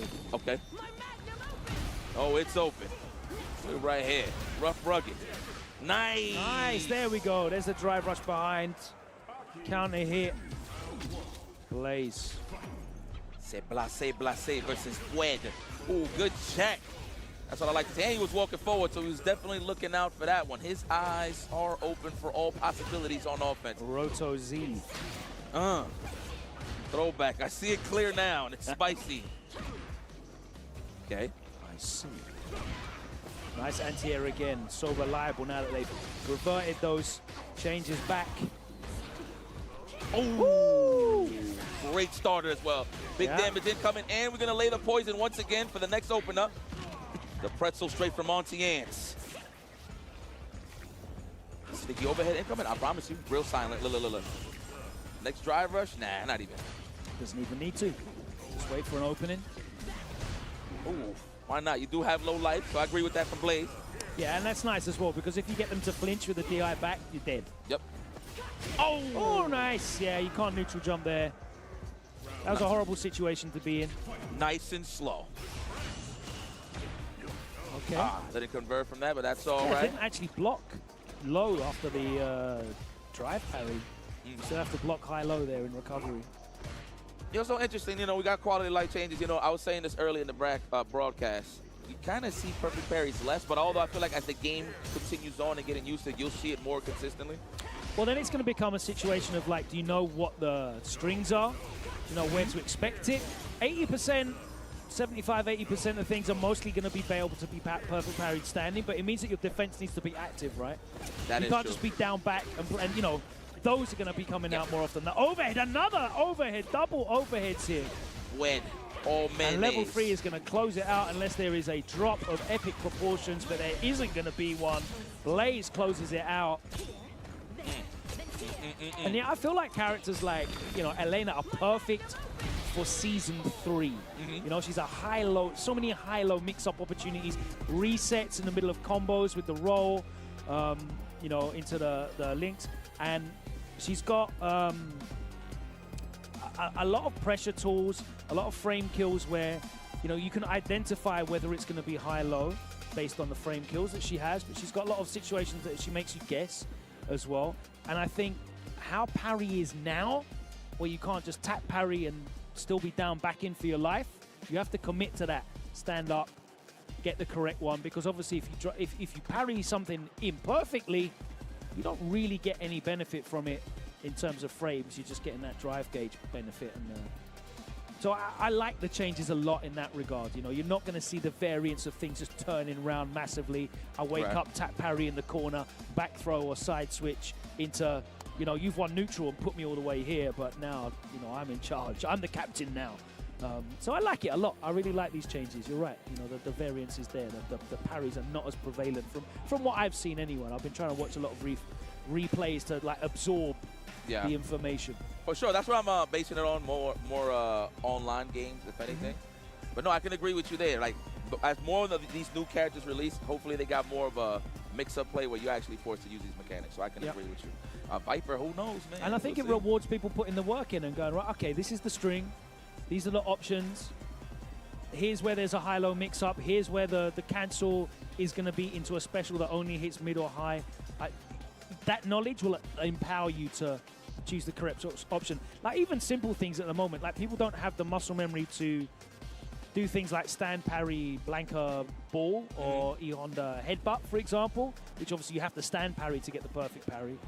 they're just not used to doing that, or, you know, the mental RAM, I guess, you know, in your brain where you have to think to do not just parry but also change your positioning. Yeah, I get what you're saying. You know, like that's not there yet. I think that will improve, and we'll see a lot more. Like the parry rate will go up. Yeah. But it's not going to be like it was now, where, you know, last year where people are so susceptible to like parries just being hit and the momentum switching so massively. Yeah. I'm a real big fan of these changes they've had this season, honestly, because they're really subtle, but they change the game a lot at that level. I'm really excited for it. I like that. That's a great breakdown. That's right. Did you know, Logan Fact, you got to put the rainbow right here, man. I was saying this earlier, no? Just put it right quick. But looks like we got our next match on the stage. I see my boy Gio Braun. Yo, that's Braun? And I'm only saying that because he's a Philly native. Man, for some reason, when I see Gio Braun, I just think about a lot of smack talk from Philadelphia. My goodness, esports, you gotta love it. How the times have changed. Versus Sharp. What is this? This is Bison, aka I still got strong legs. I don't know how I'm holding the horse. Taking on Terry, one of the biggest winners. Let me tell you. Medium punch power charge. This man right here. Bro, crack shot popping you up so you get the, oh my God, the quick burn. Yeah. Mid-screen Oki, sensational. He's really good, man. Standing medium punch just in general is great. Woo! Let's go. Let me see some. Gio Braun, all right, you a Bison player? I had no clue, man. I like that. Look, I've been seeing the variety of games he's been playing. He's been playing a lot of the characters that the little walk back into the punish counter, swinging that fierce. Catching a recovery of the crouch and medium kick there. Plus frames, got to respect me a little bit.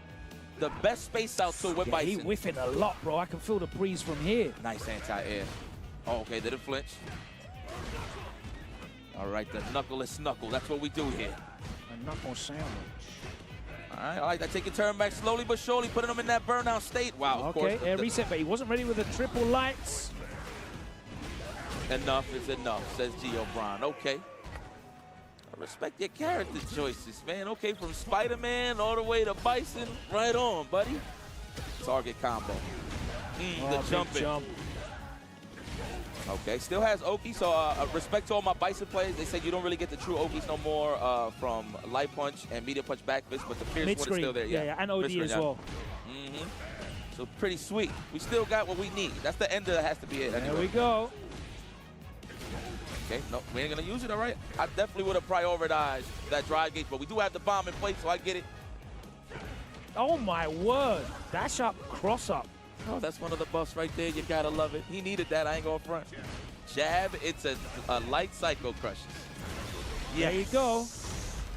Now, let me tell you what's so beneficial about that now, Logan. So, meaty overheads, yes. You could do jab into OD psychos. Yeah.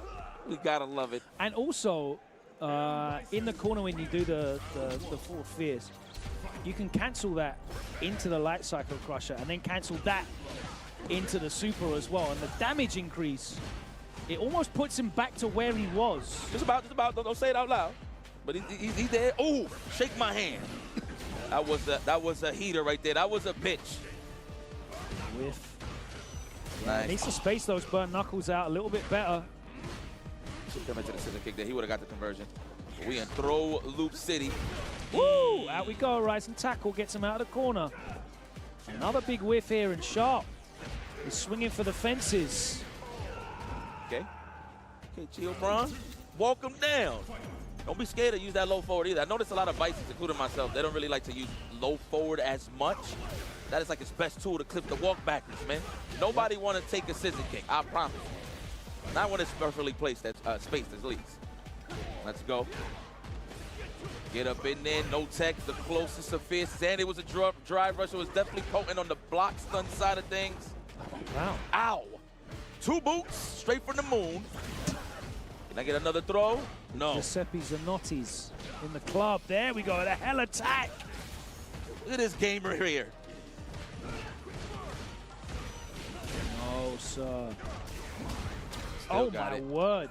Wasn't even ready for the level 3 to protect himself. That's all she wrote. Stand fierce level 3, keep it nice and simple. GG's beats out Gio Braun, Philadelphia's finest.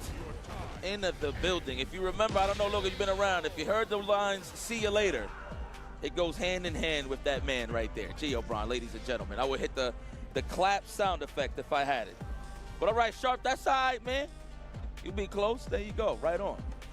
It's not how you start, it's how you finish, my friend. That was a winner's side match, I do believe, so Sharp still has a shot. We're moving through the first few rounds of these pools. 5 pools running at the same time in C block, and we've got some big names still to come. We've got a returning legend as well, by the way, I didn't mention. In that Latif is here, back on Street Fighter full-time as well. He is here. Man, I'm just glad that he plays some Bison. Gave him a recommendation. He asked me, hey, man, what character should I play? I just said Bison. The next thing I was going to say was Kimberly, but he's not a Bushin kind of guy, I don't feel like. But his character's around the corner, see Viper. All right, next up on stage. I know that guy. Got some Mai coming up, I believe. Okay, we got somebody from YouTube, but we got my man Itachi's Legacy with the Blanca. Yo, Itachi, where the shoes at, man? Where the Blanca shoes at, man? I rock with those. He cool. He chilling. Yeah, if got the Itachi Jordan 1s. It's fine. But for people that don't know, the stage is literally right next to us, so it's kind of bringing back that old school feel. You know, the NECs, the final rounds, man. Classic CEO setting where you're literally right next to the players and they got to hear you talk some smack and yap. You got to love it. Just bringing it back to the old ways, you know, from the points to all the killers just coming back outside. Don't matter where they from, they still going to get those frequent flyer miles. They out here, man. Play some good old Street Fighter, knowing what's at stake. That road to the Capcom Cup. That's right. That's right. And so many of them are out. You know, shout out to Incross for doing the Lord's work and breaking down some of the seeds that are here. And it is hundreds of professional players in attendance. Crazy, crazy, crazy stuff. And what a joy it is to be back outside once again. So, I believe this will be winners quarterfinal. Okay. Here in pool C2. So as I say, we're moving through, we're progressing through these brackets. What's my boy? Who on earth is that? Oh, the content creator? Who is that guy? You know, he's been getting that itch as of late. For people that don't know who we're talking about, Justin Wong is in the brackets. But he's been playing sets with guys at events and like low-key feeling that the little itch. Maybe I still got it. Maybe. He look in the mirror and then his daughter just walks in. Dad, what are you thinking about? $1 million.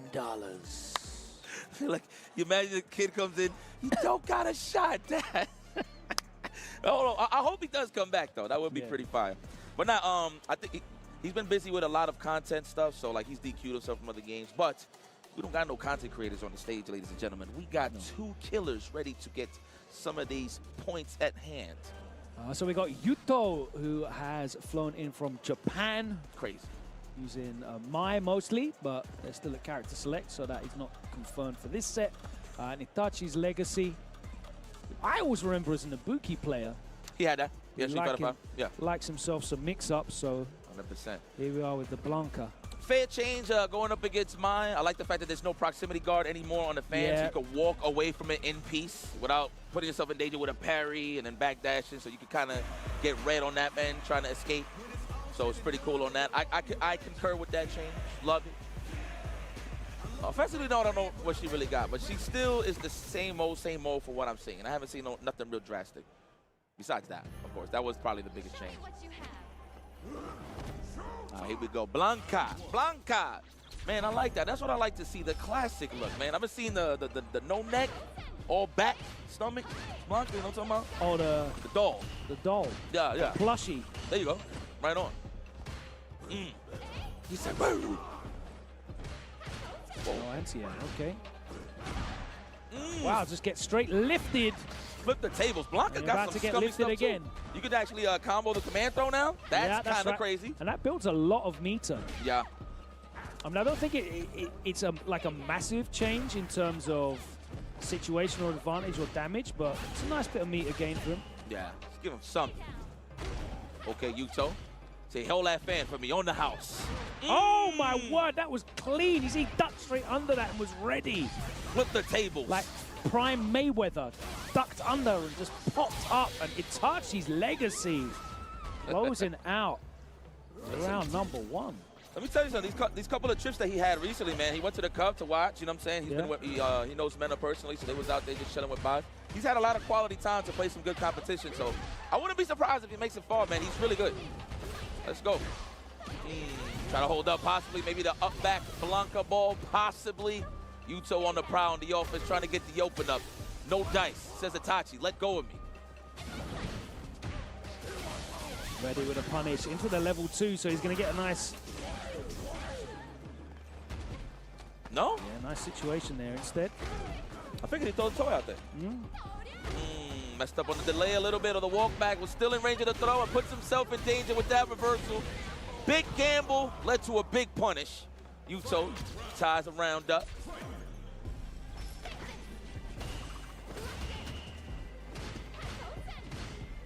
No punish counter, nothing. We blocked Yuto. Catches in the crouch and the level 1. So we're all enhanced now. Nice little walk back. Doesn't cancel the crouch and medium. That could have been a big opening. CBS2 all over again, I swear. That's the punch you want to use. Oh, nice air to air. You ain't going nowhere, says Yuto. What? Stop. Yeah, counter hit juggle state. And the follow-up mid-screen as well. The damage was horrendous. Huh? Nani? That worked? You was ready for that? So that's what you call layers, ladies and gentlemen. You start off with the first wave. You successfully avoid that. We got another option to cover it. That's layers. That jab to snipe out the Blanca ball escape. Amazing. Immaculate. What a way to finish the job and set the tone, saying, hey, this is a 16-hour flight. I'm going to make it count. Tachi Legacy, not shaking up. Looks like he's about to stir the pot a little bit, going right back into the Blanca, I'm pretty sure. All right. That's my song right here. Come on, give me them lyrics, Logan. Stop it, bro. Come on, let me get that. Struggling. Get that. I expect to hear the collab on the next EP then. I'm with it. Show me that you're real. Hell yeah. I got you. It's a battle with a battle, but battle within me.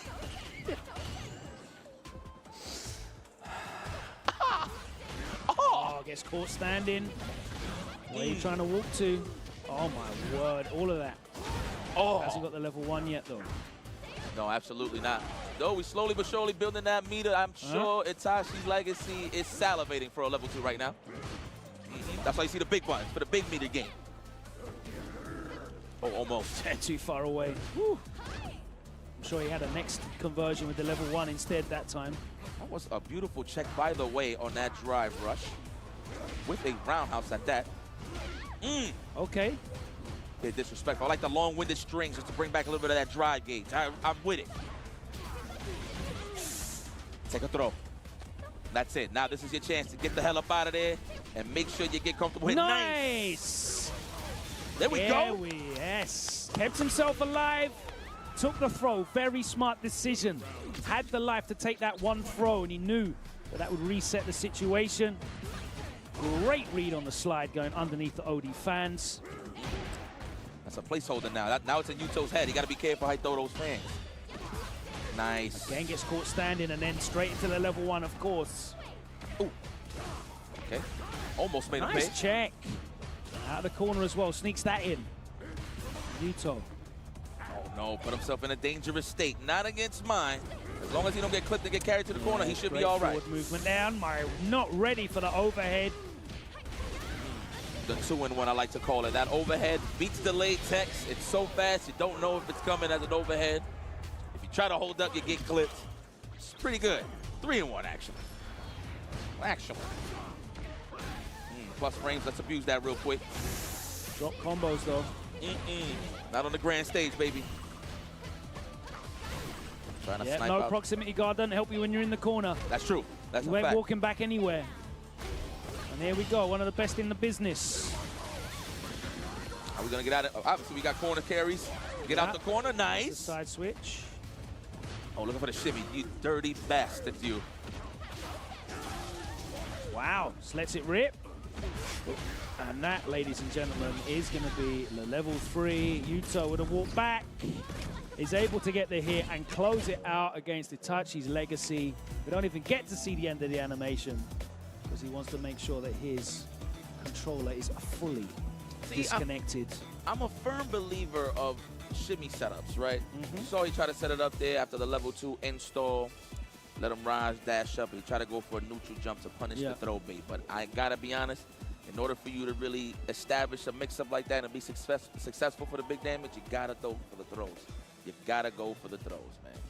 That is so staple. Like, you know, you heard a wise man once said, you know, shout out to Justin won't take the throws. Yes, but only for a certain amount of time. And that's when somebody's eventually going to make that bad decision where you capitalize and get some big damage. That's what he should have done in that situation. Because there was no real scare of the throws. You didn't see that many throws from Itachi Legacy throughout that whole set. So definitely got Yuto a little more comfortable on the defensive side, just walking back and not worried about much. Absolutely. We're going to be moving on into more legends on the stage. Yeah, I've seen that guy before. I'm quite familiar. Tokido, big fan. Big fan. He's about to put on a good show.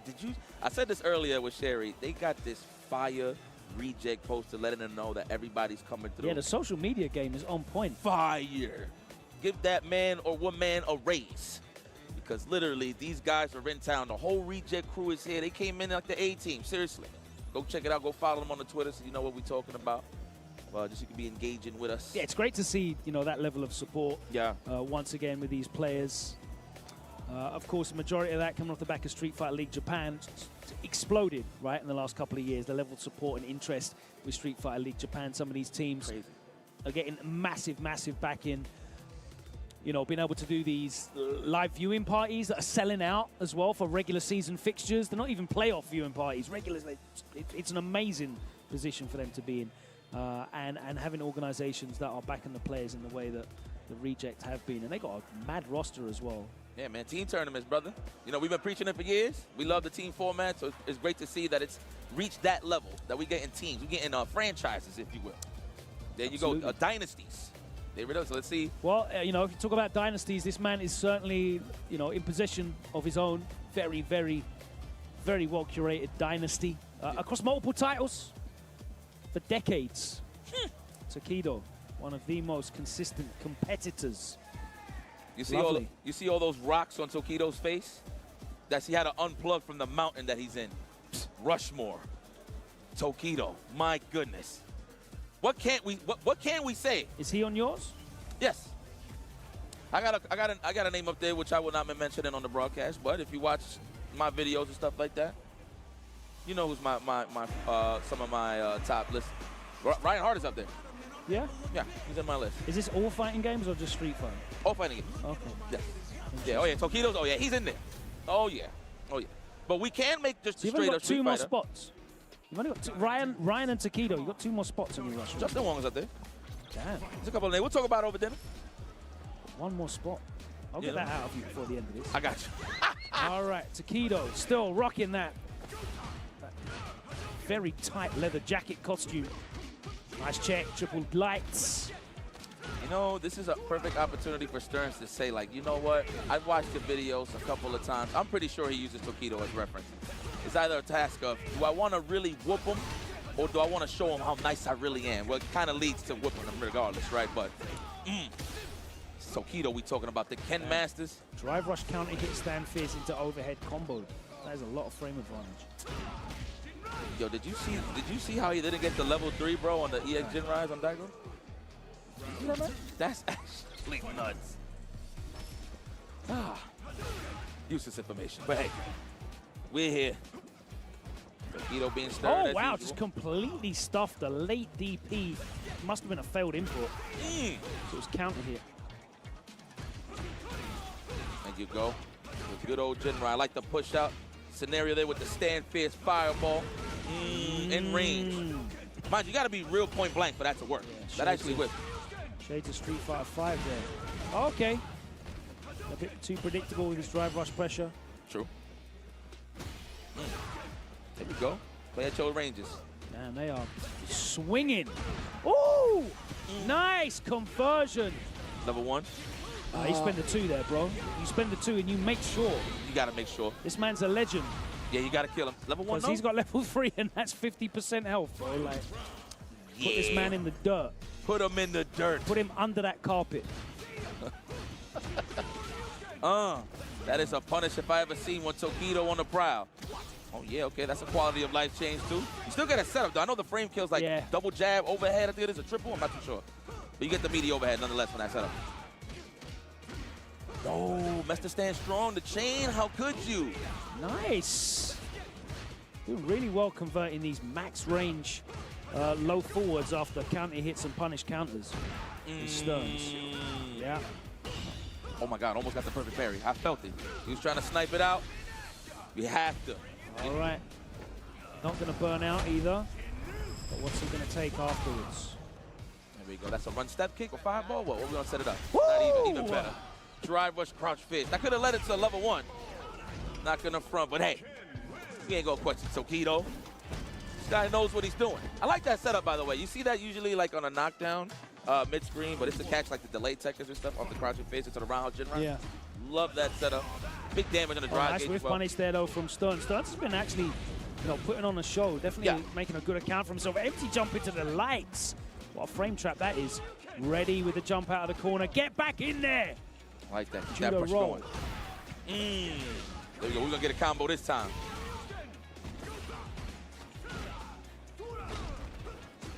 No counter hit. No, all right.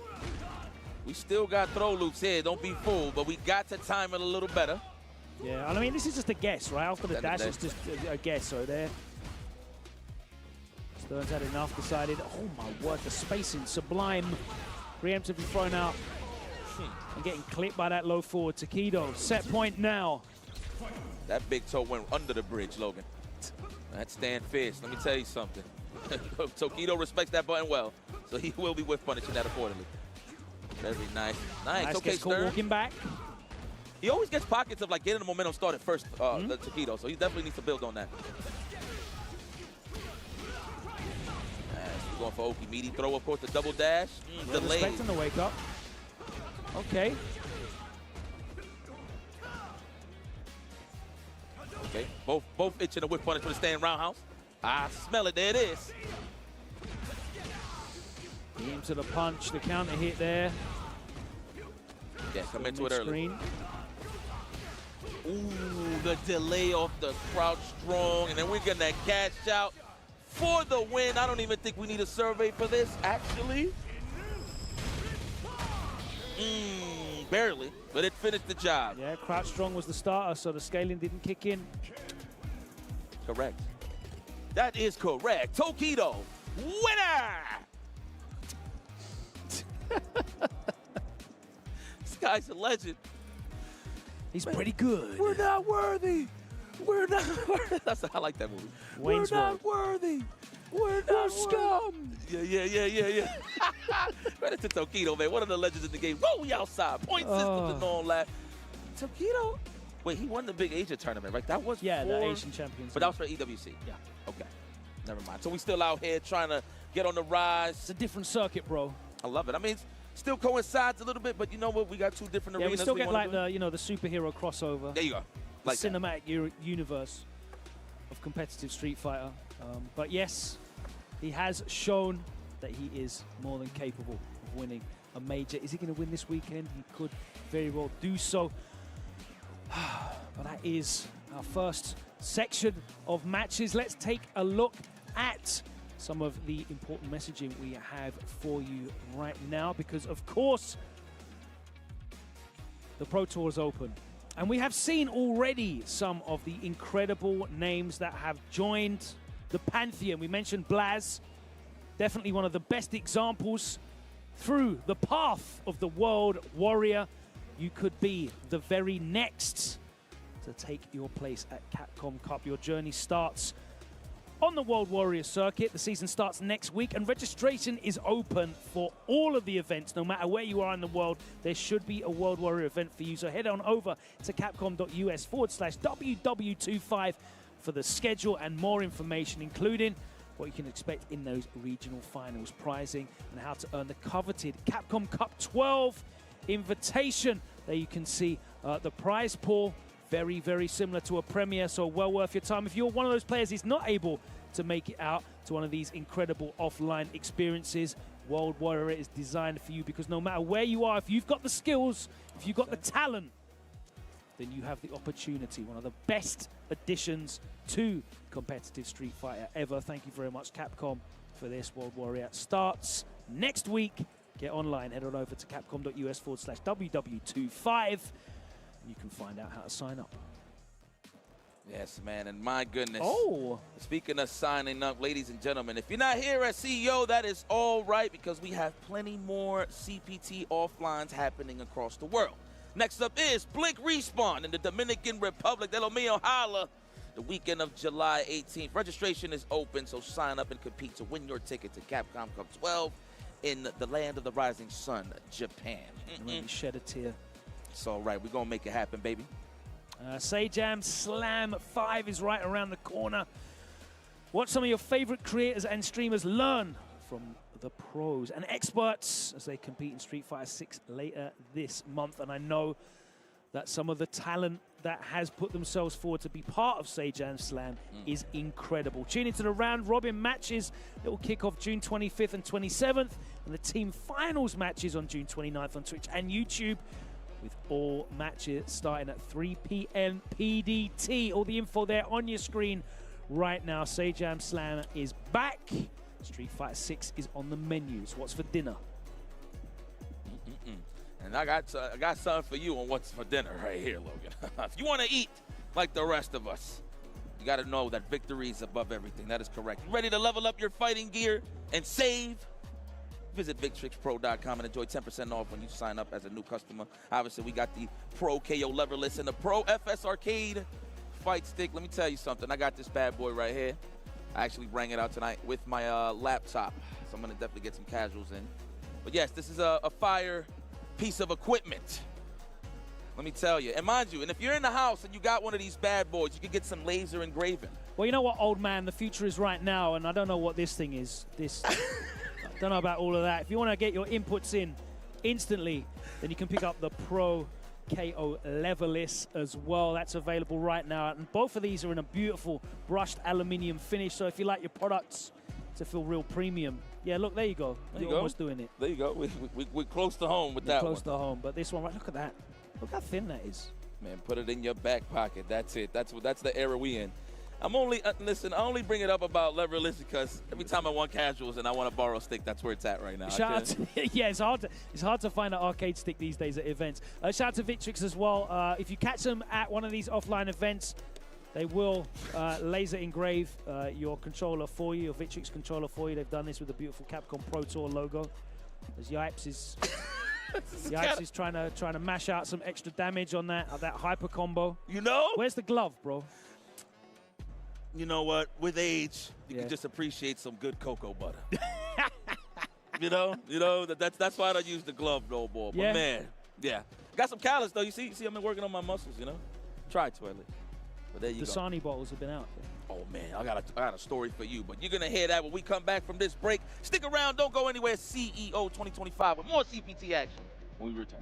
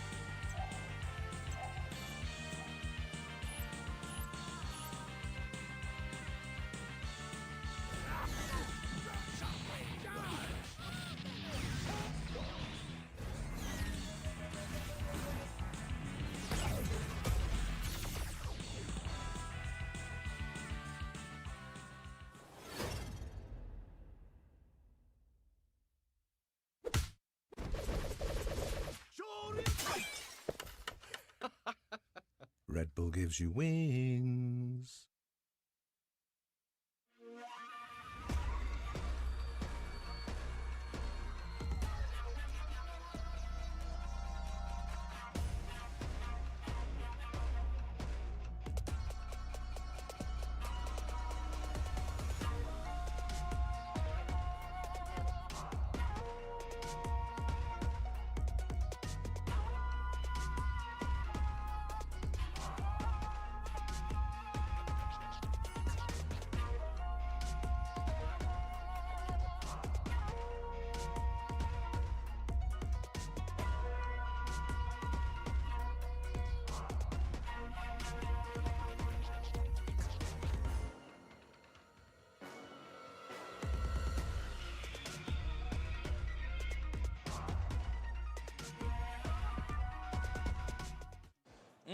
More pool action, day one, CEO 2025, the return here in Orlando, Florida. Yes, yes. Point systems and all, we said that all throughout the week, well, excuse me, throughout the day. I said the week, well, there's been a lot of Street Fighter 6, but the point I'm trying to make here is somebody's gonna go home a champion and go to the coveted Capcom Cup. But along the lines, we gotta go through the pools a little bit. You know the new format's working because the next man stepping up on stage, I do not see him out anywhere. Sup, Moose? But the Moose is loose. The Moose is loose. Phenom is here on stage. Swell. Ready to play in pools. Now, I didn't see him at Evo Japan, I don't think. No. Didn't see him at Combo Breaker. But here he is. I think the last time I seen him was the Cup. And then before that was SFL Europe. SFL Europe. Ooh. Yeah, before that. But yeah, but Phenom, listen, he's one of those guys in any given day could beat some of your household names. He's done it before. And I wouldn't. He's mad consistent. He's just looking for chips. OD, yeah. OD, you know? OD. Like on any given day, this guy might be the guy that you don't want to bump into. I mean, maybe there's a different reality, you know, where he didn't drop that combo at E-League. Ooh, and he went on. Woo! He went on and like his career, you know, just unlocked that next level. You know, because it's always one win. You just need that one win, right? He said, from the old scab. Your Phenom don't remember that, all right? That's right. He can't hear me. It's all right. I thought he heard you for a second. But yeah, the quality is never in doubt. Yes, correct. We're just looking for these titles because he's always, you know, someone that garners respect and fear when he's in a bracket. He is capable of beating anyone here, but is he going to beat all of them on the way to winning a title? We'll find out. And who's the opponent today? Let's see. We're going to get some names. I like getting acquainted with some new names. It is the Red Queen. Okay, holla. JP's own Red Queen taking on This is Nip. a winner's quarter final. Let's go. All C4-4. We've also got the likes of John Takeuchi in here. Let's go. Crimea. Crimea a River. I hope we get Crimea on. That's bars. Damn it, Logan. You can have that one, bro. I'm just here to just give them to the community. That's all yours. Nah. The one I will take is Jonathan Kent. That one, that's me. Yes, I took that one from you, 100%. Everything else, can't go over one line. That's my rule.